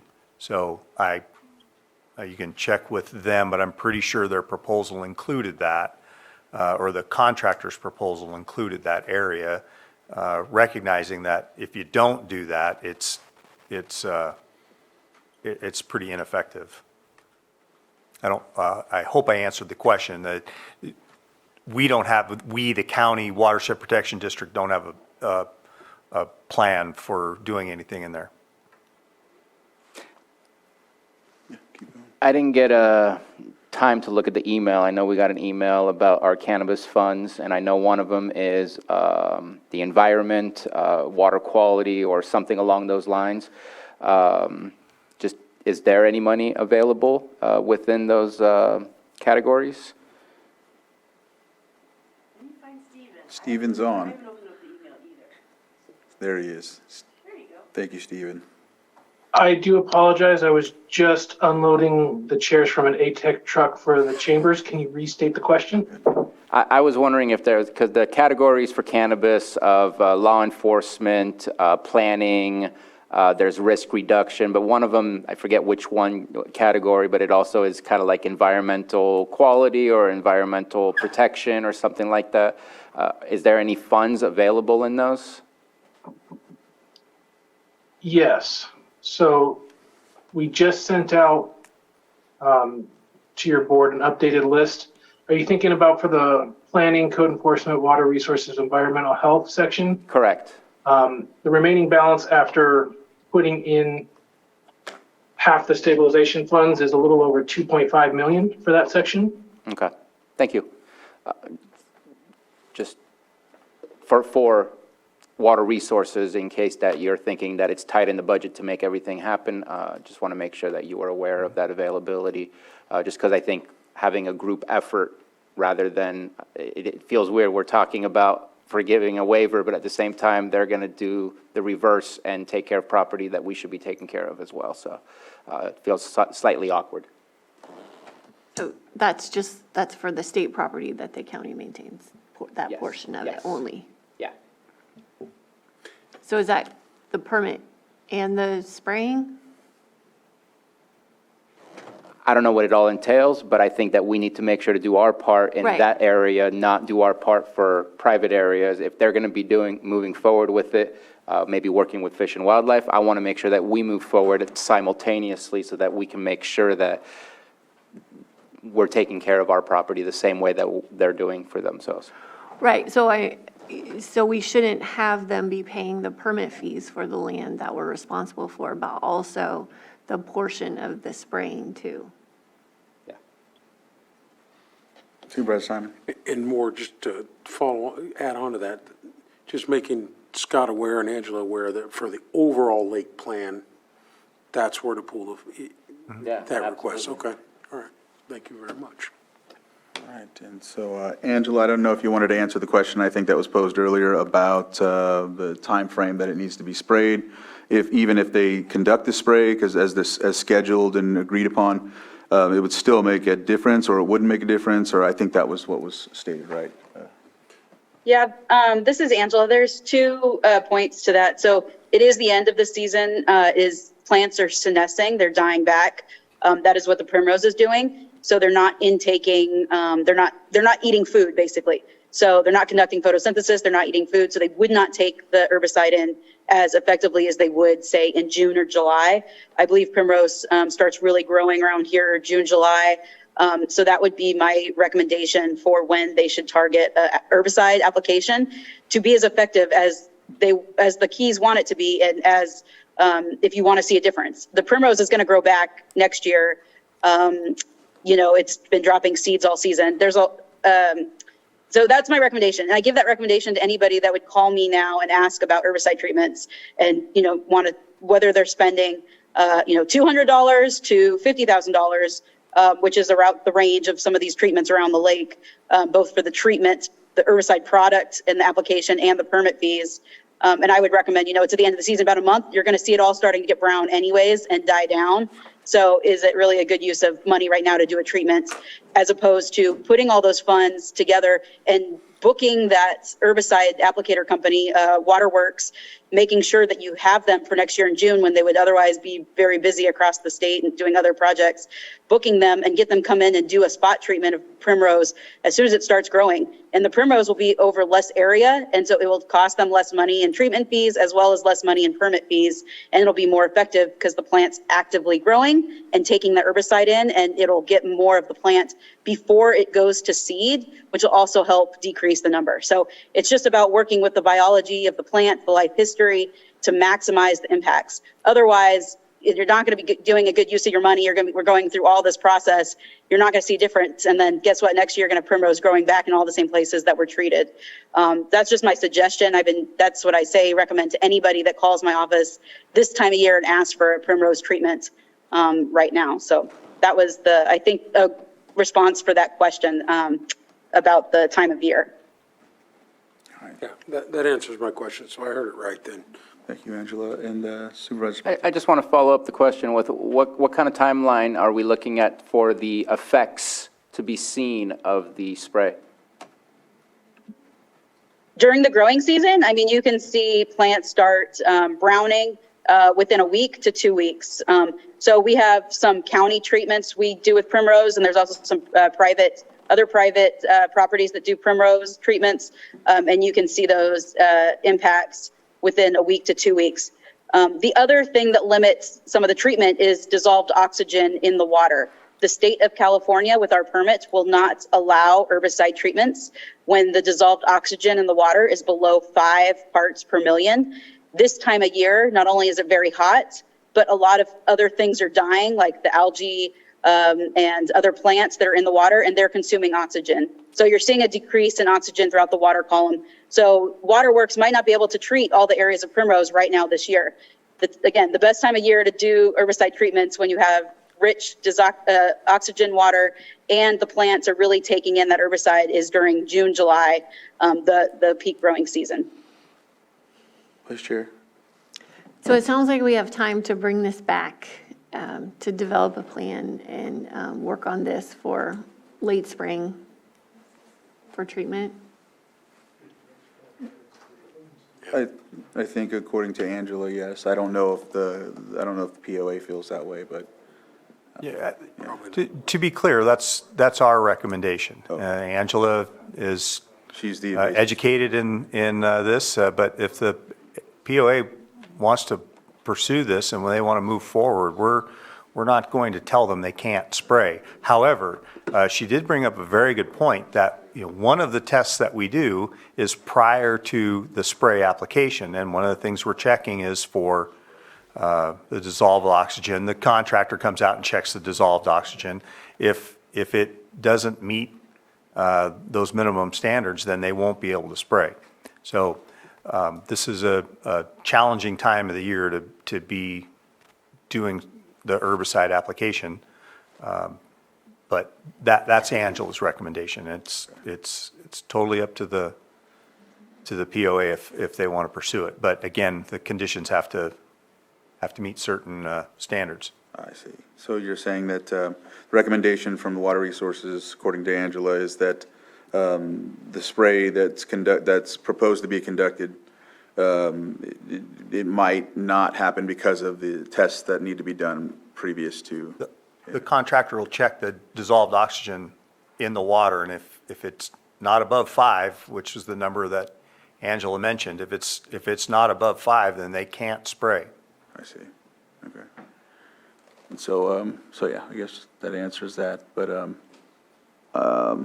I had another thing to say, but I forgot what it was. And even the Fish and Wildlife process, it doesn't take an eternity, but it does need to go through the Fish and Wildlife Advisory Board, be approved, and then it needs to come back to us, because we're the ones who finally approve since it's in our budget.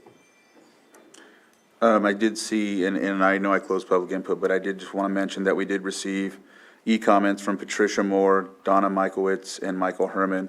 Ed Legan, obviously, he spoke here, but he also put one in too, and I'm trying to do a better job of announcing that we've had other public comments, so when it comes to e-comments.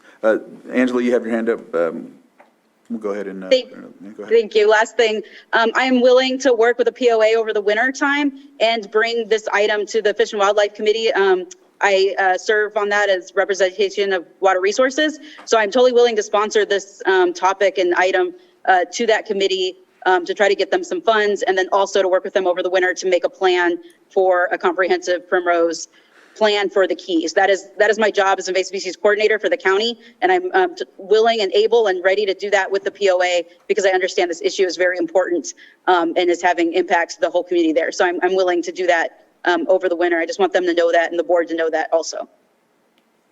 Thank you. All right, so I think with that, there's a recommended action to be taken.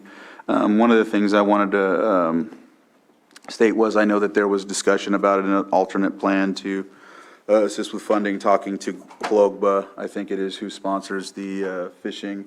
That was brought up by you, right, Supervisor Simon, about the fish derby or whatever it was and working with that. Well, they brought it up. I was just going off the idea. They were talking about fundraising for things in that area, and I think this is one of those things. And our part from the county side would be having that conversation with the Fish and Wildlife, which Angela says she's willing to do, have the conversation, and then it can come back here. Because we don't want to put, obviously, ourselves in a position, we've had a couple of these conversations recently about waiving fees, and I think we need to stay consistent on it. It's not an easy decision, but I think it's the right decision. Right. All right, so with that, Anita, how do we move forward when it comes to this?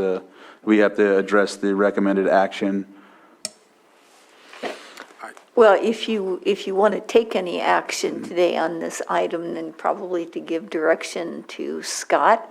I believe Water Resources has already, Supervisor Simon said they're willing to take this to Fish and Wildlife when it comes to fees and participation with regard to the Catfish Derby, et cetera.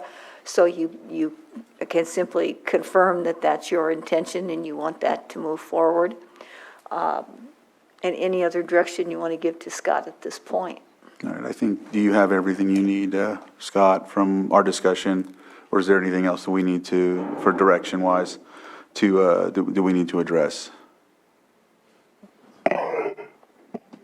I think we've covered everything, right, is what I'm saying? Well, I think so, yeah. I mean, basically what I'm hearing from you is we're going to have staff work with the POA and go to the Fish and Wildlife Committee for some outside funding to help them out. And then my staff, as Angela has said, is continuing to work on a lake-wide program that would not only benefit the Keys, but many other homeowners associations that are around the lake.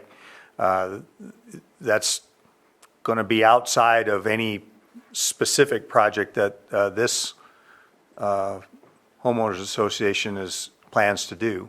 The issue, I think, is still on the table about my department charges a fee for a permit. Right. And so, I'm happy to move forward with working with them and going to the Fish and Wildlife Committee, but I think that issue still remains, and I think needs to be decided.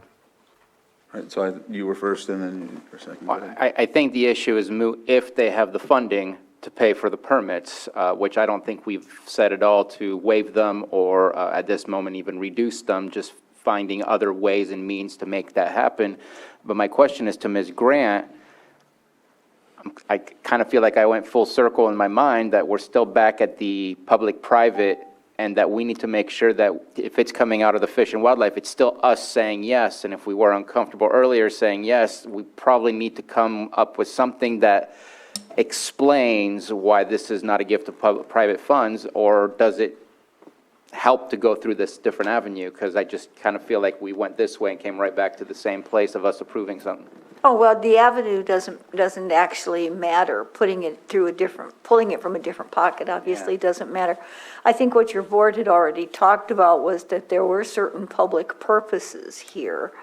There's some limitations on that and some limitations on what your board can do at present, if I understood what you were talking about correctly. And so moving through Fish and Wildlife is something that allows for a little bit more flexibility, and there may be an avenue for funds. Certainly even the boating and waterways at the state level is another avenue that might provide some kind of assistance here. But yes, there always has to be the override that this has a public purpose. Again, there can be a private benefit that is incidental, but your action, not the action of the entire project, but your action has to reflect a public purpose. And there were several points made during the meeting today, and your board repeated or made them as to what you found to be a public purpose. All right. And so Supervisor Simon, you were... Yeah, I completely agree with you, Scott. Really, the main topic today was the waiving of the permit fees, and if we're done with discussion, I'm prepared to make a motion. And so I was just briefly, before you make the motion, I was going to state that with the consultation with Angela further, and working with the group of the POA, there was a mention about cannabis discretionary funds as well. Also looking at making sure it's not a gift of public funds. Entertaining that idea, I'll continue to meet on the side about that, because of course I still have some. But want to make sure it's done in a way that will effectively work. If it's not a gift of public funds, of course, there's 2-3 hurdles I have to jump through, but I'm willing to assist with their initiative this year if possible on that end. But of course, I want to make sure that those benchmarks are checked first. So just letting you know that I'll work that route. And I've spoke with Scott about this briefly, that may be something I look at, but of course, we have to make sure all of those things are in place first, so, yeah.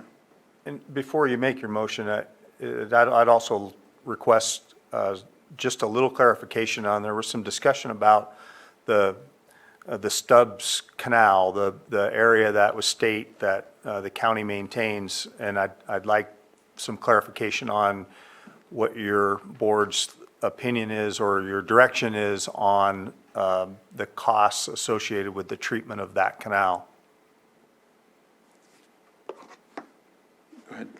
Well, I think if it's county responsibility, then we can use cannabis funding for that, for the permits and the spray and the treatment of that. That's my thought. I wouldn't want that to be passed on to the homeowners association if it's our responsibility. That's what you were asking Stephen about? Yeah, that's why I brought up cannabis funds, to see But- how we can make sure you have the money in your budget for it. Right, but then you did say something about lake-wide, and I think that's a scope that we should probably develop and understand before we implement this project. So we have time to look at that and what that would cost. And if that's a stopgap for this next year, while hopefully the Blue Ribbon Committee can get state funding for an annual program to stop that, to treat primrose around the lake. But I think that's something that we could look at for next year, June, spring. I'm sure there's other properties that the county is responsible for that has an impact, right? Potentially. Yeah. All right. Did that clarify it? Yes. Okay. I was wondering the same. I was waiting to hear. No, Okay. I think I know what you're going to do. Yeah. And there's going to be some additional discussions, obviously with my staff and the POA. And knowing that answer will help me and help us in those discussions. Okay. And so just before, one last thing, I want to ask you, Ed, just one question. Are you still planning to do this project regardless? Okay, I just needed to know that, thank you. And he stated yes for anyone that didn't hear because he didn't come up to the mic and I didn't ask him to, so I just wanted to make sure everyone that's watching knows that I asked him that and that's what he stated, so. Sorry, Mo, go ahead. That's okay. I just wanted to make sure we had all the discussion. So, obviously, I just think for this one, we need to, I may not get support, but I'm going to put it out there. I move to, let's see how I put this. I move to approve staff's recommendation of not waiving the permit fees. Does that work? Yeah, Second. I'm going to put, okay. So I have a motion and a second. All in favor? Aye. Aye. Opposed? Aye. Motion carries 3-1. And so with that, we will, next steps would be, I know that they're going to still work on their project as well. I'll continue follow up on the side with my discussion with you all and some other things that I talked about during the meeting. So with that, we'll take a short break and we move on to our next item. This one was pretty lengthy, so we'll come back at, 2:55? 2:55 is good? All right. I'm fine. I mean, and no pun intended, but sometimes there is some discussions that get us far into weeds, so. Anyhow, so that item's closed. We're back to, I think we talked about, which one was it, Jessica, your item? Oh, we can push that to next week. Okay, so 7.4, that's right. So that's the one that we'll be looking at for next week, or is that something we're covering right now? Next week. Okay, next week. So there's no more non-timed items that we haven't covered. There's still 5.2? Oh, okay. So we don't need to do 5.2 neither? It got moved to October 4th. Oh, okay, that one got moved. So 5.8, waive the competitive bidding process pursuant to Lake County Code Section 2-38.2 based on determination that competitive bidding would produce no economic benefit to the county. Authorize special districts administrator, assistant purchasing agent to issue purchase order not to exceed $25,000 to DXP Turbo for the purchase of 2 replacement high service pumps. And Scott Harder, Director of Special Districts, is here, and we'll give the floor to you, sir. Thank you, Chairman and members of the board. I asked for this to be pulled from the consent calendar today because there was an error in the estimated cost or the maximum not to exceed that we would like to request for this. Pretty straightforward. As you can see in the memo, we contacted 4 vendors to obtain quotes. Only one was willing and able to provide a quote back. The others wanted to charge us engineering costs to essentially ensure that the pump was designed properly for the purpose that we needed it for. DXP Turbo included that in their quote, provided it free of charge for the design of those pumps to ensure that they would meet our needs. And they are also the local regional rep for the pumps in our area. So for those reasons, we're requesting that you waive the competitive bidding process, that there's no economic benefit to go out to bid. We tried, we're not successful, but we do want to ask that the not to exceed amount be $35,000. The memo amount was based on the incorrect line on the quote. So with tax and shipping, it's going to come in a little under 30,000. We're anticipating 29,000 and change, but for a little cushioning in case there's any other unforeseen events, we'd request that the not to exceed amount be up to 35,000. All right, any questions for Scott? I'll open it up to the public if there's anybody on Zoom that wants to comment on this item on the agenda. Not seeing any hands up, I'll bring it back to the board for action. Mr. Chair, I move to waive the competitive bidding process pursuant to Lake County Code Section 2-38.2, based on a determination that competitive bidding would produce no economic benefit to the county, and authorize Special District's Administrator Assistant Purchasing Agent to issue a purchase order not to exceed $35,000 to DXP Turbo for the purchase of 2 replacement high-service pumps. Second. So I have a motion and a second. All in favor? Aye. Aye. Opposed? And motion carries. Thank you, Scott. Thank you. All right. Ready to do B? Oh, That was A and B. Oh, yep, was it? yeah. Okay. Okay. All right. So with that, I think that covers all of the pulled consent agenda items. It looks like all we have left is calendars. So who would like to go first? I'll go first. All right, Supervisor Simon. That's fine. Obviously, at the meeting yesterday, I did not attend there, it'll be reported on the Risk Reduction Authority meeting. I have board meetings today. Wednesday, kind of have an open calendar, but there are a couple constituent issues that I have down in my district. I'm going to be reaching out to at least one constituent. I know that has also been reaching out to Supervisor Pyska. We'll get a response back to my constituent on that. One other thing, I'd like to make an announcement that, as you guys know, that PG&E is doing undergrounding work in Lake County. They are going to be doing some flyover stuff. I just want to make an announcement out to the public that I was informed by Melinda Rivera that they will be doing some helicopter work over their lines in the South District. It'll be flying around. I'm pretty sure it's the 28th, 29th this week. So in South County, you're going to be hearing a helicopter flying the lines as they're doing their work. Obviously, it's their responsibility to get this message out, but also mine too, because I'll be the ones getting the phone calls. So I just want to make that announcement that will be happening in the next couple of days. So I will field those calls, but I did want to make that announcement today that'll be happening in our area. Anytime helicopters flying around, questions come out. So it should be hopefully a blue helicopter. I'm not sure, but hopefully it's recognizable, which will make it a little bit easier conversation as we are having those conversations. On Friday, it looks like there have been some things added. I'm sorry if that's my phone. Yes, it is. Nope, not mine. Apologize. Another constituent that I need to follow up on a different issue, but a long-term issue. On Friday, there has been another meeting put together by the Lake County Risk Reduction Authority. I will be in attendance of that. I appreciate Supervisor Pyska covering me the last couple meetings, but I will be in attendance of that.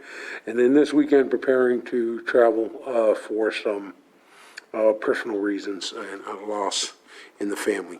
And then back here on Monday, or Tuesday, the 4th, I'll be out of town on the 3rd.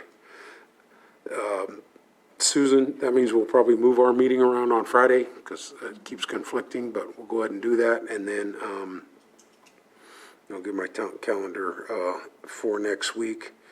I do just want to bring to light anyway some of the collaboration conversations.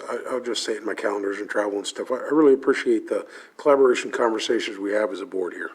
It'll be great when we do have a 5th member, but I just, I want to thank you for that. It's hard and challenging, as we said, to bring people and communities together.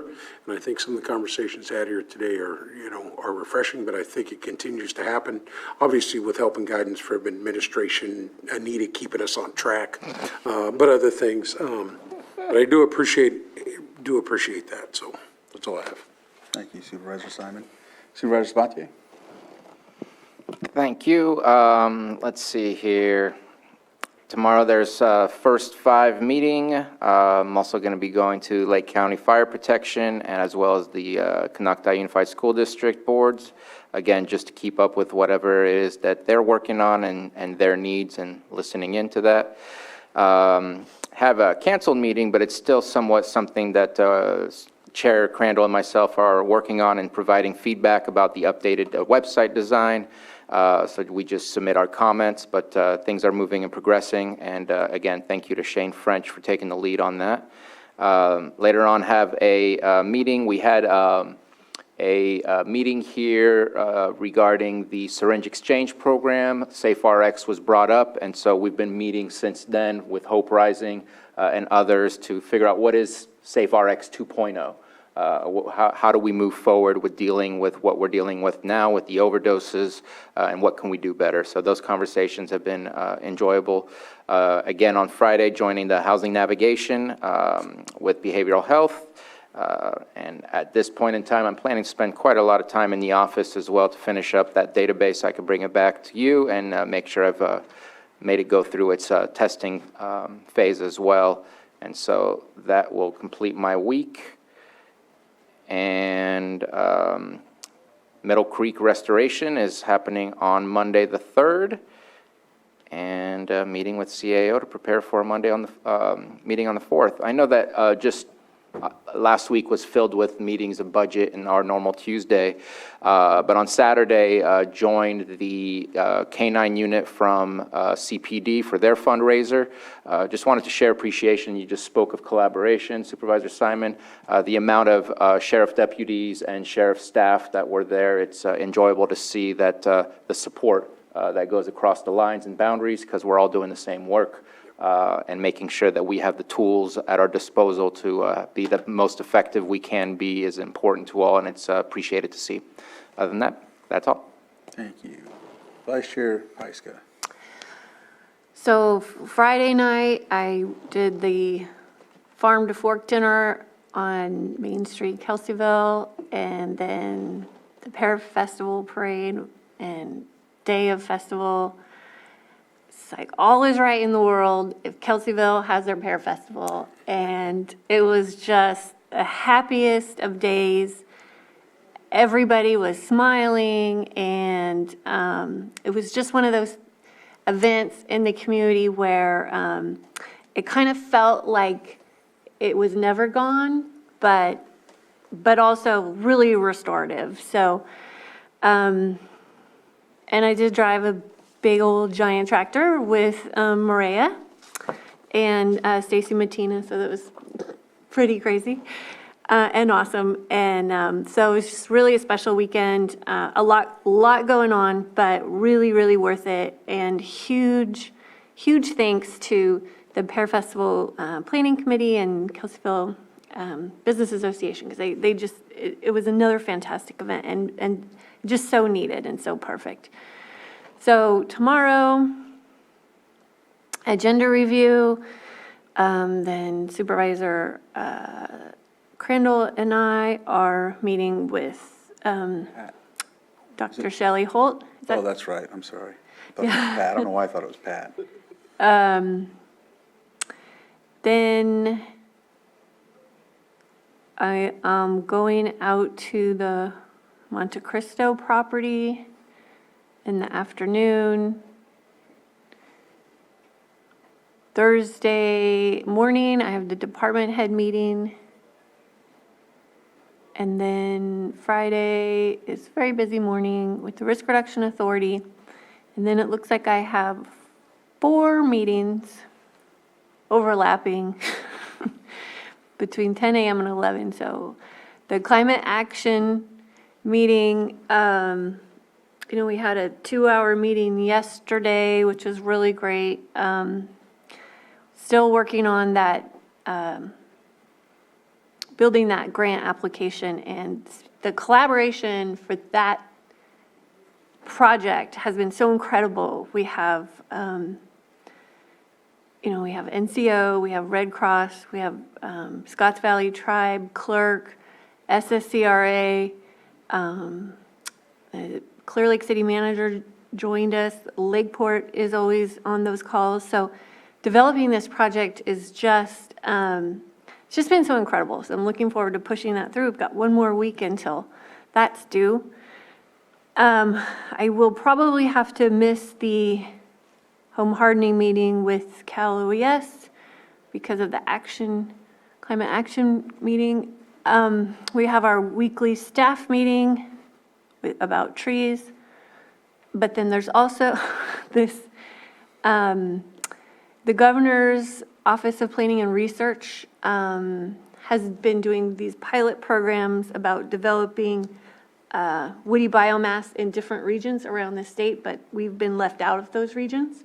So these biomass strategy pilots have cohorts, and so I got invited to one of those cohorts for a little bit more research and understanding on how those pilot programs have been built. And then I have a meeting in the afternoon. This is a research study on communities that have lost homes. And so I participated in the survey a while ago, and then this is a kind of a Kickstart training cohort on Zoom. And I believe we're photographing a lot of things, documenting what the community's been through since wildfire. And then another research, I think that follow-up is in December. So not entirely sure what that program is, but I'm doing it. Saturday morning, I'm going to ride in the Konocti Challenge with my daughter. It is the very last Konocti Challenge. I think it's 25 years. So this is the farewell ride. So I'm doing the easy 20 miles section. Sunday is the Fiddler's Jam at Eli Stage Shop, but I'm not sure I'm going to make it to that. And then Monday, I'd love to go to the Fiddler Jam, but the weekends are getting a little too full. Monday, I have my meeting with Susan in the morning, and then home hardening discussion with community development, because as that program develops, it's really important that we have the capacity within that department to handle it. So that is everything for my week. All right, thank you for that. I'll start out with a meeting that I had yesterday. I got to meet with Cecilia Aguilar Curry and one of her staffers, Rita, to discuss I know that I have these issues in my district, but I know that we all share issues when it comes to projects, permits, licenses, things of that nature that we have to wait on that are state regulated. And so I was asking her, because of our situation, and I know this is commonly brought up in different, I know RCRC and other spots, but I just gave a scenario, and of course, a lot of it was based around the situation that we've been having to talk about with Middle Creek Flood Project. And so on many occasions, I mentioned that we're in a situation where we get something moving, we get to a position where a project may move forward, and then we lose the permit because of an emergency or just because it happens. We lose funding, we don't get the funding, something else takes place. Here we are 8 years later, and we're stuck again at the same spot, public's angry, and things like that. So I was just basically reaching out to her about them working on something for emergent situations. I mean, we are a county that's, plagued with emergencies, or fires, floods, all of those things. They're all imminent. We've all told them. She met with us when we went to the Middle Creek Restoration Project and told her the levees are going to fail there for sure, if they haven't already. And so I just was emphasizing, we have these issues, we have hurdles. Is there something that can be done on your end to meet with you and a couple other state legislators, meet with them, find something we can work through to get these projects done, so that way our constituents and our citizens aren't put in harm's way because of the lack of work being done. Because a lot of times the citizens, they attribute it towards us. And at times, it's not even on us, it's on the state. And I'll just even say it, Army Corps of Engineers is another one. I explained to her, every 2 years, they have someone new. We accustom the new person to it, and then what happens is, they get a new person, we have to do the same with them. And then we're sitting there waiting, just like we're waiting on a legal review from their team right now. So, and then they don't give us an answer. So I know that that's not things she could do about it, but we also I invited her tomorrow to our workshop that we'll be having in Upper Lake, but also just to other things too. She worked with her staff to try and invite Senator McGuire's staff. Also invited some of the, Congressman Thompson's staff as well, to ensure we have everyone there just to kind of witness it, or just be a part of it, so they know what's going on. And so I know that at times, it gets to a position where I think the citizens think we're not doing anything or trying to push these things, but we are. We just can only push it so far in certain situations. So it was a really good discussion. I really appreciate her giving me that time. It's been a couple of weeks since I requested, but we got to it, and I just want to say that I appreciated that meeting very much, because I'm hoping we can go somewhere with it. So just wanted to highlight that I had that yesterday. Tomorrow, of course, we have agenda review in the morning, meeting with Dr. Holt. Dr. Shelley? Dr. Show, why did I say Holt? I don't know. I keep getting everyone's name mixed up. Matthew and you, and then Supervisor Pyska. And then then I have the workshop in the evening. So I've got to prepare for that and set up the Zoom. And I know that Sam's going to be there to help us too. And so we'll see how that goes. I know Water Resources will be there and many other entities to talk about that situation in the Middle Creek Flood Project. And so, so there's that tomorrow. Thursday, we have a department head meeting. Also be working on a couple of other initiatives I have on this task list that it's still ongoing that I need to get to. That, and then Friday, I have a meeting with a constituent, but we haven't nailed down a specific time or date. I know they presented one for Wednesday, but I did too busy tomorrow for that, but I'm working on that as a potential project, and it is a project that was passed, but I just wanted to make sure I go to the site first, so we'll see how that goes. And then Monday, Middle Creek Restoration, meeting with CAO Parker, and then I know there's something else, but I don't have it written down, but then we'll be back here on Tuesday for the Board of Supervisors meeting. So with that, I think that covers our calendars. We'll go into closed session, and I'll read off the closed session. So 8.1, conference with legal counsel, existing litigation pursuant to Government Code Section 54956.91, Flesh versus County of Lake. 8.2, conference with legal counsel, existing litigation pursuant to Government Code Section 54956.9D1, Center for Biological Diversity et al. Versus County of Lake et al. 8.3, public employee evaluation, behavioral health director. And with that, we'll go into closed session. And thank you for tuning in. I'm not sure if we're coming out with any type of action, but just, I don't think we will be. So we'll see how it goes from here. All right, thank you.